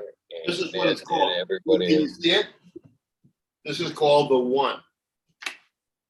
In all my years in the cannabis business, I've never seen anything that can even come close to that. And someone like you, if you bought one of these like that, it could last you like 3 years. You know what I mean? I mean, if you don't have a big grow, you don't need a large amount of this stuff to have it grow. But it makes everything of your grow faster. I have a friend of mine here, and he's been using the One, and he just says, "Wow, he can't even believe it." He said, "This is just the easiest, best, strongest, most effective stuff I've ever used in my life," and you can see it right away. And you feed this throughout the whole thing, and then in the last flowering stage, you add some of the other ingredient that goes along with that in the flowering stage, and it doubles up your production. And on top of that, when you go look at that page, if you go to the next page, it has Ultra Gold. Ultra Gold is a biostimulant. It helps you produce terpenes, and so if you're using it, you'll have a 15 to 20% terpene cannabinoid production increase. So when you use it, you get that snowball effect of trichomes. You ever see the plants who have they look like snow cones? That's the effect you get with this biostimulant. The combination of these two, well, just using the One is so good that once you use it, you'll never go back. So they give you a 10% discount, and they ship it for you for free, and you'll never buy anything again. This will be your nutrient of a lifetime. It's specially made for cannabis. It has everything that cannabis needs that's necessary. But so right away, if I teach you 12 and 1, 6 on, 18 off, or 7 on, 17 off, never more than 7.5 hours on. I think 6 is what everybody likes the best. I'll have cut your production costs down 60 to 70%. I mean, a lot. Then you start using the One, then I'll cut your production costs down to 75%. You know what I mean? So what used to cost you $1 to grow, now it's costing you 25 cents. And the product can't get better. It's as good as it gets.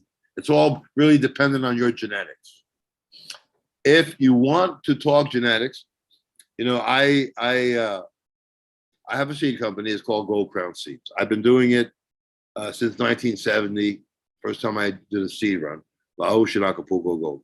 But I specialize in African medical strains, and so I have a lot of stuff. I get copied all the time. Thin mints, that's my strain, my Durban OG. someone bought my seeds and renamed them Thin Mints. He made a lot of money on that strain. Now they have a mint strain, Kush Mints. They have, you know what I mean? It's just crazy, you know. I hate to give it. I hate to sell them because I know someone else is going to make the money and I'm not. But I'm happy to make a living. My African strains are basically medical sativas that have medical effect and get you way higher than you probably have ever been in cannabis. Because I have the psychedelic stuff. I've got the real medical strains for people who have Parkinson's or MS. I've got cures. I don't have a cure for it, but I'll help you feel your legs again, and I'll give you the energy and the focus you need to survive. And so I have those strains. And if you contact me, if you go to growlikejoe.com, you can contact me there, and then I can call. You can call me, then I'll get on the phone with you and I'll tell you what I got. Right now, right now I have a THCV line that I haven't released yet, but I just can't tell you how outstanding it is because you know the THCV is an appetite suppressant, you know, the cure for diabetes too. You know, it helps you control your obesity. I mean, in America, people are too fat. They need to be smoking my THCV plants. You know? And so those plants are really good. But I have a bunch of stuff. I got my sour goo OG. My sour goo OG is like I have that in a TV form, a THCV form one too. But that's like sour diesel, Af gooey, and OG Kush. That the mother was 14.5 pounds. So the plant is huge. You know what I mean? So the mother of that plant was 14.5 pounds. It's 17 to 18% THC, 5 to 6% CBD, and altogether it's 26% cannabinoid profile. So I give that to people who have PTSD because one, they need to relax all the time, and two, they need pain killing all the time, and three, if they smoke too much of it, they fall asleep, and for the first time in their life, they sleep. Well, not the first time, but for now they're sleeping much more comfortably because they're smoking. They're sleeping under a relaxed feeling. There's no stress. The stress has been taken out. You're relaxed. You smoke too much, now you go to sleep. So I have a bunch of stuff like that. I've got New York City pot. What I call New York City pot is my THCV because it takes your pain away, it takes your hunger away, you know, and it gives you the Energizer Bunny effect, you know. So that's a really good one. So I'll go over. I've got all original stuff, everything I've got from Angola, from the Congo, from South America, from India. I've got stuff I haven't even worked with yet. So I'll be bringing out a lot more stuff here soon. And I may start doing shows again. I don't know yet, but maybe I'll start doing shows. Yeah. But yeah, the one is you know, and so it has two recipes, one for hydro and one for soil. You cannot compare this with anybody else's nutrients. I did a study with advanced nutrients. That's the most overblown bullshit that you've ever seen in your life, and it's so fucking expensive. And there's some people who won't buy anything unless they cost a lot of money. Have you met people like that? I have. Yeah, I have too. So, oh man, but my nutrients cost me $500. How can yours be better? You know. Anyway, I grew mine side by side with advanced nutrients, using same soil, same light, same everything, except nutrients. My plants were 40% bigger, right? and that was in like 4 weeks, in 3 weeks.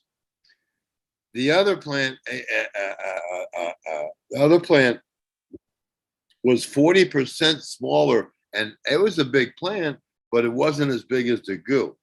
That goo just took it off, dude. It was so much bigger, so much fuller, more bud sites, more everything. And so I have that picture side by side of them together, side by side. And if you're a grower, you can just see the difference right there. Now, the one is this price, and the advanced nutrients is that price, right? But you got people that have so much money that unless they're spending a lot of money, they don't believe you. You know what I mean? So I mean, it's sort of crazy. But with seeing is believing, put them side by side, I've got the results. See, I do that with everything. I test everything. I smoke everything. Anything that I sell, I smoke. If I don't smoke it, I ain't selling. I smoke what I like.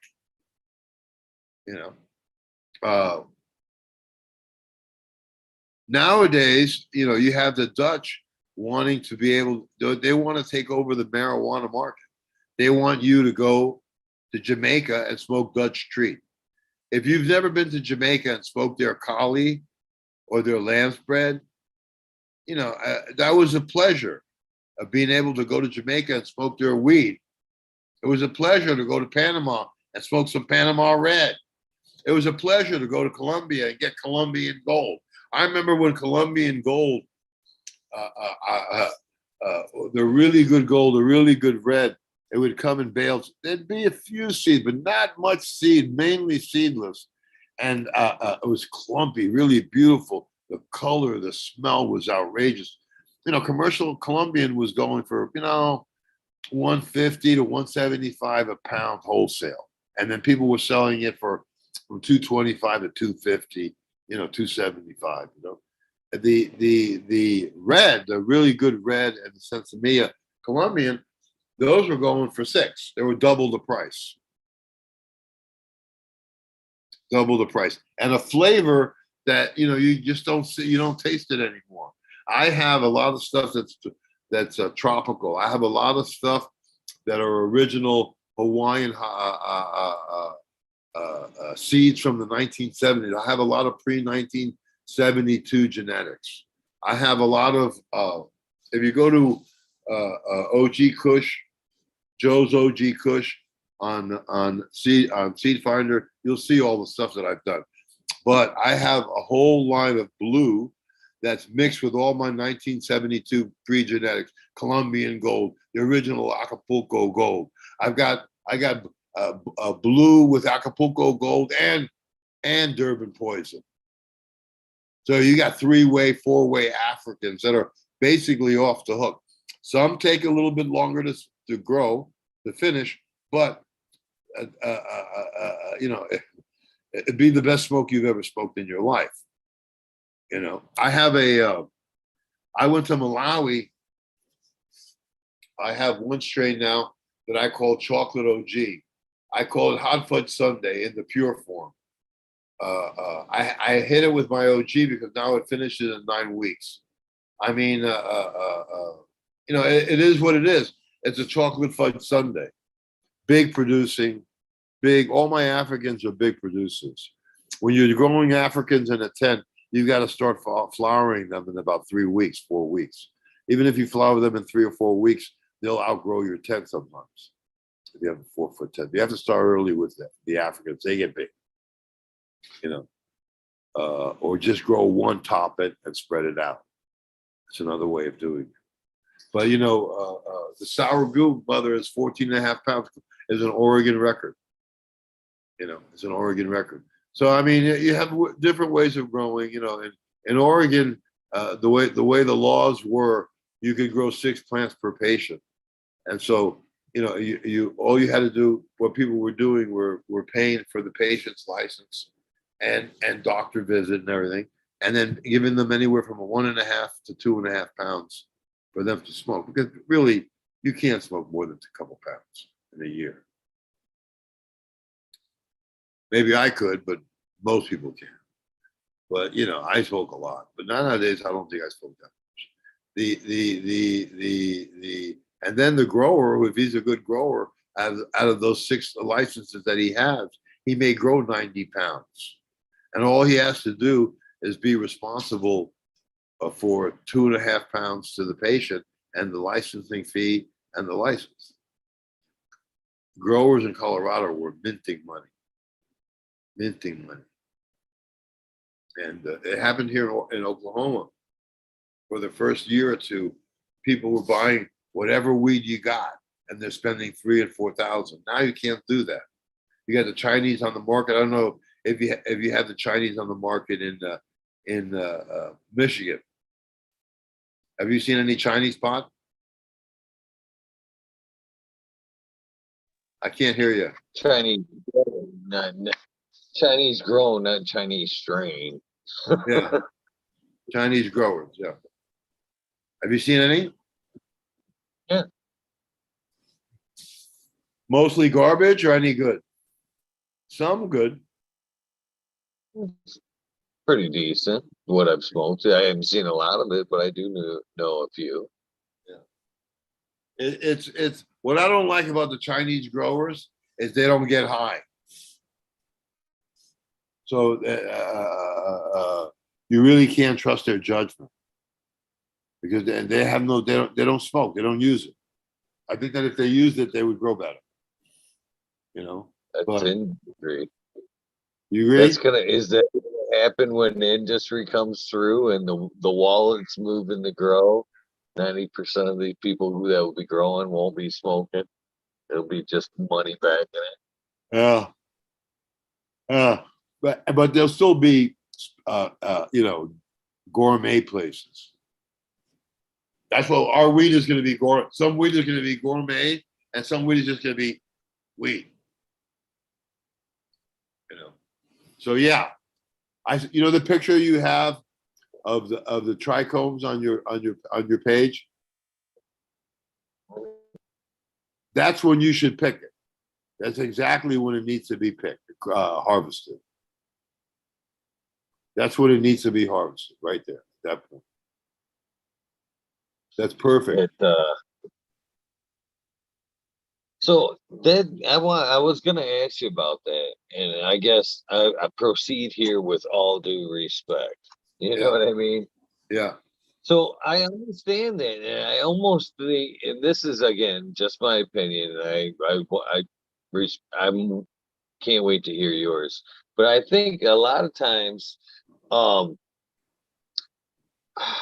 color of hash is being pushed, or harvesting at this time for hash is being pushed for, moreover,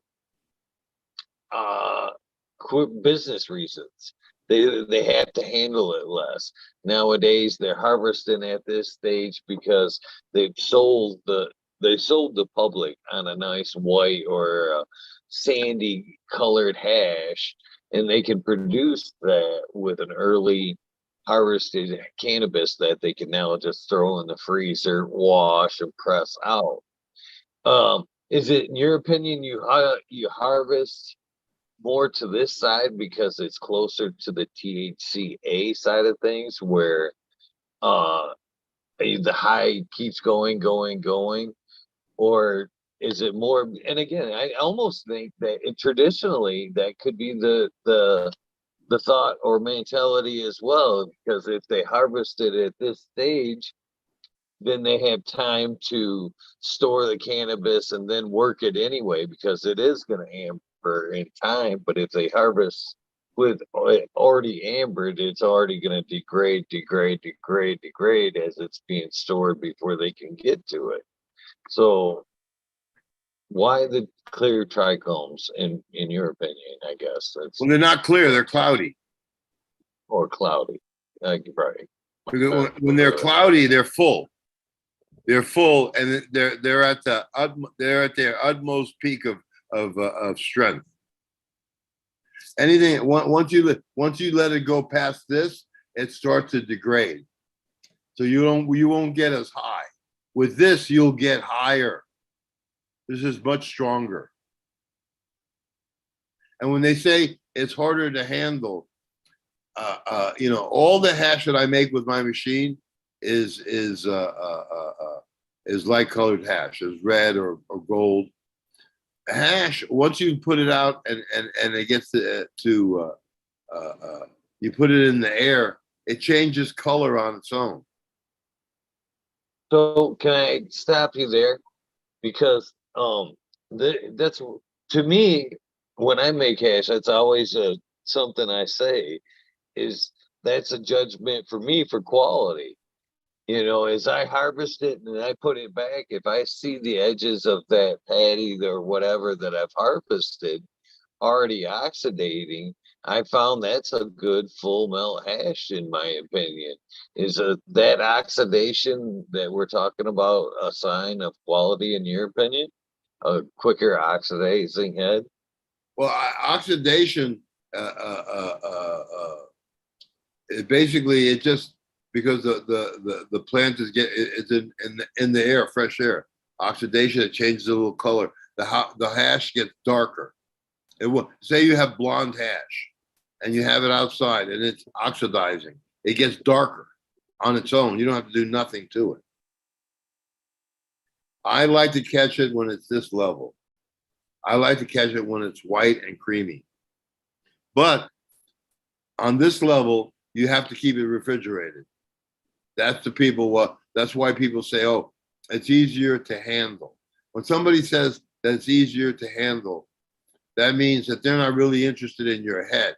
They're interested in how easy it is to handle, pack up, and sell. You know what I mean? What do you think? I still Well, I can't do hear you. believe that.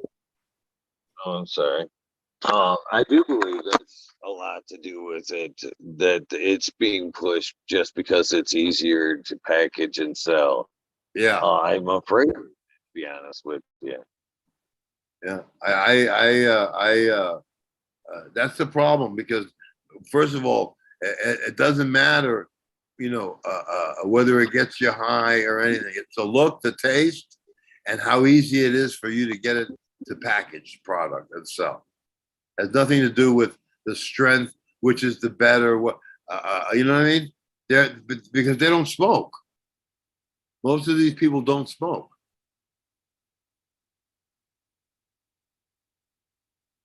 Are you there? Yeah, I'm here. I'm here. And sorry. So, So judging. you like your hash oxidated? I do. I like a more brown hash. Let me turn this camera on. So this is the hash that we were looking at earlier. I was kind of rolling it into some balls while we were talking. And I do like a darker hash like this. I find this is more medicinal.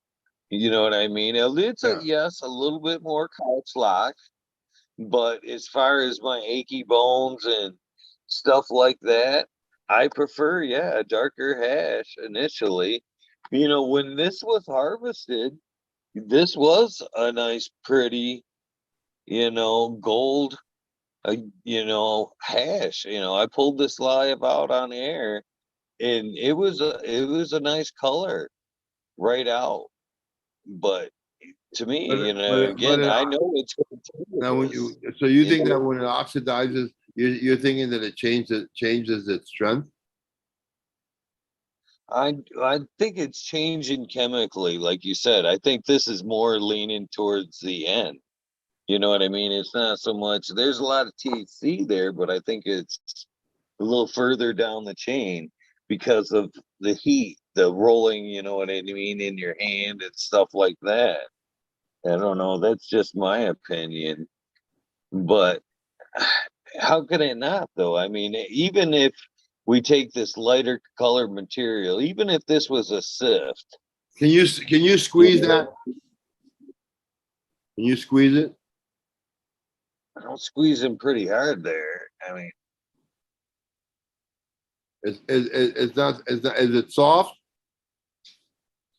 somewhat. Yeah. It looks pretty good. Thank you. And it does stick. Yeah.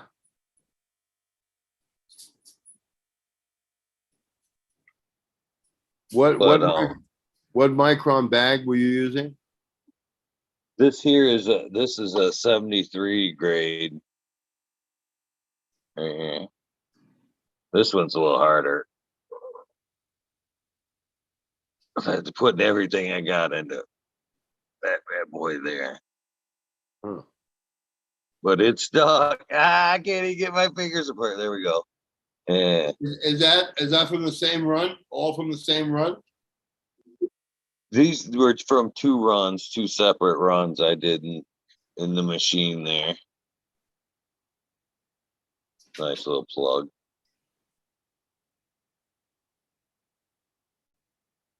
But to hear you, the Hash King, say it looks like nice hash, I think that's a great honor. Thank you for that. Have you ever had your stuff tested? Not in a long, long time. Not in a long time. But this is all just for personal use. You know, I make this for me. And like I said, I actually, out of that video the other night, I pulled, honestly, 11 and a half ounces between the 4 grades out of that run, which I think I did pretty well. And again, I'm a novice. I'm trying to learn. You know, I listen to my elders, people like yourself that give me tips. I take that shit for true. You know what I mean? The thing that you could do, the thing that you could do is Take it down. I can one time I can walk you through the process of doing it without bags, and then you can try it and see which is better.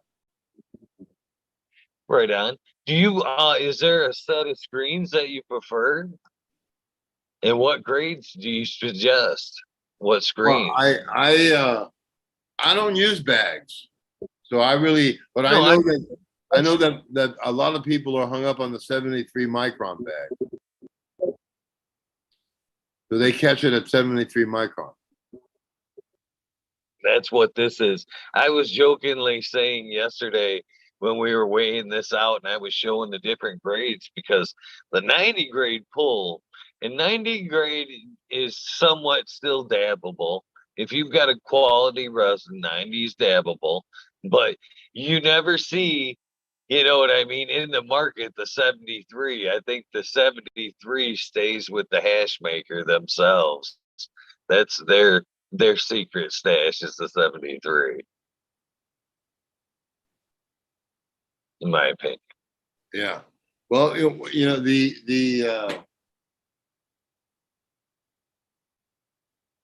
we're gonna have to do a hash run here, and I'm gonna run the original machine so that you can see the difference.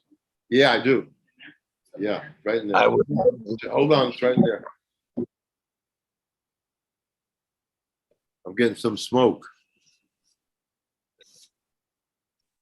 You have it. Let me see the. What can I ask you about a little bit about your genetics? I can't believe it took us so long to get to talking about your genetics there. What are we looking at on flower times there, especially on the stuff that's more the psychotic end? I've got stuff that's 9 weeks, and then I've got stuff that's 10 weeks. I've got stuff that's 12 weeks. You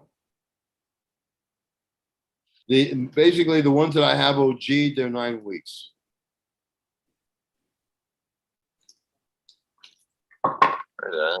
Not a bad flowering time. Why Yeah, is it everybody's flowering afraid to go times? to the line? Flowering times are basically depends on your lighting schedule. If you have the right schedule, they'll finish faster. So a lot of times when I say, oh, it's 9 weeks, it's 8.5 weeks. Oh, I say it's 10 weeks, it's 8.5 weeks. The OGs that I have with my Africans and my Indians, they're normally finished between 8.5 and 9 weeks.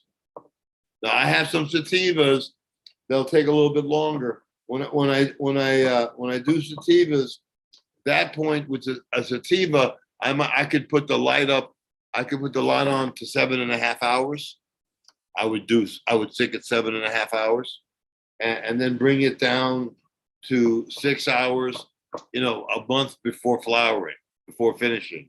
But yeah, the sativas can use a little bit, can take more sun, and the indicas finish don't need as much. The most a plant ever needs is 7.5 hours. And in the books, they say that the most a plant can take is 7.5 hours. And there's other papers that I found. It says the plants don't need any more than 6 hours of sun to have maximum flower. Let me see if I'm on my computer, so when I'm on my computer, I can't go back and forth to the stuff that I have written down. I'm not that literate.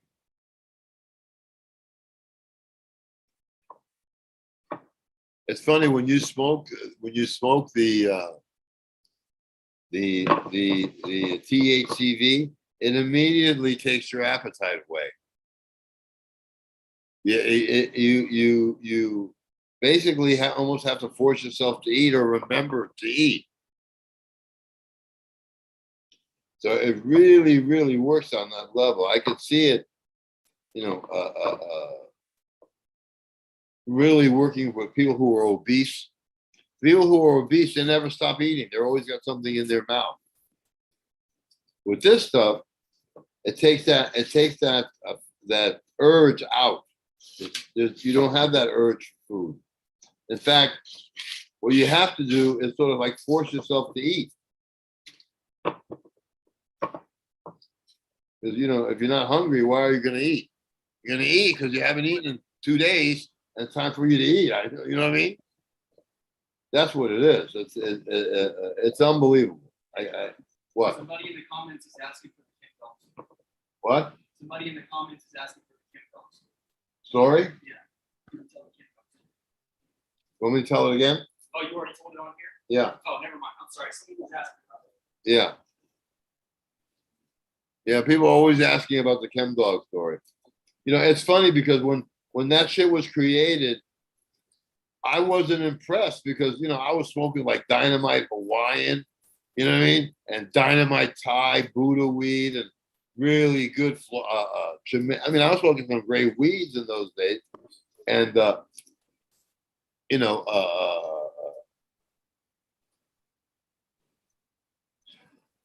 just nothing comes close to that Hawaiian. I haven't seen anything that comes close. Now, you mentioned the Hawaiian bud there. Now, earlier on, you mentioned something about the 1212 regions not growing such great cannabis, or I could have misheard that. And doesn't Hawaii kind of fall in that region, or is it just the soil and everything about Hawaii in particular, not just the 1212? Well, it is in 1212. And when they tell you, oh, that's where 12 and 12 is, in Uruguay, you can grow year round in Uruguay. There is a day that the night is longer than the day. It's just not that much. It's just not as noticeable as here. It may only be a few seconds. It may only be a few minutes. You know what I mean? Because the like in Thailand they have like what we used to do is you'd go up to Nakhon Phanom, which is right across from Laos. Is where the old American Air Base was during the Vietnam War. Great weed used to come there.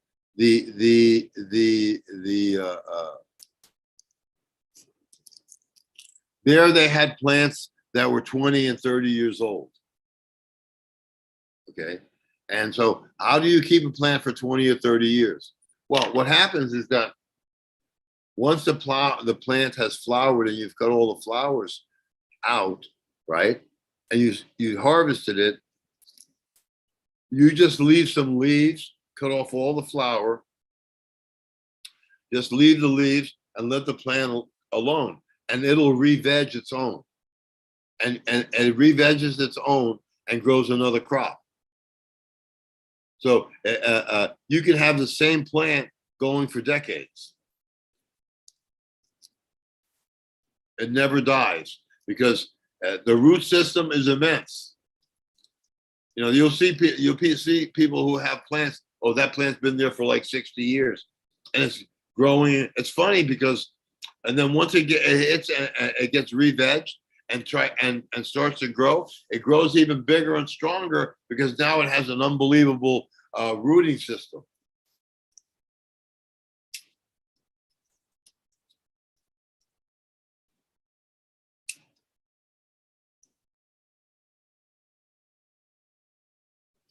This is oh.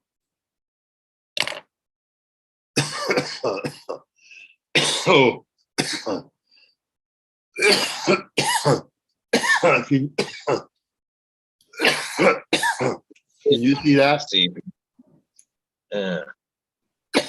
That reddish plant? beautiful. That's an Angola red, Congo black. That's a world-class flower. That's like a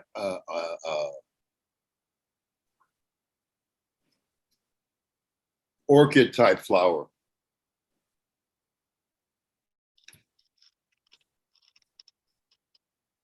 Now you see this one here. Mm-hmm. That's my chocolate. Nice Christmas. That's chocolate strain. That one there is the hot fudge sundae. That's from Lesotho. You know, I went to in South Africa. I went to Johannesburg. I met some people, the Daga couple. Him and his wife, really nice people, treated me very well.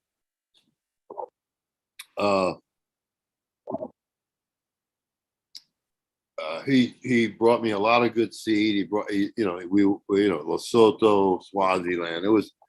He had a beautiful grow, but there's a lot of animosity and hard feelings. This guy was an important guy. He was the one that changed the law in South Africa for it to be a medical country. You can get medical marijuana there. You can grow your own medical marijuana, and so. But there's so much animosity there, and still apartheid, even though they don't have apartheid anymore. It's split right down the middle: poor, black poor, white rich, and in my friend, he helped get them past the marijuana law, the whole thing. He was the year after I went and visited with him, he was killed. His farm was robbed of 2 cell phones and 2 laptops, and he was killed in front of his wife. South Africa is Johannesburg got to be one of the most dangerous places in the universe. That place is dangerous. Great weed there, but still, it's a just dangerous place. They're killing people in South Africa like every day, So it's and they don't advertise it. They don't tell people of the murder rate there, but they're killing white farmers there. And yeah, in some respect, they've had everything robbed from them. You go to Johannesburg, and you're on a mountain there. By the way, that mountain is gold. That's one of the richest countries in the world, and the people there, buck ass naked poor.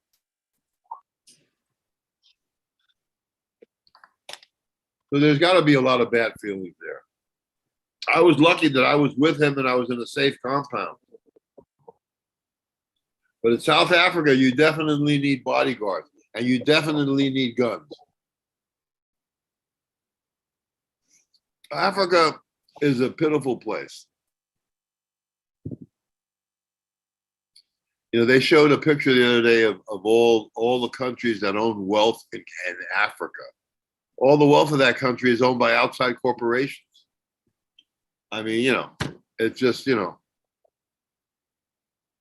Malawi really, really sucks. it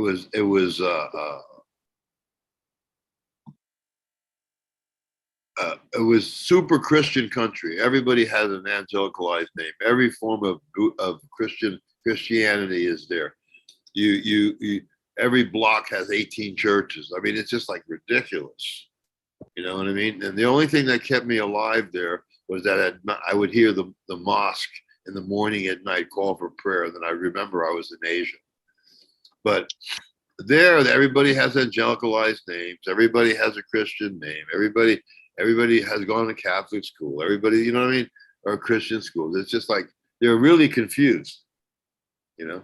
But in South Africa, I met some black people that they have a herbal medicine. There's a union for herbal medicine for what they call witch doctors. They give in Africa, a witch doctor is an herbal medicine guy, a medicine man. So I met the whole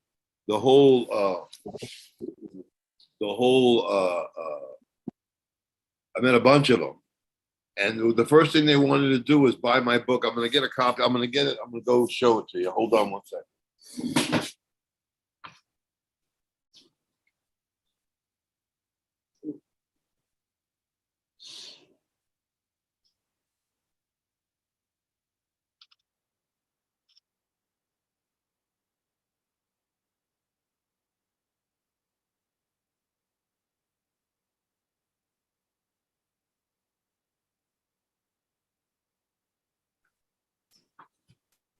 Cheers, everybody in chat. Hopefully, you guys are doing well. You see it? I do. Drug Plants of Africa. This was made and printed in 1948. So here, it has drug plants used as poisons, drug plants used in other commercial. It has every drug plant that's available in Africa, the countries where they come from, and where the places are located. Everything. It's basically really what is okay? Here it is. The Arabs had a lot of natural medicines, a combination of Arabic and Indian and Ayurvedic and medicines. I mean, if you got sick back in those days, you'd want a Chinese doctor. You wouldn't want some Anglo doctor. You want a medicine man. You know what I mean? It says here many drug plants which are not indigenous have been cultivated in Africa for many years, chiefly by Arabs and by white settlers also by the Nego tribes. Some of these have escaped from gardens and growing wild and are gathered by the natives from field and forest. So I mean,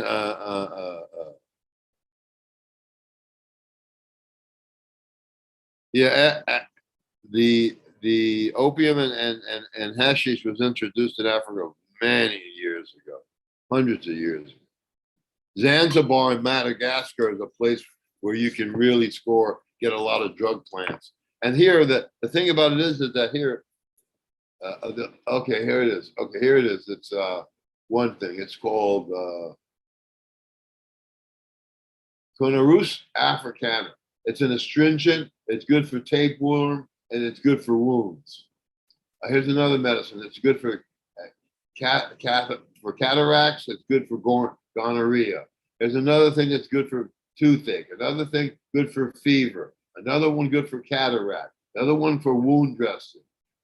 One for diarrhea. One for colds. They have natural cures for everything here.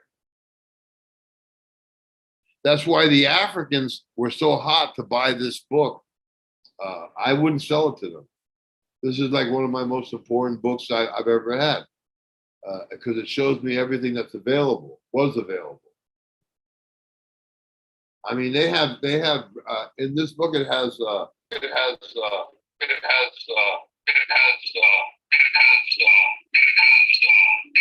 what happened? What happened? What happened? It's repeating. Repeating. It's not mine. It's not mine. It's not mine. It's not mine. Oh, it is.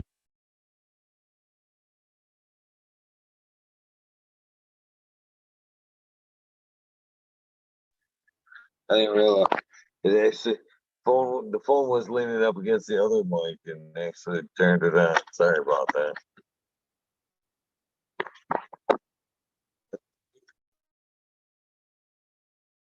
Then they have a section here of plants that are resin producing plants.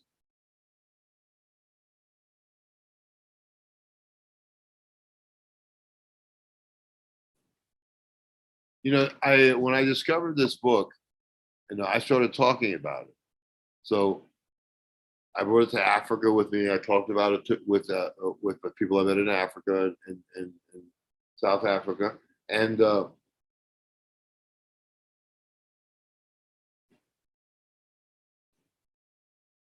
it's for me it was a game changer because I got to see the bark of the clove tree is used in treating syphilis and rheumatism, and that of a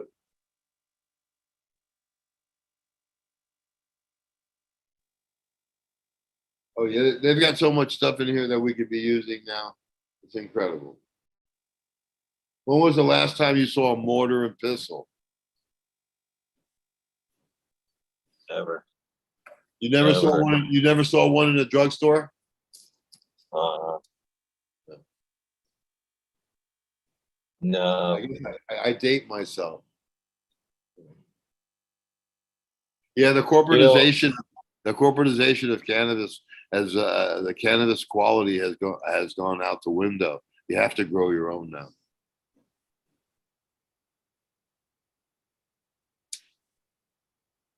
I wonder why when we're kind of talking about hash, why people don't talk more about actually eating it like hashish, like a lot of people do. Well, I what happens when you go ahead. eat it is that it becomes a physical high. So you could lose your motor control if you eat too much hash. Really? It's the same like eating an edible. You know. I didn't realize that. I've actually never really tried just eating it, to be honest with you. What brought it into my radar was I was actually watching a thing about Bruce Lee the other night, and they were talking about it being found in his letters back and forth to somebody else, him ordering hash and eating it for inflammatory reasons and pain. But it surprised me. I don't know why it did, but it did surprise me.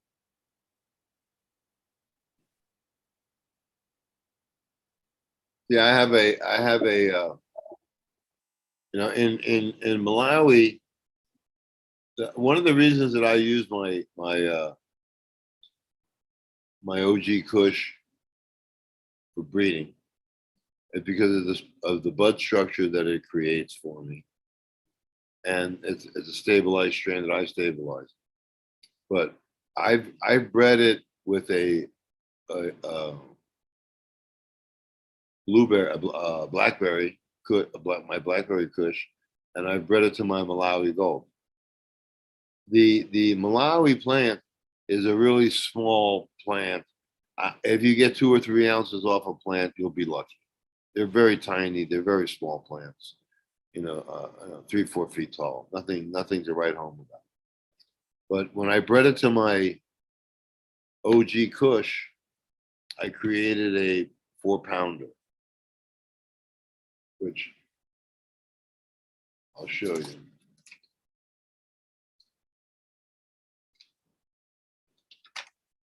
You can see it right here.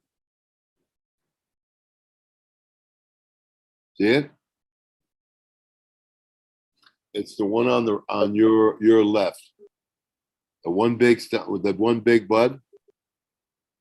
Yes. Yeah. Pretty. That bud was 4 pounds. The Africans actually like this better than my than their original Malawi gold, because Malawi gold doesn't produce shit. With that, it produced this one right here on the bottom here over here, right?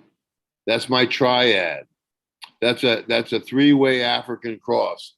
That tastes like licorice. It's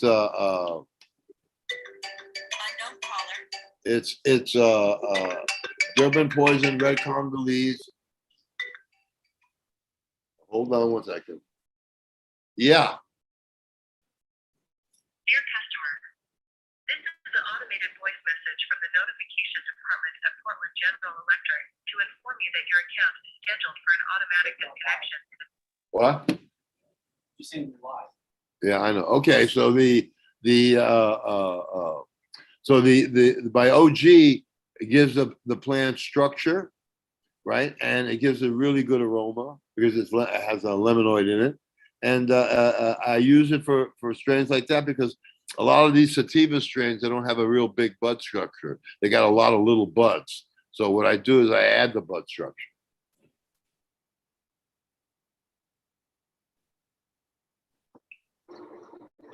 That's a huge ass bud right there. Yeah. You saw it, huh? Yes, I did. This one here is a Malawi. This one here is a 3-way African cross that tastes like licorice. Tastes like anisette. You know what anisette is? No. It's Italian liqueur. It's a licorice liqueur.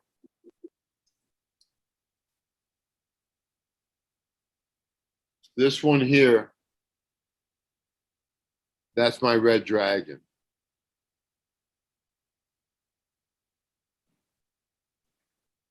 That's a 2-way African cross.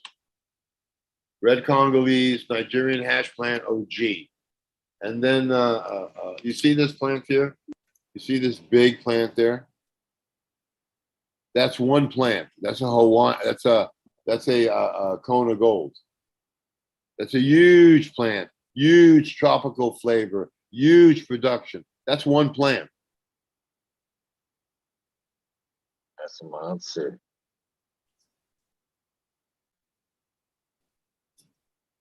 So are you genetics bred outdoors or do you breed indoors? I produce seeds, so I produce seeds outdoors. I produce seeds indoors. You know,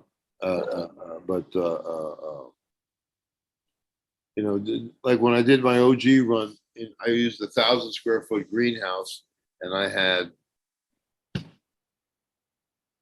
maybe 30 different mothers, 30 different females, plants, all different. And I put like 4 OGs in there with it. I put an OG in every corner, and that's how I bred them. Yeah, we've been talking for how long? 4 hours?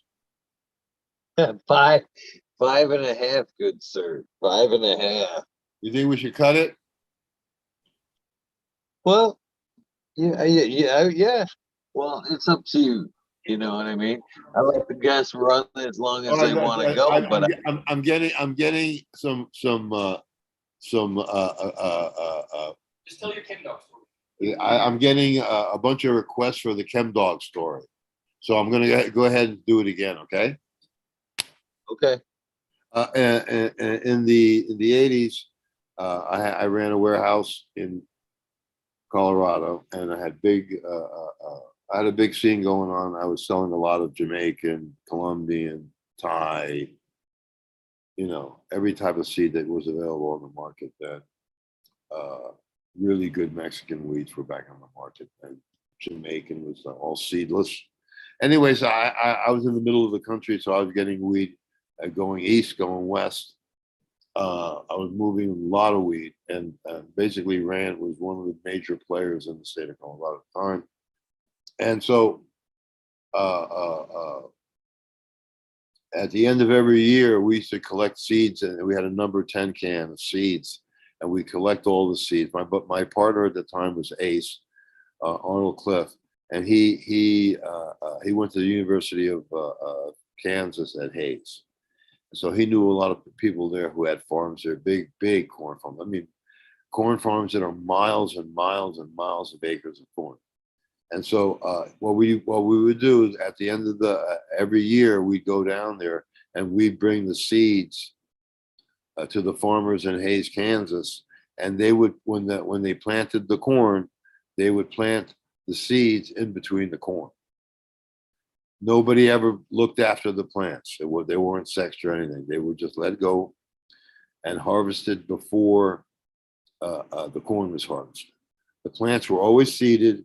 They were fed nutrients that the corn was given nutrients. They were watered the same as the corn. And so in those days, you know, I was only selling super quality weed. And so this weed was seeded. Nobody bought seeded pot in those days. So anyway, I couldn't sell it. The pot, it smelled like it had been weed that had been stored in a gasoline tank. It smelled like turpentine. It smelled like cat piss. It smelled like all different flavors, like dog shit, all different flavors. And so I couldn't sell that shit. But I had it. I took it to California, to Northern California, and there it was those seeds were used, and I did sell those seeds, which to me was an amazing thing. That I never thought I was going to be able to get rid of those seeds. Anyway, we were growing that selling that weed locally because, you know, we had so much shit there going on there that, you know, nobody was really interested in that local homegrown. That's what it was local homegrown. And so apparently ChemDog came up to Crested Butte and he bought a bag, and in the bag there was some seed, and that seed was what he started ChemDog with. That seed came from my grow that we did in Kansas. All those ChemDog, Diesel, all those smells, all those strains came from that one breeding in Hayes, Kansas. No matter what anybody tells you, it's all conjecture, fiction, because those strains were produced in the 80s, and they and that in those days, that kind of kind bud, they used to call it kind bud, was hard to sell. You know, because you had so much really great weed in those days, and really great hash in those days, and really great Mexican in those days. So, you know, it was hard for them. You know, if you wanted to sell a pound for $100 an ounce, $1,600 a pound, you couldn't get it in those days, because for $1,600 or $200 more, you get a pound of a Thai weed, and Thai weed was off the hook. So there was a lot of stuff around, and it was looking for a market and looking for a price. But it finally found this market on the East Coast, because they were selling that on the East Coast, and you know, it got around from the dead shows. The people the deadheads would follow the Grateful Dead from town to town across the country. They had a whole scene, vans, buses. They'd pull up into a campground, and it would be Grateful Dead City. So they sold T-shirts, this, that, whatever, handmade bags, handmade purses, all whatever could be made by hand. They sold there, and they also sold weed. So a lot of the weed that we grew in from that batch went to the Grateful Dead. I was connected to the Grateful Dead through Wavy Gravy and BMT and all this stuff. I was with them in Nepal. I was with them in India. They were in Goa. BMT was in Goa. A couple of them were in Goa, but Wavy Gravy and all those guys were in Kathmandu. And so I knew them real well. But that's not who I sold the seeds to. I sold the seeds to a guy, Steve Shore. He's an old hippie guy, and he had grows in Northern California. From there, those seeds got spread out all over the world. But that was that whole connection was with the Grateful Dead. When the Grateful Dead came to town, I used to get backstage passes and stuff. One time I went to a Grateful Dead concert. They were playing Manhattan, Madison Square Garden, and I was in the elevator going up to the room where the wait, what do they call themselves? Well, Wavy Gravy, BMT, that whole group that were there. They were like bodyguards. They were they worked for the Grateful Dead. So I was going to this room, and there were some hippies on the elevator, and so I was on the other. We were all clean cut at this time. We were no longer hippies. We were businessmen, and so they got real paranoid. And then when the elevator stopped and we got off the same floor, they were even more paranoid. And then when we walked to the room, to the suite where they were about ready to drop dead. And then when they opened the door, they realized that I was one of the people that they were coming to visit. I'm one of the group, and so they were relieved. But several years later, this is going back to this century, 21st century. It was in maybe within the last 10 years. Within the last 10 years, I was doing shows. I was doing the Indo Expo in Denver, and so I had thousands of Chem Dog seeds. I mean, Chem Dog. I had Chem Dog 91. I had a lot of Chem Dog and Chem 91. And so everybody who bought seeds at my booth, I gave away free Chem Dog seeds. And anybody who went to my table got free Chem Dog seeds. And so I was giving them away free. And Chem Dog, whoever he is, was there trying to promote himself. And he got flustered because I was there giving seeds away that he's selling. So he came with a couple in his entourage to talk to me. And he really had nothing to say, because this is what I told him. I said, those seeds, they're from my grow that we grew like 20 years ago. You bought that seed from Crested Butte, a bag seed. Every stick of pot in that town came through my hands. So what you're talking about now has nothing to do with reality. This whole Chem Dog thing, Sour Diesel, all these strains, they came from that one grow where we put those seeds out in Kansas. And people who can go back that far will reiterate. And if you want, I can bring the people here today that's still alive. And basically that's it. I mean, he had nothing to say. He had nothing to say because, by the way, I ran Crested Butte at the time, and I ran Colorado on a certain level. You know what I mean? So there was really nothing that he could argue about. What's your mute point? I mean, I've been in the business since '63. Who the fuck are you? You know, these kids that they don't know anything about the drug war. They really, really, really don't know. And they come out with all this information. Everybody's trying to make a name for themselves, right? And mostly the people back in the day were either dealers or smugglers, you know?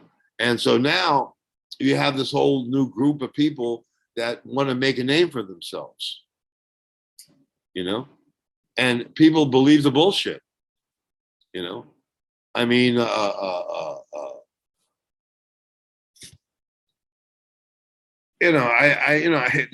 was nothing that he could say. And I didn't do that on purpose to belittle him or anything. It was just a matter of coincidence that I was there at the same time that he was going to give a talk about Chem Dog.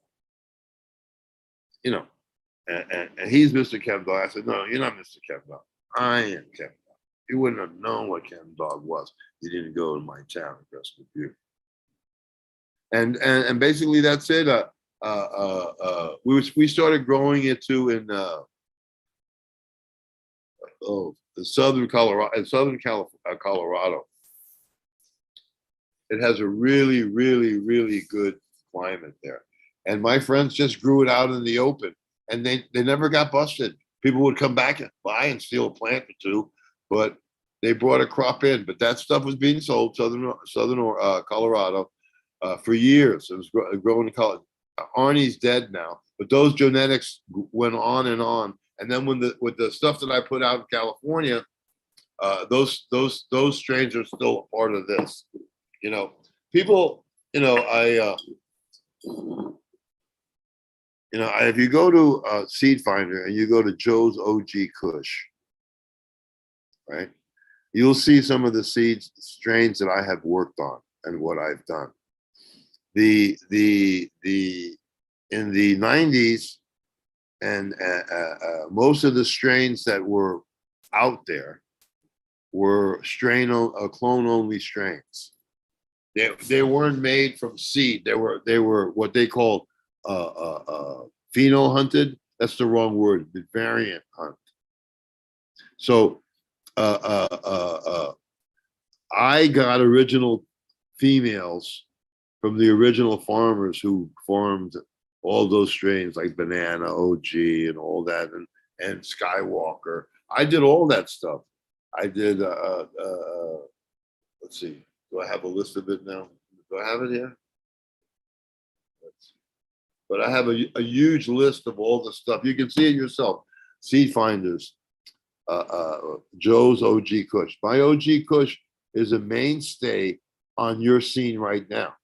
Most of those strains that I grew, I saved those strains because those strains were clone only strains. So you couldn't make a seed because you didn't have a male. You had cloned a female that you cloned, and then you made another female, then you cloned it like that. That's what I got. I got those clones from the originals. So I got Banana, Rascal, Triple X. I'm dozens. I did like 36 plants.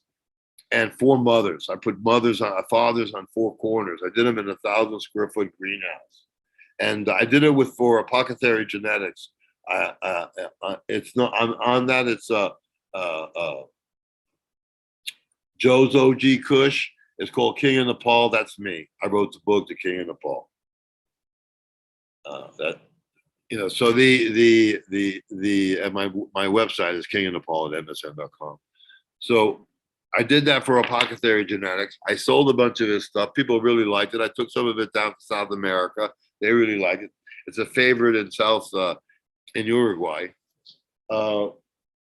Basically, that's it. I mean, I'm thinking about remaking those strains again because people want them. I may, but I may not. I don't know. I mean, it depends. It depends. But I'm thinking I'm doing a new line with my THCV.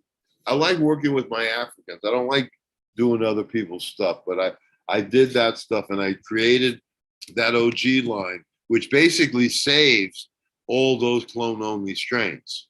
You couldn't save a clone-only strain unless you bred a male into it, and I had the perfect male. So you can my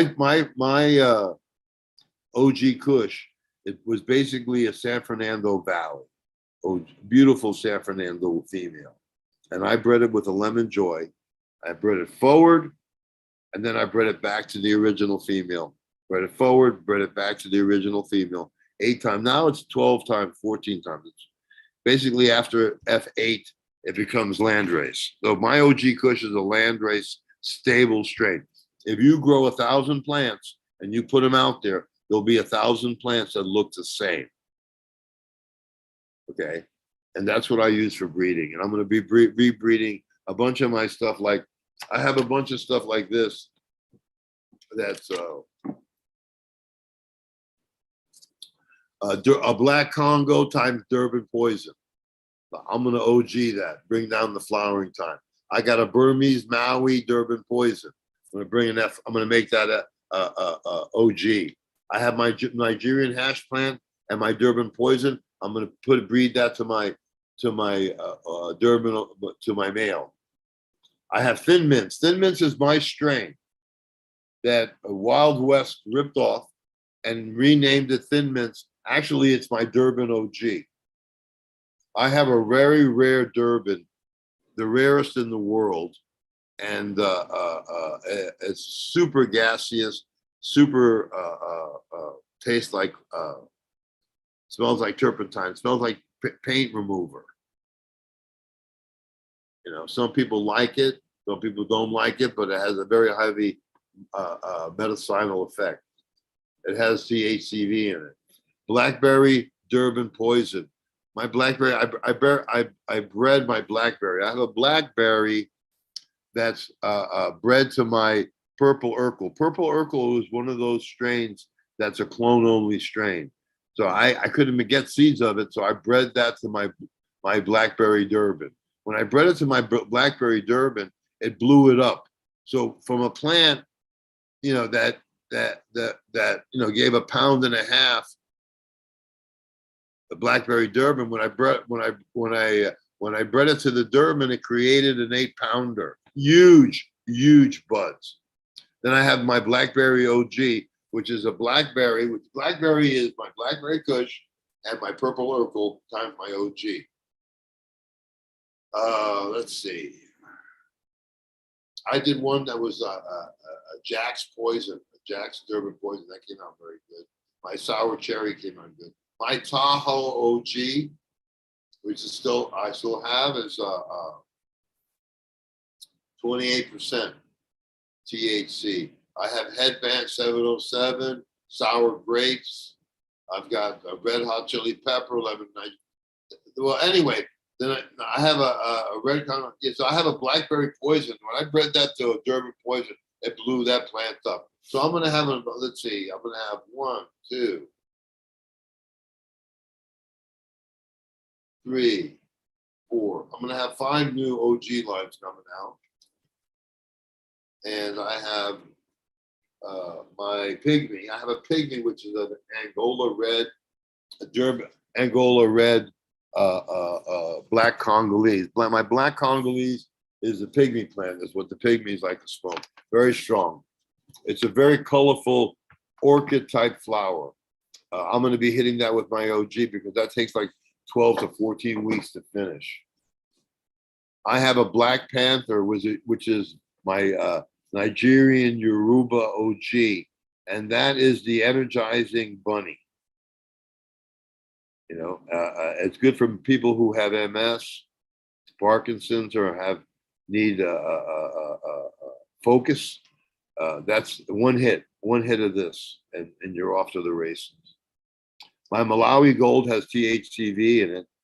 It's my Malawi Gold OG has THCV in it, and that's also a big producer. I had that Malawi, you know, it was 4 weeks, 5 months into flower, and it was still growing. It was still growing big, and so I had to cut that down with my OG line, but it made a bigger producing, fatter bud type. Some of the land races that I have is I have a Mishwakan inbred line that is mold and mildew resistant. And then I have in my OG Kush inbred line. Then I have my Blackberry Kush inbred line. I have my Kona Gold inbred line. I have a Black Congo inbred line. I have a Nigerian hash plant inbred line. I have Zulu Gold inbred line. Blue Dragon, which is by Kumbum Valley, inbred line. I have Arissa Gold inbred line. I have Durban Poison inbred line. I have Lesotho inbred line, and I have a Pogmon Afghani inbred line. So those are all my land races. I have many more land races. So you can call me, go to growlikejoe.com, and my phone number, you can get my phone number, we can talk on the phone. And if you want any of this stuff, you just give me a call and we'll hook you up. Now I have a blue line. Oh, I've got an Acapulco Gold F1 that's pre-1972. My Burmese Maui is pre-1972. That's an F2. When you breed it forward, it separates into the Burmese thin thin leaf sativa and my indica there. That's a great indica right there for breeding.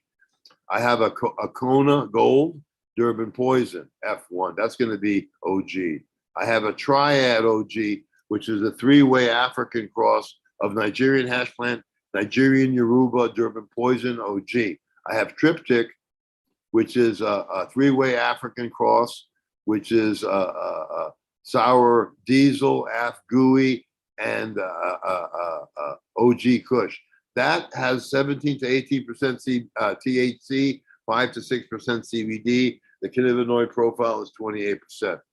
I got my Blue Dragon, blue with lemon. My blue line is not anything to do with blueberry.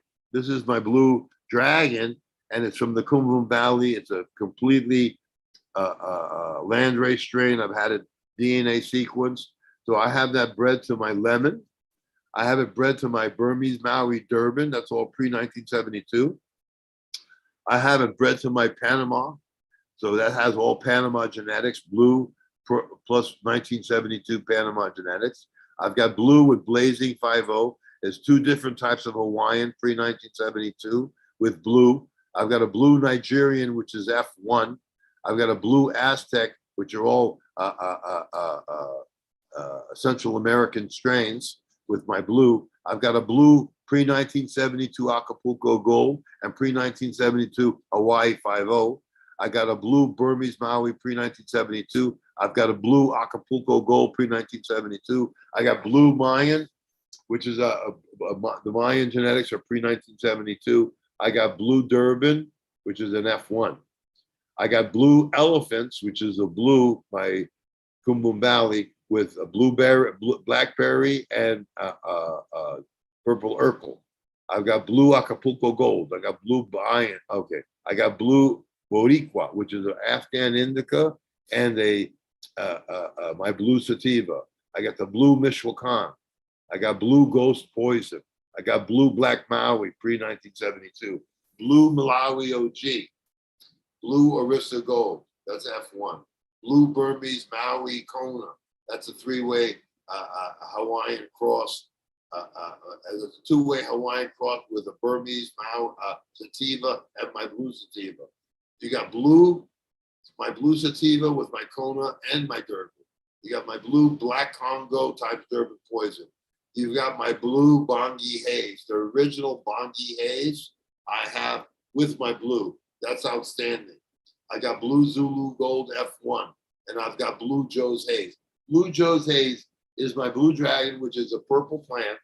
It produces a purple resin, and it also triple stacks its trichomes. And so I bred that to a blue plant. I had a blue, beautiful purple plant, and I lost the tag on it. So I don't know what the strain was, but the plant was beautiful. And it was just beautiful aroma, beautiful pungency. Everything was right. And my Blue Dragon, my Kumbum is the best plant I've ever had in my life. That's why I crossed it with a lot of stuff. Well, I crossed those two together, and that's an outstanding connect haze product right there. It's 12 weeks to finish, 10 to 12 weeks to finish, probably 11, 12 weeks to finish. But big producer, purple resin, probably the strongest plant you'll ever smoke. And then I have a whole other line of where's my book? Oh, let me get this.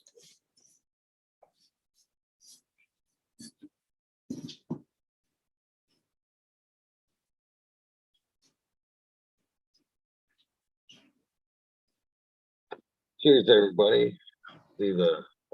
See two crowns for today. I've had some requests.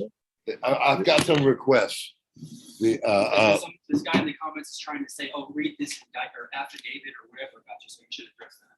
About me? Well, he's talking about the Todd McCormick scale. Okay. There's a bunch of people in the comments saying. Okay.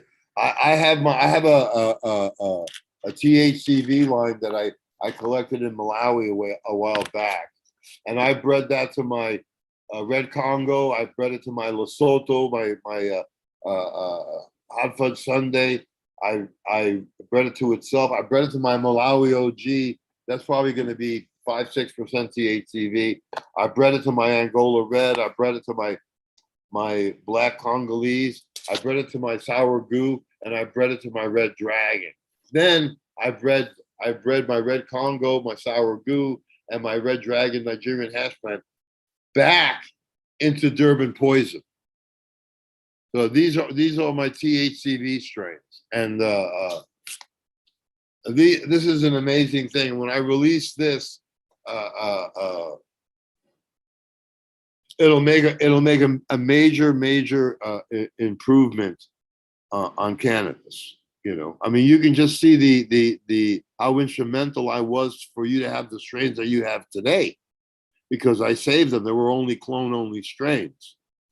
But this THCV line, you know, people be this is the most important work I've ever done. Okay.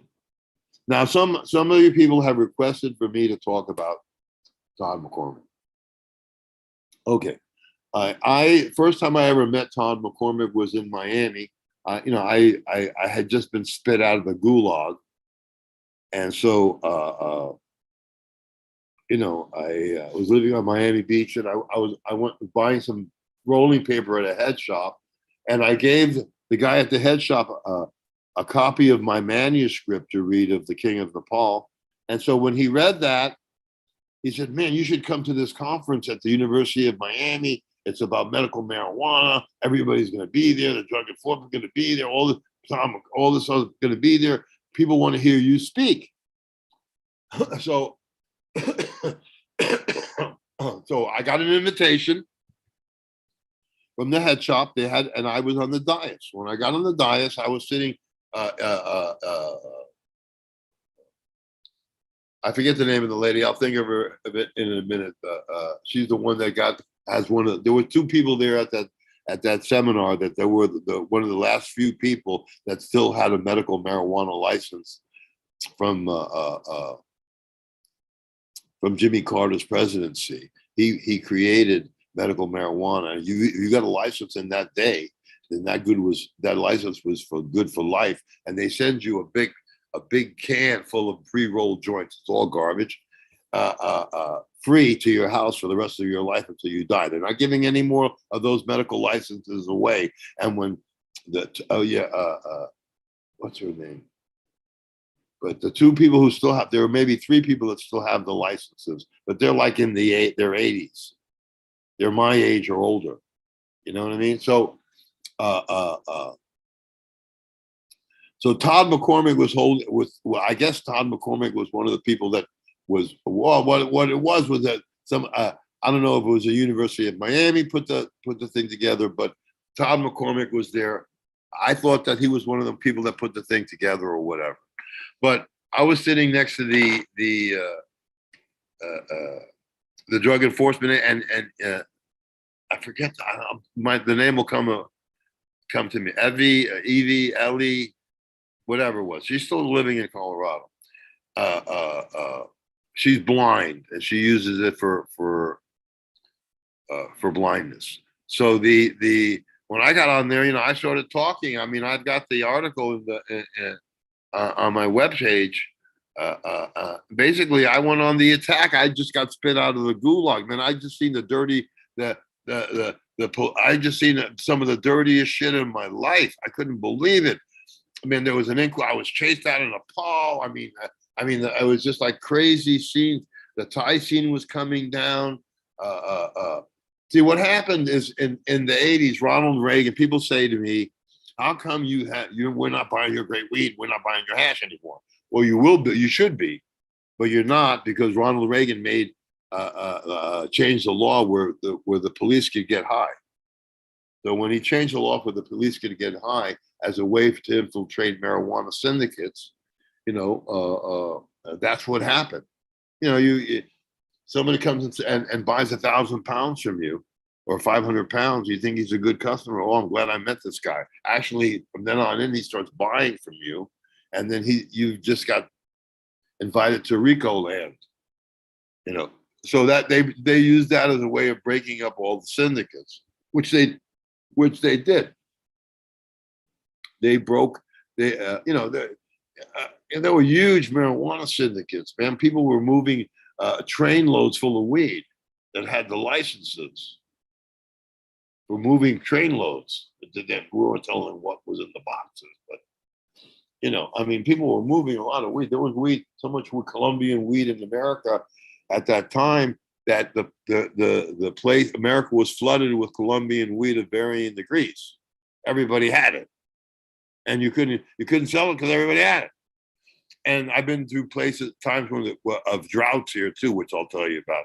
So I went to the meeting, and I basically took over the because I started going behind all my experiences, what just happened to me in Southeast Asia, what happened with you know, the whole scene, all the fraud, everything, and I was getting a lot of attention, and the crowd stood up and cheered me because I was saying I'm standing next to the biggest enemy of my life right here. You know what I mean? I mean, I seen them. You know, I mean, they got away with murder in those days, and so you know, McCormick got jealous because I was getting all the attention. So because you know, I've been around for a long time. So anyway, the next time that I talked again, he sat a Chinese girl in front of me, and all she would do while I was talking was open and close her legs, open and close her legs. Believe me, he was a young college student. That was very distracting. So I got off subject because of that. But from that time, he hated me because I got more attention than him. So then he was busted with this guy. I forget what his name is, but he died. They had a huge growing house in Cali, in LA, and it was famous. Everybody would go there. The pot was going out the window everywhere, and they busted him and his friend. And his friend died, but he got 5 years. When he got 5 years for that, he went to federal prison, and everybody hated him there too. You know, and so he was a bunkmate of Freeway Ricky Ross, which I think was paid by McCormick to protect him in jail, because there was a few people that just wanted to. You know, you have people in jail, you know, for hundreds of tons, and he's in jail, you know, and he got a slap on the wrist. That pissed a lot of people off, and then his attitude pissed a lot of people off. So he didn't have any friends in prison, and so then I didn't hear. I heard about him in Oregon because he was trying to in those days people were growing in underground containers, and they were using diesel fuel to run their lights and everything. Right, so he went there. He said, "I want to get this. I want to start growing." And they said, "Okay, you can grow here in the county." I said, "But you got to buy your diesel fuel in another county. We can't have everybody and new people coming here buying diesel fuel. That'll bring attention to us." He didn't pay attention to that. And so he kept buying diesel fuel locally, and eventually caused everybody to have problems, and they shut that place down. So we never could figure out whether he was just a cop or was he just stupid. So now I come to find out he's very, very friendly with Keith Strope, who you know, he's the guy who started Normal. Normal was never about legalization. Normal was for normalization. When Proposition 215 came out, the guy who did Proposition 215, he was a fucking genius. When he came out, Normal didn't support him. Normal didn't support Proposition 215. Normal said that it was a shortcut way towards legalization. Normal's never been about legalizing. They've been about lawyers and protecting your fucking their money making trip. You know how much money these lawyers have made through the years protecting people like you and me, or feeding us to the devil like you and me. So he was friendly with the guy who owned Playboy. What was his name? Well, he's dead now. And he'd go to the Playboy parties and all this stuff. And he had this grow in Canada, in California. He was supplying all of Hollywood, I guess. And he got busted. He went to jail. And then he became friends with Ben Dronkers. Ben Dronkers is the one who runs the Dutch marketing fraud. See, the Dutch want to turn cannabis into tulips. They want to control every aspect of cannabis. And so basically the Dutch marketing fraud, basically lies, fraud, deceptions, and control of cannabis media and cannabis information. And so he became a spokesperson through Ben Dronkers, because Ben Dronkers got lots of money. He's paying everybody off. You know, he was the one that runs the seed bank now. He's actually a cousin of Neville, who was selling Neville seeds. But when Neville got arrested in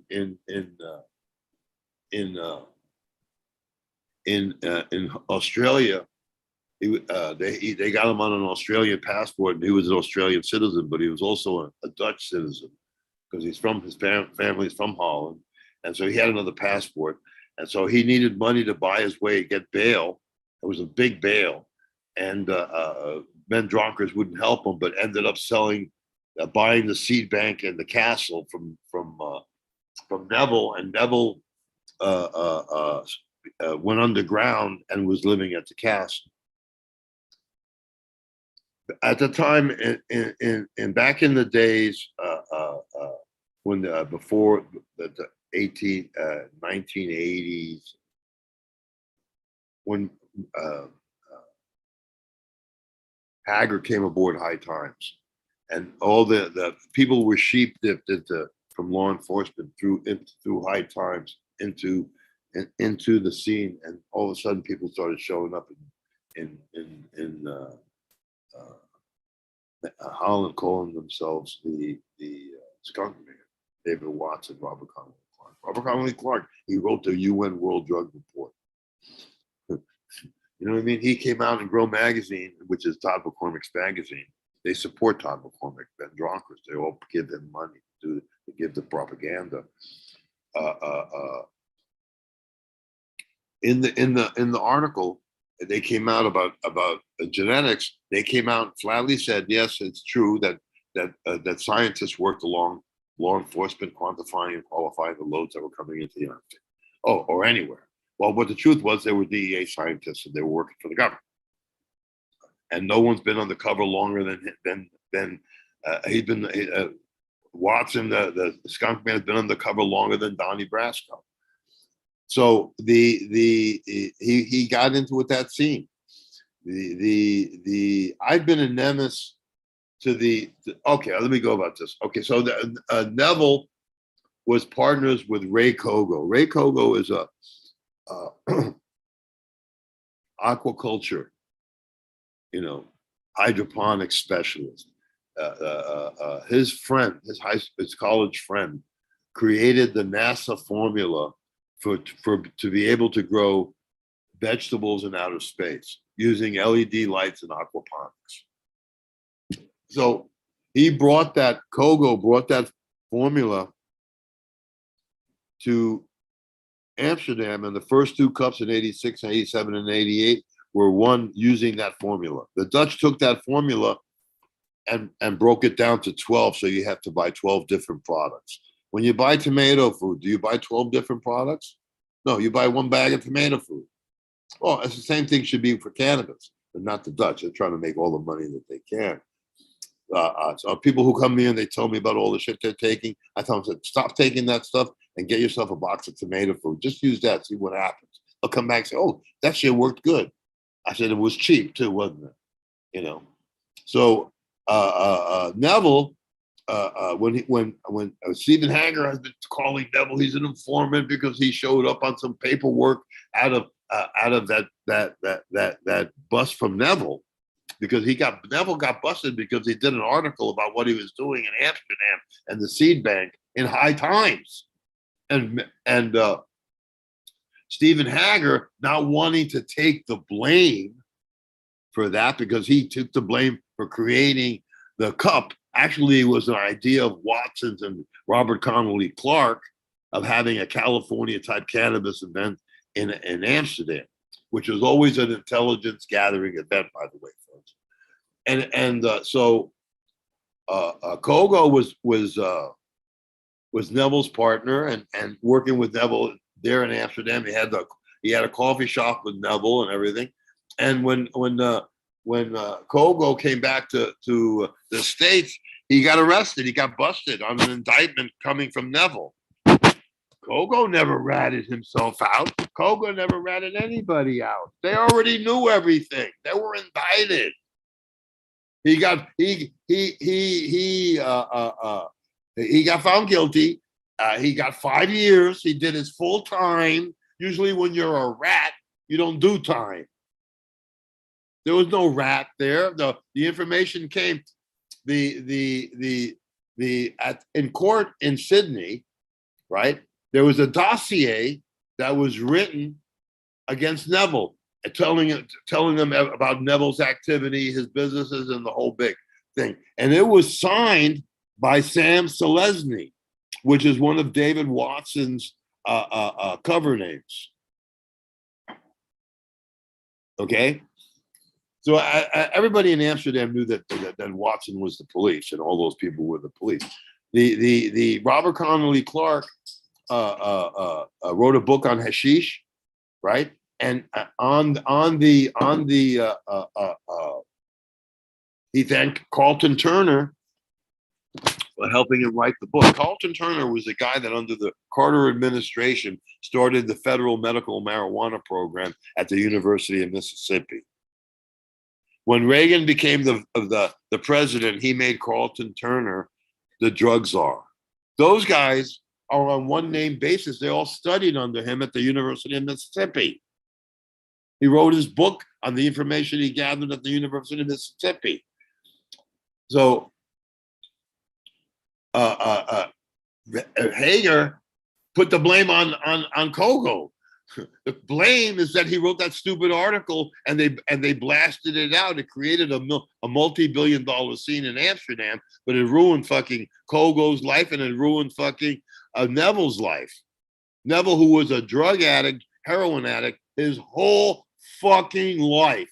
And how anybody can speak highly of Neville, I don't understand.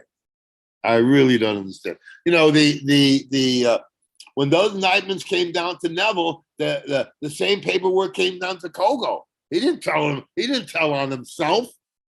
He was indicted. You know, they got that information from Amsterdam, from the skunk man, from those people, because those guys were just getting rid of the competition. So,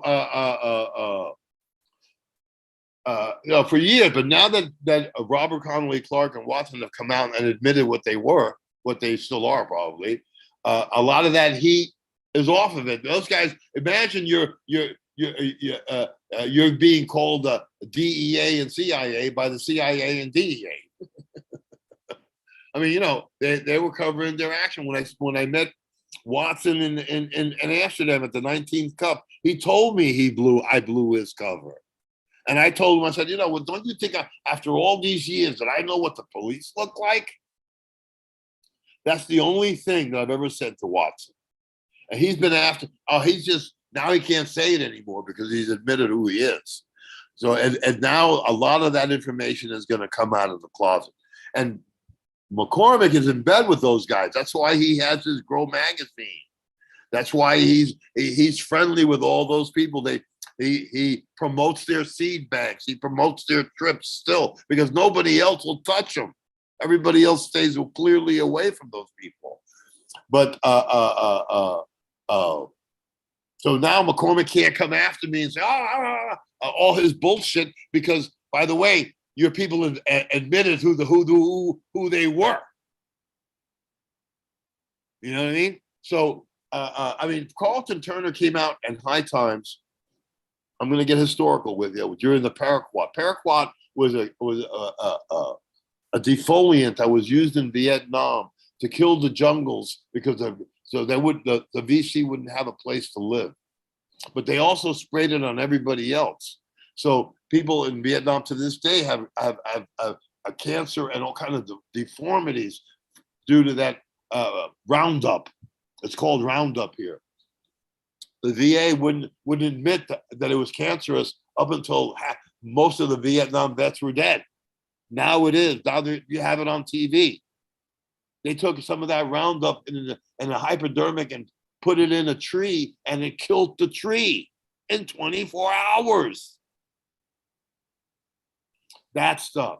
And so Carlton Turner, because they were gonna paraquat fields in Georgia, because Georgia was growing a lot of weed. There's a good climate in Georgia for growing African outside weed, dude. And they were growing in Mexico. So the government wanted to paraquat the ganja fields. So they paraquatted the fields in Mexico, and it got so bad that nobody would buy Mexican pot anymore because it was all sprayed. And they paraquatted the fields in Georgia. And you know what Carlton Turner did? He came out with an article, a testing kit where you could test your weed to see if it was sprayed with paraquat. Imagine that shit. So, and he was the one that gave the permission for them to paraquat the Mexican fields and the Georgia fields. Your government. I was thinking it was a kind of coincidental. You were comparing the paraquat to the Roundup, and the number 80%.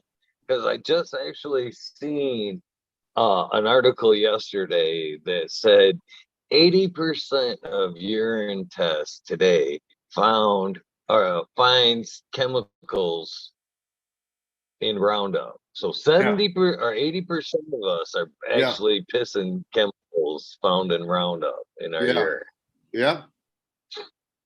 Yeah, and that's a man-made. That was made by DuPont, by the way. You know what I mean? Yeah. And so for them, Stephen Hager. I'll tell you a funny story.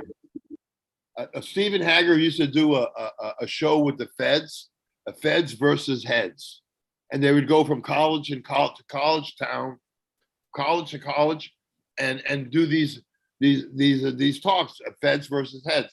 So they were coming to Boulder, so I went to Boulder, and I dressed in my complete Miami Vice silk shirt, black trousers, black, crocodile Lucchese cowboy boots, silver belts, gold chains.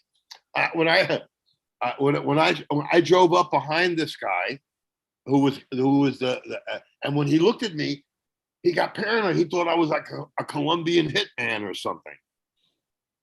And so he got all paranoid. So I got online at the event, and I got to ask a question to the head fed, the fed. And I said to him this. I said, "Aren't you the one that caused marijuana to be $3,000 a pound?" And with that, he refused to talk to me, walked off the stage. And then Hager came in, did a dance, and started talking about prohibition and the this and the that. I never could figure out why Hager would do that, because it really made him look like a fucking idiot. He didn't fucking do anything. He just pissed a bunch of people off. But that's the group that McCormick is in.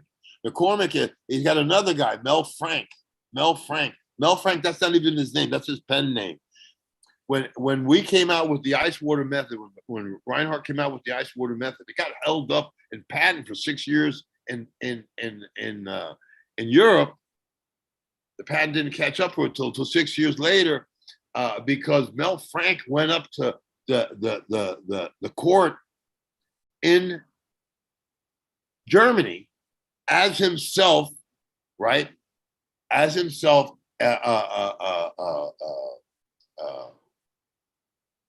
as himself,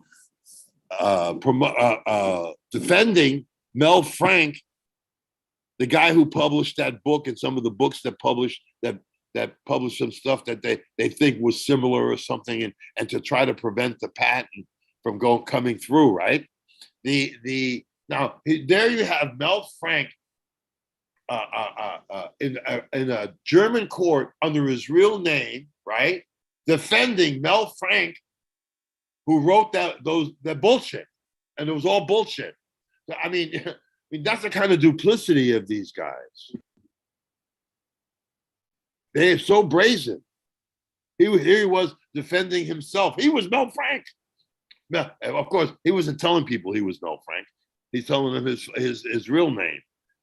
But he's Mel Frank. That's his pen name. This is the kind of scumbags that you're involved with on that scene. And McCormick is a fucking idiot. He got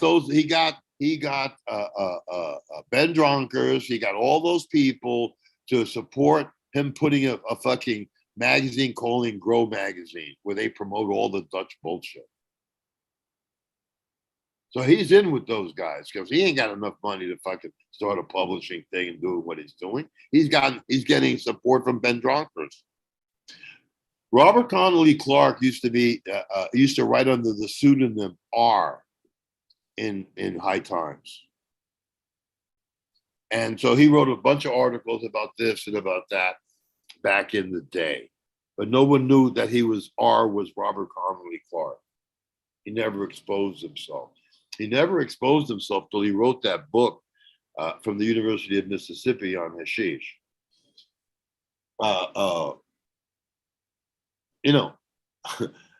It's funny because everybody in Holland knew he was the police. Mario Lapp wrote an article about him being the police. We did an investigation and hired a private detective to suss out, because he said that he was part of the Sacred Seed Company and that Collector's Choice and all this shit. And then he said, yeah, 1978. 1978, that motherfucker was still in high school. You know what I mean? So that's how you catch these people in their lies. When you just put their birth date, how could he have been doing that when he was only 18? You know what I mean? Because, okay, so 1978, that would have made him in his early 20s. No, that would have made him in 1978. 57, 57. He was 10 years younger than me. Maybe more than that. Okay, so when you look at the dates, then you can tell the truth. But I've been on the scene since the day one, dude. So, I know that R is Robert Connolly Clark. I confronted the skunk man. At that meeting where I confronted the skunk man, Ed Rosenthal said that I was living proof that the marijuana scene was nonviolent. They considered having me killed because of all the shit that all the mess I was making, all I was exposing of them. There's one guy in Amsterdam. It's called, what's his name? I'll think of it in a second. He started the first head shop, a grow shop in Amsterdam called Positronics. Right? But you guys don't know that the first person to teach, he started a seed bank there too in those times, but they were growing seeds in the canal, on the boats on the canal. It was a flop. Cannabis has never been a scene in Amsterdam. It was always hash and tobacco, and pussy and fucking, gambling. Amsterdam had always been an R&R center for the soldiers that were in Europe. When you went to Europe as a soldier in those days, you did an 18-month tour, and you got a break. You went to Amsterdam to party where there was no holes barred. Amsterdam has always had that reputation. It's been a whore house for Europe for hundreds of years. You're going out with a girl and you meet her mother. Her mother was probably a whore, and her grandmother was. You know what I mean? It's that kind of scene there. So They went to and they set up Horta Farm. Horta Farm was the first. Imagine we sent private detectives to Santa Cruz to check out his story. No one ever heard of Watson. His whole story that he'd been busted, that he got out of jail, he's on the run. All that shit was bullshit. That was part of his sheep of him going undercover. It had nothing to do with reality. You know what I mean? So, that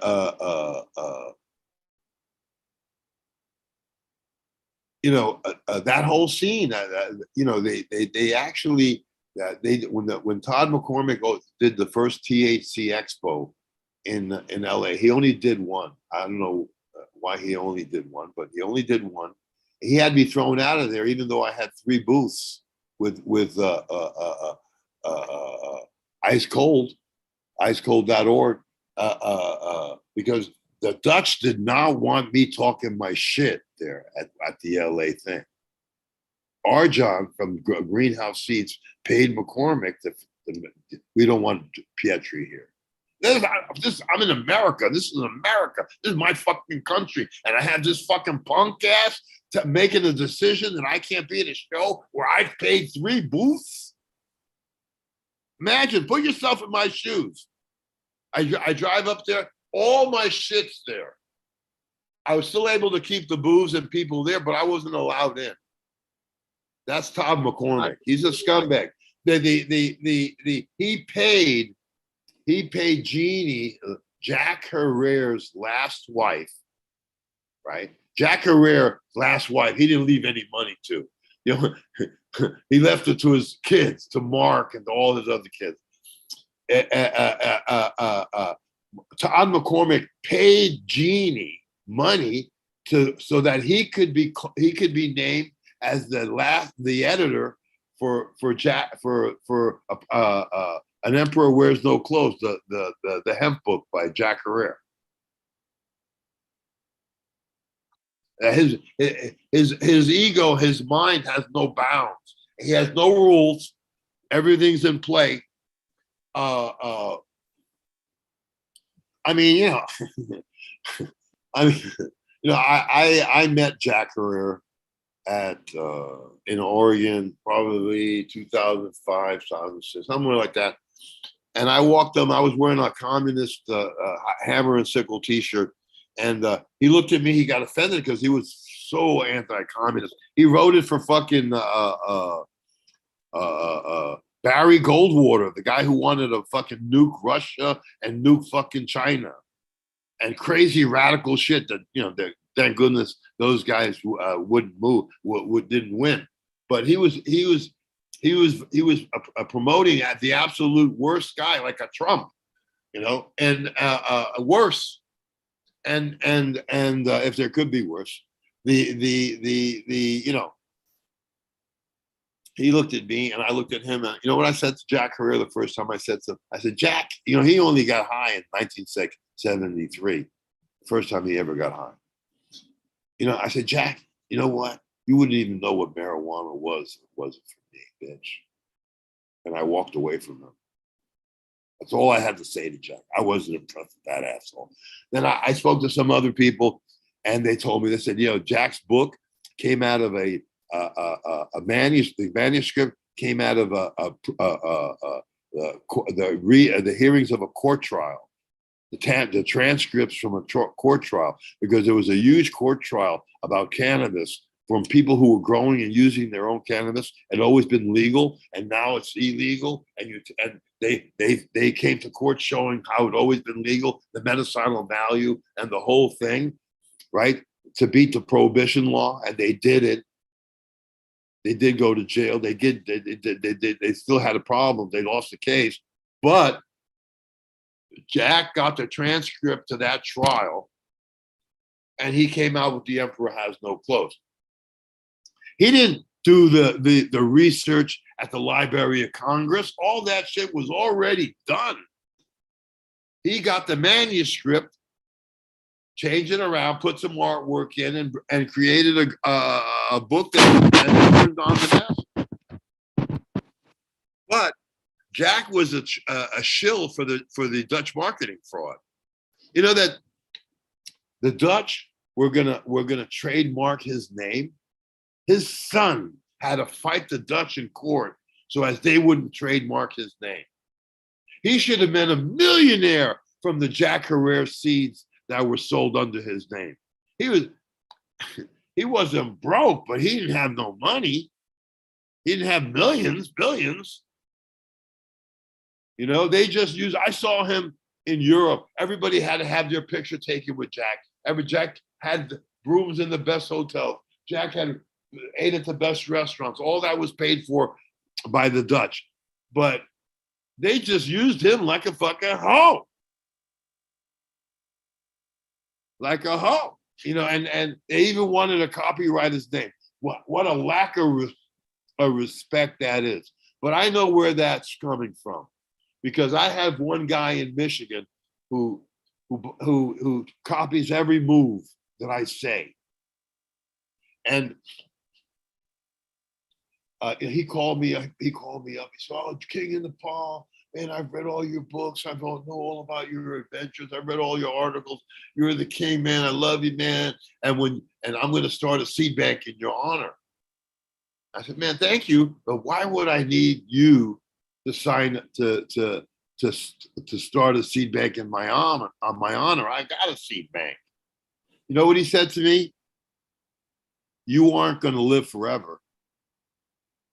So I know that when I die, everybody will come up, "Oh yeah, I got this from Joe. I did this with Joe. I did that with Joe." You know, I'm just happy that finally I got acknowledged on Seed Finder to show you all the shit that I did and all the shit that got created from the shit that I did. You know what I mean? But Todd McCormick, he is really bad. He's not a good person. He's not a good person. That's all I can say about it. He's not a good person. Chad, more than one person has asked for your Subcool story in chat. If you don't mind sharing that. Okay, the Subcool story. The Subcool. I met Subcool at the 19th Cup where I introduced my Ice Wars edition, where I outlined the Dutch fraud. Right, and so I had a booth on the stage, and DNA Genetics was next to me, and Subcool had a little thing going on over there, and he had some great weed. And he came up, he says, I remember him saying, "Man, I got sativas that'll make you tremble." I have sativas that'll definitely make you tremble. So I knew that he was really a farmer. I don't like calling people growers. I like people I like farmers. Growers don't know shit in this country. Growers have been led down a rosy path. They don't know how to fucking grow. I tell them, the 18.6, you'd need 2 suns to replicate that outdoors. A cannabis plant can only uptake 6 hours for photosynthesis when its tanks are full, and then it goes into photoperiodic control and shuts off the CO2 intake. So for the next 6 hours you're doing that, no one's making money, but the companies are. They wrote all new grow books. They came out with a book, Cannabis Botany. There's no such thing as cannabis botany. There's only fucking botany. We all have the endocannabinoid system. Pigs do, horses do, dogs do, chickens do. That's why in the old days, when they had patented medicines, they had embossed on the bottles for cannabis medicines for man or beast. Okay, but the Subcool had great shit, man. He had great shit, and I liked it. And DNA was next to me. They said, "Man, we're gonna win a cup with this." I said, "What is that?" He said, "This is a Martian mean green." I said, "Martian mean green? You're gonna win a cup? How come fucking you win a cup with that shit?" I said, "Look at what he's got. How come he should get the cup?" Well, what DNA Genetics did is they rented out a discotheque for the night, paid 80,000 euro, and threw a big party for High Times as an event. They got the cup for the Martian mean green. garbage stuff. You know, out of all those people, I sort of liked Subcool because he didn't sell out. And he should have won so much shit. His name should have been so much better. He did everything on his own and built his own reputation, irregardless that no one else wanted him on the scene. So they gave him no support. But if you wanted to win a cup in Amsterdam in those days, you would have had to spend money. What's the name of that big company in California? I'll think of it in a second. They've won 40 some cups. They've spent 5 million winning those cups. Because some people think it's important that they've won a cup. But it's still an important thing, I guess. I don't know. But yeah, Subcool, he died recently, and he had a very he was a sick dude in the end. So hopefully he's with Lord Shiva somewhere, and they're getting high together. You know what I mean? He wasn't a bad person. He was a good guy. But he got very, very sick. I mean, He's actually a good friend. He's a good friend of yours? Yes, sir. Yeah, he was a good guy. Sir. Yeah, he was a good guy, and he didn't get the kind of attention that he deserved because he was outdoing everybody. He had some good shit. Yeah. See, yeah. It's only now that I've been able to put A and B together. That I've been able to put everything together and put the time frames of everything.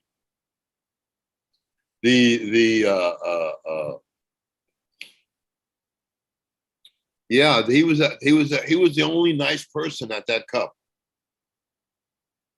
They had that guy Soma. You ever hear Soma Seeds? Mm-hmm. Soma, right? That guy was a junkie most of his life, like Neville. He was the informant on the Coptic church bus. The Coptic church from Jamaica, they were bringing in hundreds of thousands of pounds of Colombian, fucking Jamaican. They had a house on Palm Island. Those guys were big. And they went down in one of the biggest fucking busts ever. And all of their leaders got 30 years. There's some of them just recently got out of jail. You know what I mean? And he was the informant on that deal. And I called him on that. And he came up to me. He actually offered High Times $10,000 if they would throw me out of the show. Imagine. When I told him, I said, "Dad, take it easy, buddy. Just you need to smoke some hash." That was the only thing that I said to after I turned on him, because he's a motherfucker, man. A lot of the Coptic church was a lot of good people, man. There were a lot of good people. They fed a lot of people. If it wasn't for pot, half this that we'd already be third world 80 years ago. Pot kept this country alive. How many people made money from pot? You know what I mean? Now they've taken that away from you. Come back in 50 years, people will probably be hungry. Well, they are now hungry on the street. But yeah, the Todd McCormick was a bad news. Never been a good guy. I don't think you can find anybody that can speak good about Todd. But I heard that him and his wife got divorced. Subcool, and that she started her own thing. I don't know if she's been successful or not. I wasn't very friendly with her, and I wasn't very friendly with him. But I knew who he was, and I got high with him a couple of times in Amsterdam at that 19th Cup. The 19th Cup was you can imagine. There I was releasing my book Ice Wars, calling everybody there full of shit, calling everybody there pieces of shit, rip-offs. They wanted to fucking throw me in the canals, dude. You know what I mean? I mean, look at the bubble bag ripoff. You know, I mean, you know, this is like you said, how much the bulk bags are. Those are the old prices. They still those bags because they're better than other bags. They sell them at those prices. You know. So yeah, the what? I'm not. They may be nice bags, but I still just can't see for how much work you have to put them, into Yeah, keeping them clean. yeah. Good couple runs of a great strain can damn near wreck some bags. What you should do is Damn. throw. What you should do is forget the bags and get yourself a good quality tumbler with a 120 micron tumble screen. Just do that. Boom, and you'll improve your hash technique 1,000-fold. 1,000-fold. Because you'll have full spectrum, full spectrum. You know. And basically, I think that once you buy you get one of those. I used to represent O'Keefe tumblers. They were the best tumblers on the market. I used to give classes. I used to do a class, Hashish 101, and all this stuff. And I showed tumblers and I showed the machine, the different ways of making hashish. And I used to give those tumblers to everybody who was my friend. I gave at least a dozen or two away. And because I was getting them for free. They weren't paying me any money. I didn't need any money, so I just gave them as gifts. So the O'Keefe company came there, and just to be competition with Mila, they made a better machine, and Mila went and bought them out. The Frenchie Cannoli, that's a figment of Mila's imagination. He came to this town, to the States, and ripped everybody he sold equipment to. That fresh frozen, the this, the that. All you need is to dry this shit and sieve it and heat, put a little heat. What I do when I have, first of all, if you sieved off all of the resin glands and you only have resin glands, all the oil is there. If you put it in a plastic bag and have some boiling water, let the water cool off after it boils, and just put the plastic bag in there where the resin doesn't get wet, but it just gets hot. You take that and you can press that by hand into the best temple balls you've ever seen in your life. So basically that's the Afghan and the Pakistani and the Lebanese method, where they separate the resin glands, and then they put them in a mold, and then they press them after heating them up a little bit. Sometimes you don't even have to heat it up. You put it in an enclosed container, and the shit just coagulates together. So you don't even have to heat them up sometimes. But I always heat them up because I want to have my plaques look consistent. And if you go to Nepal today, they do Afghan method, Nepali Afghan style, but Nepali hash resin, and it's better than anything that we used to get back in the day. That was the biggest improvement of making hash in Nepal, was teaching them that Afghan sieving technique. The best book about hashish is this book here.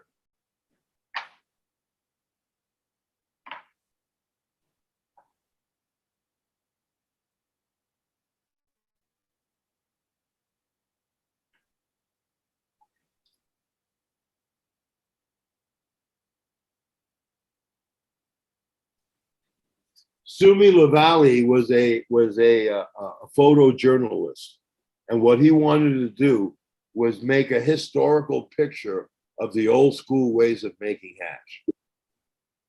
So this is the most beautiful book you've ever seen in your life. And it has all the methods.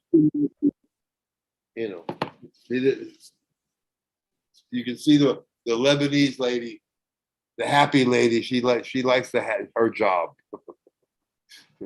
This is the only book that I take for real. You know,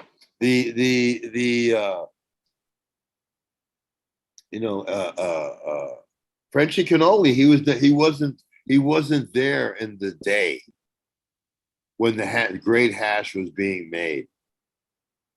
So he didn't know the Afghan technique. He didn't know about bat pressing. He didn't know the packy. He'd never been to a packy factory. Neville, Neville, there's a picture of Neville where he's got 2 blocks of hash in his hands like this, and he's surrounded by big 50-gallon bags of resin and stuff. And the story goes that Neville went there and paid the Pakistanis to walk through the Afghan Russo War to bulk and to Mazar-e Sharif and collect the seeds there and bring them back to Pakistan and give them to Neville. No, nobody would do that, dude. If you want seeds, the Pakis will tell you they're Afghan seeds, you know, they're Pashtun seeds, you know, but they didn't go anywhere. They took a vacation down to Rawalpindi or somewhere and came back in 2 weeks and said, here's your seed. And basically all Neville got were Pakistani seeds. He never, and back in the day in Afghanistan, every farm had their own strains. Every farm had their great grandfather's hash, you know, that strain of stuff. So it was all very, very unique. And mainly there was no big grow areas until the king just said, yeah, grow it. But for a while you have farmers, they grow food, they raise sheep, you know, that kind of stuff, but they also grow a certain amount of hash, and some to sell and some to smoke. So, you know, if you wanted to buy like 100 kilos of hash, it might take you to go to 3 farms before you could get 100 kilos. You know what I mean? Because he made 30 and that guy made 50. You know what I mean? So that's how you got it. And then I'll tell you a funny story. There was a guy, I know, Big Ted, Big Eddie, and another guy, Mexican Tom. They were living in Pagman in Afghanistan. Pagman is like a suburb of Kabul, but where all the diplomats live, and it's very trendy and expensive there. And so, and more expensive than living in town at the hotel in Kabul, and private houses and stuff. And so Eddie, Tom went up to this one farmer, and the farmer had like really like 100 kilos of really top resin. You know? So Mexican Tom, you know, said, here, you know, here's some money. Hold it. I'm going back to Kabul. I'll get the rest of the money. I'll come and get the rest of the shit. As he was going back to Kabul, back to Pagman, back to Kabul, then Pagman, Eddie, they were living in the same house. Eddie went to the same farmer. And when Eddie went to the same farmer, he said, oh man, I just had this 100 kilos, but this guy came and bought it, da da da da da da. He said, well, don't forget about the guy. Give that guy his money. I got the cash here. I'll pay you more. Here's the money. Here's the cash. I'll give you this much more. Just sell it to me. So he sold him Eddie's hash. Now, Eddie was going down, right? As Tom was coming back up to buy that hash, right? Got back to the farmer and said, and here's the money for the hash. And the farmer said, oh, I'm sorry, but I sold it.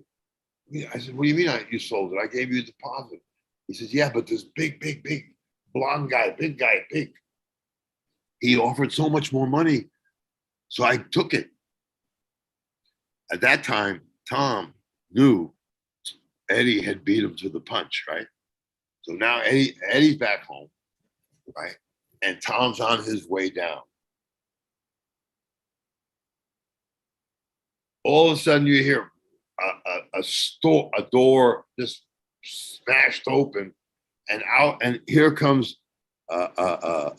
Mexican Tom, who wasn't anybody to fuck with 245 Army 45s in his hand, and said, "Where's that fucking Big Eddie? He's fucking stole my hash." And Big Eddie was there. They got Big Eddie, and he's Tom, please, I have to have a smoke. I have to calm down. I have to have a smoke. We have Mexican Tom pointing 245s at his head, and believe you me, Tom got his hash back. You know, and that happened all within 3 days. Afghanistan was wild, and when you went to Afghanistan those days in Herat, you'd pick up 2 guys with shotguns, and they'd sit in the front of your bus, and they'd shotgun you all the way into Kabul, because on the way to Kabul you could be robbed by brigands on horseback, and they take everybody's money and everybody's passport. It was Afghanistan, a wild fucking west, dude, and they had everybody there had these arcane flintlock rifles with engraved with lapis and all kinds of shit, really beautiful stuff that are now you probably can't find those anymore in Nepal. They're all in collectors, you know what I mean? But Frenchie never went to Kabul during those days. After 1979, Kabul was done. After 73, and this Nepal was still going on. Pakistan was still going on, but he never went to those guys. He went to where they make the Malana cream in the northern part of India, Manali. There's a few places where they make hash, and they hand rub it. And they went there, did a photo op with him, and wrote a story that he'd lived there and this and that. That's all bullshit. If he would have known about it's either if he would have been to Afghanistan, been to Pakistan, been to Lebanon, he would have pictures of it, you know. But he missed that bus. A lot of people missed that bus. That bus was over in 73. By 79, 80, it was long gone. And those places were dangerous places to travel to. They weren't the safest places in the world either. You know, I lived in the tribal zone. I'll tell you how it is in the tribal zone. The tribal zone, I went there and I hired I was at the in Rawalpindi. I was in the Intercontinental Hotel, and I hired a car to take me to Peshawar, to take me to the Torkham Khyber. And when I got there and we got to Torkham, I wanted him to take me to Abdul's fort where I had a little apartment there. And he said, no, I can't go there. They'll kidnap me. They'll hold me for ransom. They'll take my car. They'll do everything. I said, no, relax. You come in with me. No one is gonna fucking touch you. You're under my protection. Took him there. He kept his car parked outside right by the fort. Nobody touched it. We ate good food. We hung out. The next day we went back to Pindi 2 days later. And when we walked into the hotel in Rawalpindi, the guy, the driver, screaming, he goes, "Oh my God, this American crazy guy took me to the tribal zone, this crazy place. Everybody's got guns. I was afraid for my life. I didn't sleep one thing, and I'm there. All this shit. I put it. He was scared to fuck to get caught in the tribal zone. You know what I mean? And so the tribal zone, everybody was armed, dude. And when I scored a lot of hash, 300 kilos or 500 kilos, I buy it from Abdul, and Abdul. They in the middle of the tribal zone. There's a hash pressing place where they have like a huge timber with a point on the bottom that's of copper on the top, so it looks like a point. It's like a seesaw, and they bang the resin. The resin glands, the resin is put in a copper pot that's buried in the ground, and then they take the top of the thing and they bang it, the hash to loosen the oil. Then they put it in a press and they heat press it with a solid iron heated press. So when you get that hash, it's black on the outside but gold on the inside. And when we were there, we rented. Abdul rented the place. That was a place that everybody rented where they could press their hash professionally and have it. All the equipment was there, and he had like a half a dozen bodyguards there with AK-47s on every corner. And all the time that we were there, we were ready to go because 500 keys a hash. That's a lot of money in Pakistan. That's $5 grand. $5 grand to get you killed 8 times there. You know what I mean? It's a dangerous place, that place. And so we pressed our hash and moved it out, and we were successful. But it's that kind of place. You're in the a tribal area where there's tribal law. You know what I mean? You have feuds like Hatfields and McCoys there.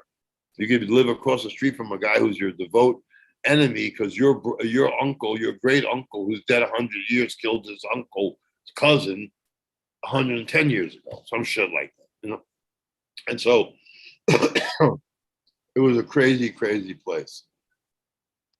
So they wanted me to talk about McCormick. What did you say? No. Say enough about. I have to have the bathroom. I gotta go to the bathroom, Joe. You have killed my bladder. Yeah, me too. You want to end it? Yeah, man. I have got about a 20-minute pee coming, my friend. All right, Holy man. cow. Well, there's a lot of Thank you for your time. A couple of things before we go, man. Thank you. First and foremost, thank you. I greatly respect your time, and I hope we get to talk again very soon.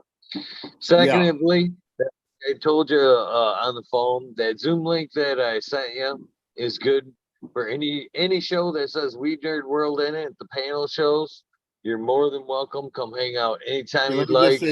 Okay, let me just say one thing. If you want to contact me, you can contact me by my website. It's growlikejoe.com. That's where I sell nutrients, and that's where you can buy my books and where you can connect with me. You can send me an email or call me. With those links are in the description of the show, and they have been dropping them throughout the chat all day long. So what do you think? We did a good show? We absolutely did, 100%. Right. I can't thank you enough. One last thing before we go. Basically, I'd like to get what I call a sound bite. My version of the sound bite would be, hey, this is Eagle, and I'm on fucking Talking Shit with Eagle, episode 681. If you could, please give me a sound bite for what will be a commercial for this show at some point. I am ready. Whenever you are. I enjoyed this talk. This is Joe Pietrie, author of The King of Nepal, Life Before the Drug Wars, and growlikejoe.com. If you need any nutrients or whatever you need, give me a holler. Is that Thank okay? you so much. All right, man. That was perfect.